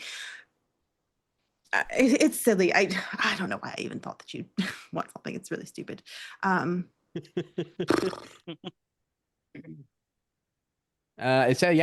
get up from the corner and he'll come over and look at it. It's like, what'd you make this out of? Well, I know you don't like shiny things, so I went and I found the smoothest rock that blended in. I had to perceive it with my eyes real good, and it made me think of you. Okay. And I thought if Vareth was a river rock, he kind of reminded me of this one. Anyways, it's got I don't. It says sleep on the back. Okay.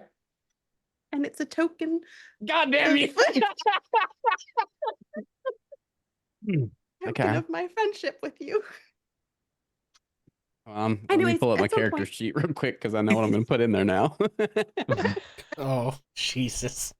That took me a minute. Yeah. And again, in the future, I can put a spell in it and you could like use it like a fun thing.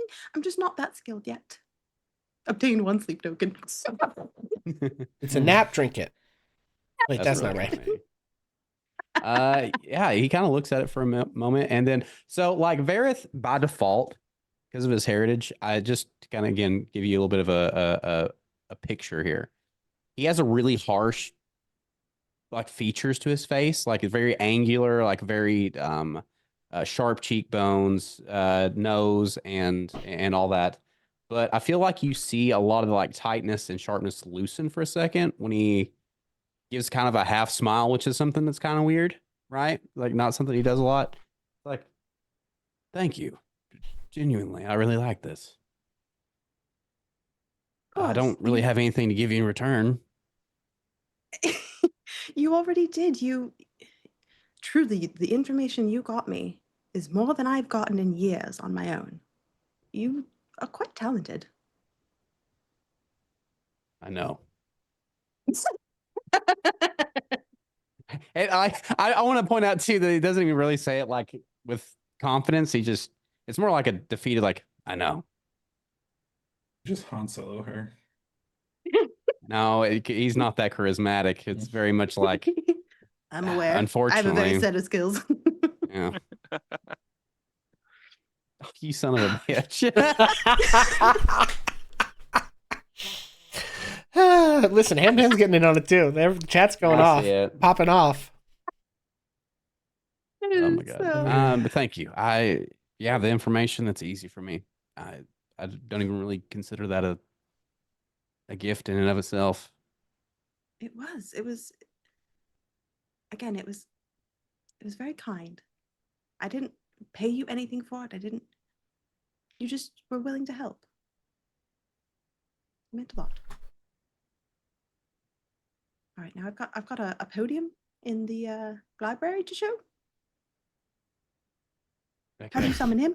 Yeah, and before he leaves, like as you walk out the door, and as Jerry is kind of like popping out, he does sort of look up at you, Verith, and say, "You know,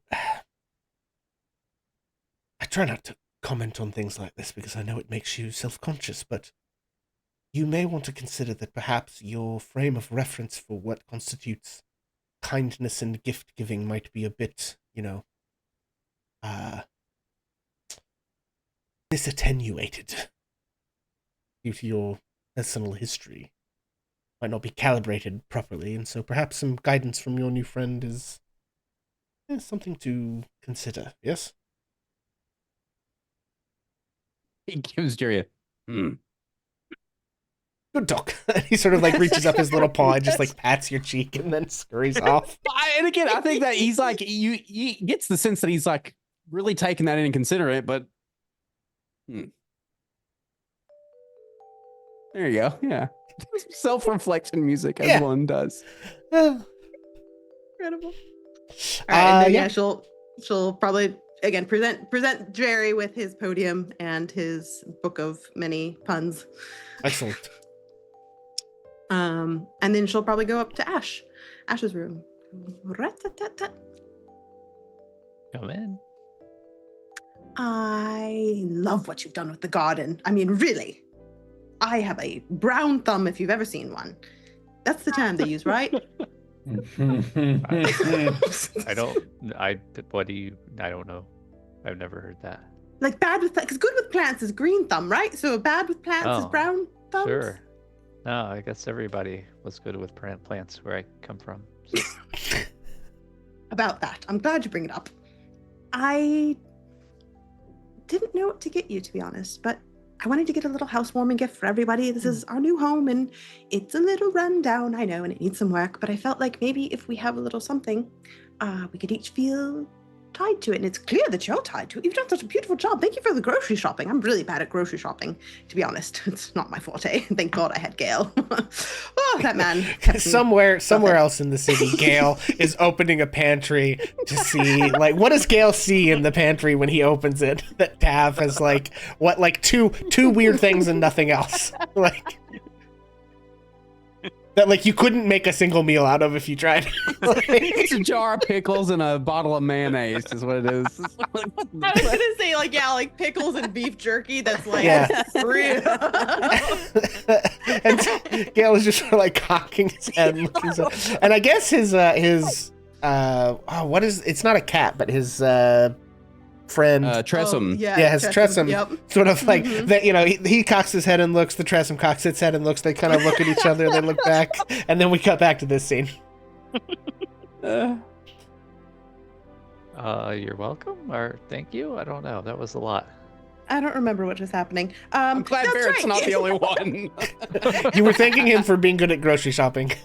That's right. You went grocery shopping. It's really not my forte. I need to express this.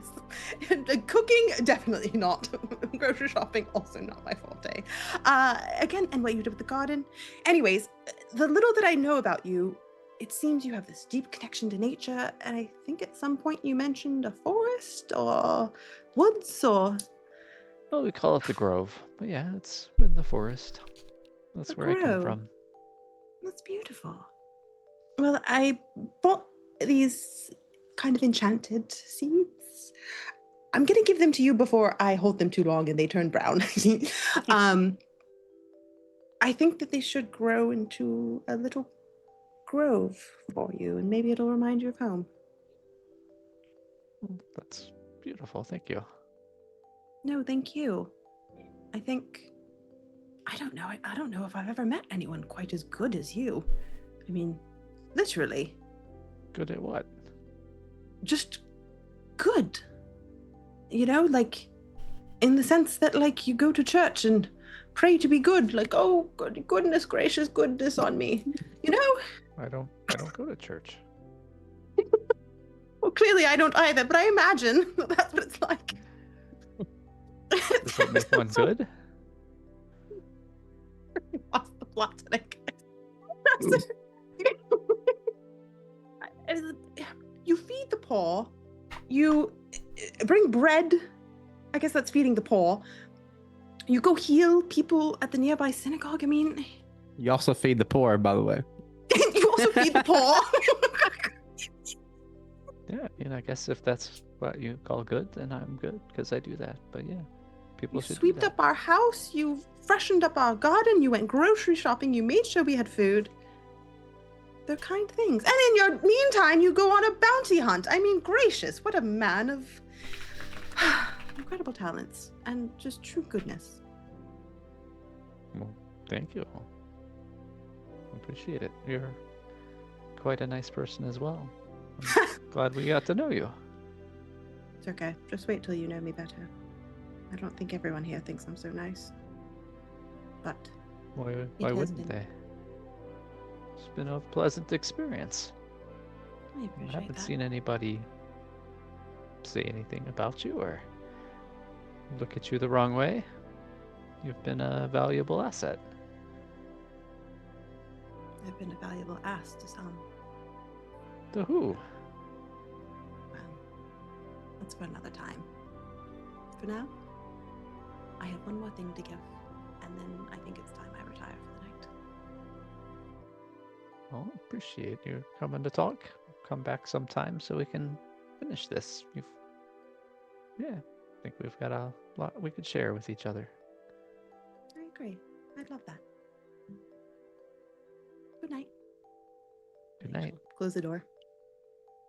And I'm just gonna take a big sigh. Kind of center herself. Say, please, God, be good to me. No, what's the music change? I don't know what you're talking about.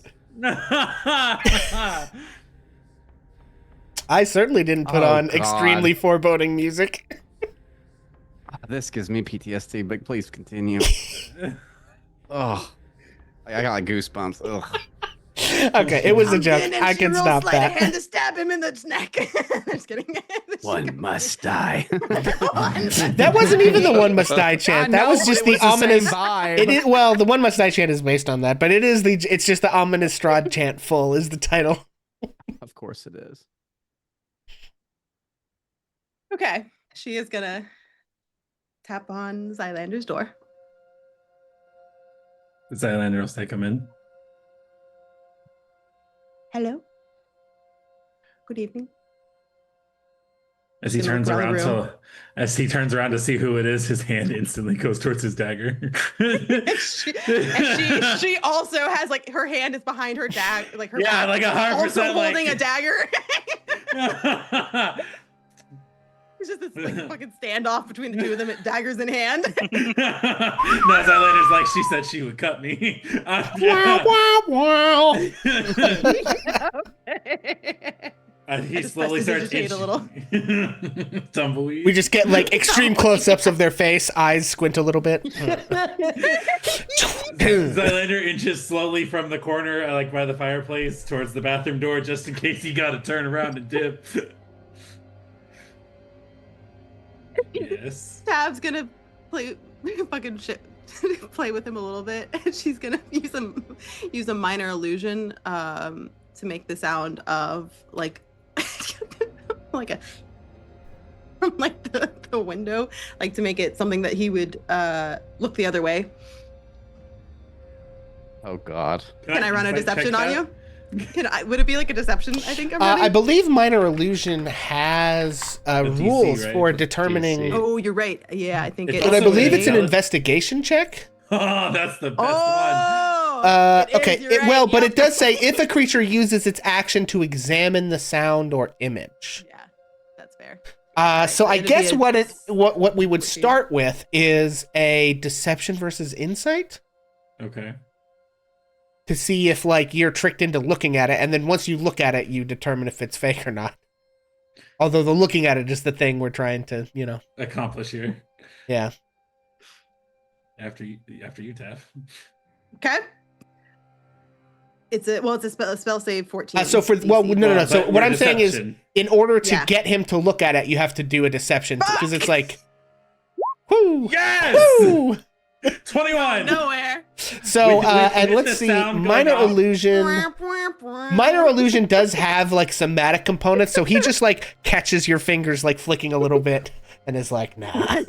And with that uses like his kind of like sleight of hand abilities, being able to kind of quickly do things. He's twisted out his dagger and is holding it backwards, being like like ready to strike.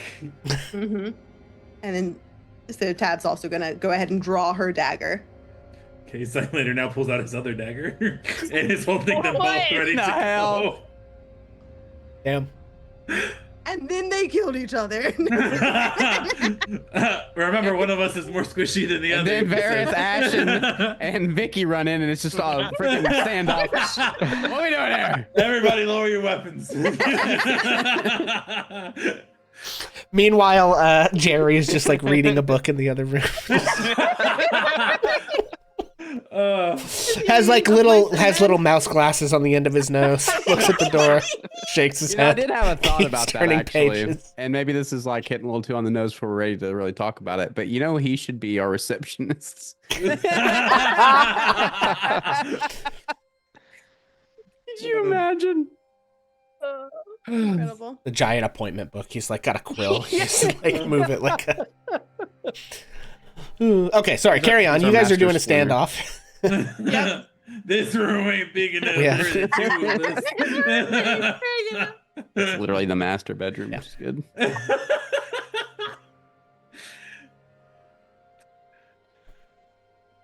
Okay.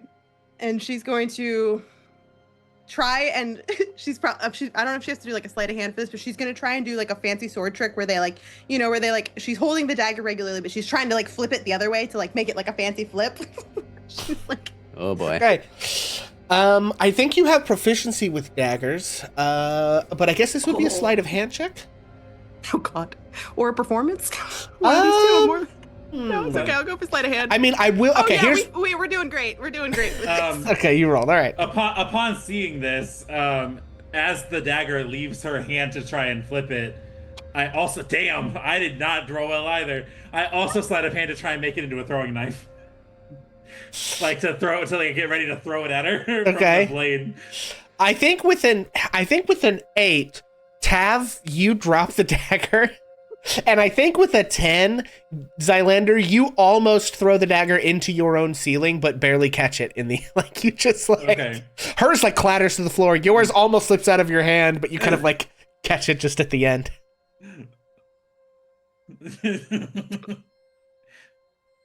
Tab's just gonna kind of stand and wait.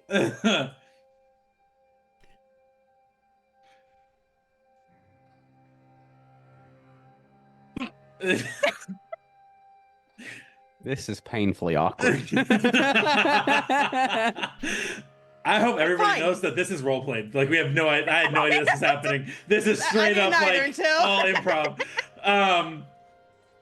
I think She's gonna bend down and be like, "I'm doing this friendly. I swear to God." She's Then like don't bend- slowly and bending Zylander's down, like like Zylander like making eye holds the contact. knife up and says, "No. What's friendly about it?" It's a gift, all right? Okay, kick Bloody it over. gift for you. Kick it. Hold on, Gently. I've lost my earbud. I can't kick anything. Oh I can't God. hear. Okay, speak. Oh, I can hear you. Okay. gently nudge the dagger towards me. He's gonna do it. Will you just pick up the knife already? Okay, it's a gift for you. I don't want to touch it anymore. It's not mine anymore. It's yours. Okay, I got you a bloody gift. Zylander like looks at her confused, slowly puts away one of the two daggers, the one that's not ready and poised to throw, to bend over and pick up this dagger. What does this dagger look like? It is whatever my 4 gold got me. Okay. Can Yeah. it be So, purple? well, so that's the thing. Ember and Avi are like master craftsmen. Truly, like it literally says Embrick is an expert weaponsmith. Yeah. Okay. But yeah, so it's actually interesting because as a Genasi, he has like descendants, like basically as you look at this thing, the design of it is honestly kind of crazy. It is like, how do I put this? You know how you can, like, people who know stuff about weapons could look at a sword and be like, oh, that's from this century in this place. Mhm. Okay. Right. You're picking up extra planar. Like, not that the materials are extra planar, but just like the techniques and like his ability to create fire and his husband's ability to quench things, and like just the design of it is like from the plane of fire. Like, so it is Jesus, fucking very cool. gnarly looking. It's a So beautiful cool. piece of work, but very like impressive and threatening. You know, like Is it a +1 dagger? it is not. He's That would cost a "This lot of one?" money. Yeah, I ain't that rich. I'm so I know. sorry. I know, just Level kidding. 2. Yeah. Level 2. Mom just made like 1,500 gold. No, you have to go catch the guy to get the 15. That's true. Oh. Okay, I'm just saying. Mom. I love that we're calling him Mom. We have Papa Oz and Mom. So I guess with that, like picking up this dagger and just seeing how beautifully it's constructed, Zylander will see his other dagger from his other hand as he inspects this weapon with like seeing how amazingly crafted it is and just absolutely in awe by what was just handed to him. And then as you inspect it, you will also notice some draconic ruins that say Blazel through every shadow on one side. And say on the other side, oh shit, I didn't write it down. Oh fuck. We'll just go ahead. Get say fucked. bitch. No. It And says don't. That's when the It says the don't guard fuck kicks with in, get it's like, fucked. there he is. He stole my dagger. Sorry. Family never dies. On the other side. That was way nicer than what I said. I guess as Zylander will kind of like read the runes and Cat's gonna see understand. him read it and literally leave as he's reading it. I think knowing that she's gone, I feel like as a rogue, I would be able to easily tell when her footsteps are far enough away she can't hear me, right? Yeah, probably. Yeah. Close enough. I think at this moment, Zylander kind of just like sits down next to the chimney where he had been before, but genuinely weeps at how beautifully constructed this dagger is and the symbolic writing that's on it. After finding out that, you know, it is true that his parents are gone, and it has been one hell of a month. What a fucking month. So I think with that, I need to name this dagger something so I can equip it instead of what it'll obviously still be a dagger attack, but I don't know. Bitch dagger. That's what it is. Okay. And so and we'll just weep into this dagger.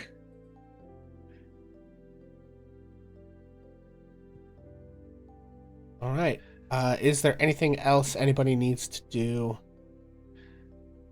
There is one thing I would like to do, but I'd like it to be the last thing that we do.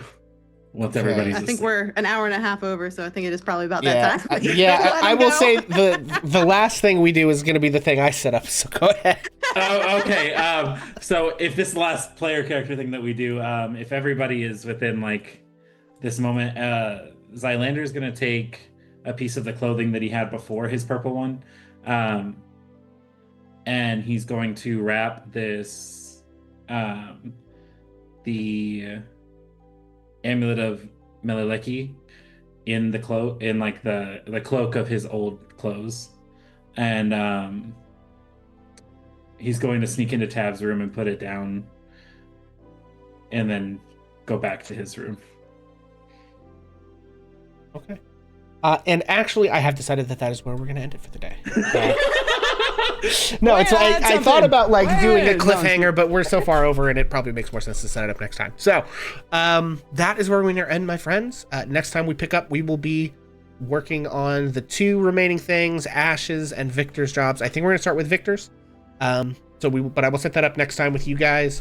Looking to tail Maloon and see what you can find out. So hopefully this has been a good session, everybody. What a session, folks. Such a lore heavy segment. Yeah, lots of What a fucking downtime, session. lore, lots Holy shit. of lots of seeds planting, starting to sprout. Things are happening, gang. It's a good time. So, all right, excellent. We're gonna remind everybody who we are and where we can be found on the internet and who we played tonight. And then, does anyone have anyone they would like to go and raid? The only person that I have is Goblets in War. Yeah. It's the one that I have live. Okay. I have Charmed Fantasy, but they are playing Kids on Brooms instead of D&D, so I don't know how people feel about that. In any case, I actually have somebody, but whenever No, we yeah, get there, we'll okay. get there. yeah, so I guess after you tell us who you are and where you can be found on the internet and who you played tonight, Vincent Page, you can let us know who you want to go raid. Cool. Yeah. Yeah. All of them were hold or bored or poured or something. I don't know. Y'all, I've been Vincent Page. I've been Varith, your Drow Ranger. You can find me on Twitch at Twitch, blah, blah, blah. Pixel always says it, Vincent Page. It's real great. Next week, I want to let you guys know about this. We actually are supposed to finish up our Wild Beyond the Witchlight campaign, pending work schedules. I'd really love for y'all to come hang out for that. It's really exciting to see.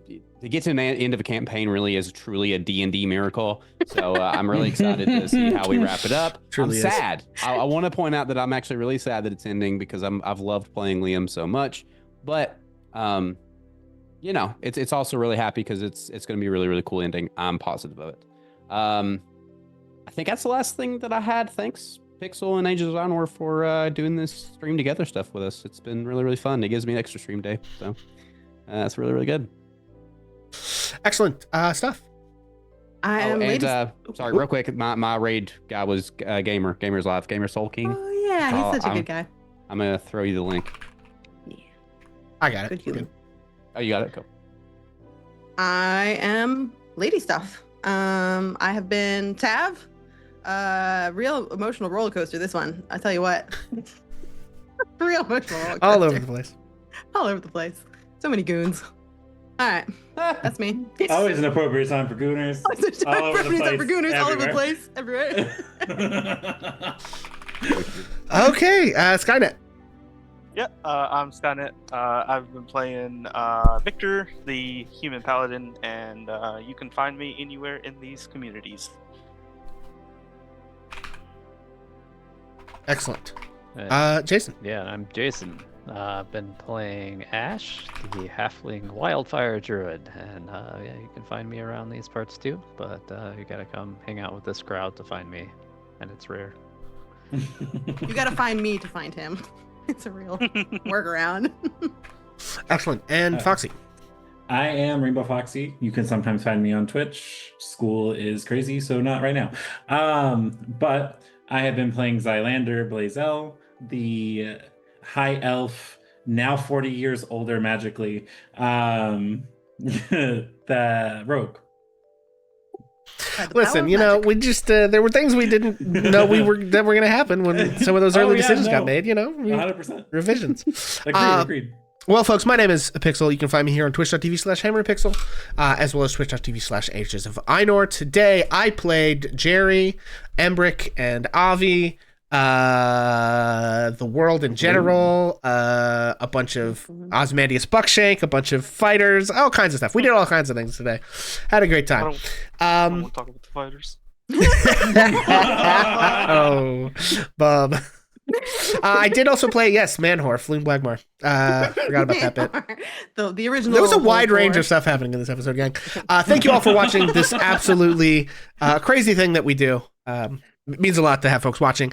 You can see these episodes on the Age of Minor YouTube. I try to release them about Wednesday after we do them on Sunday during the following week, so that if you want to, rewatch or catch up, you can do that. And we are going to raid Gamer Soul King. Yes. Let's go. Okay, excellent. Well, I'm going to sign off the way I usually do then, folks. And until the next time that I see you, please do yourself a favor and be kind, because, shit out there, not so kind. It's real rough. So, be kind to yourself, because, sometimes everybody else isn't. Thank you. Have a good night.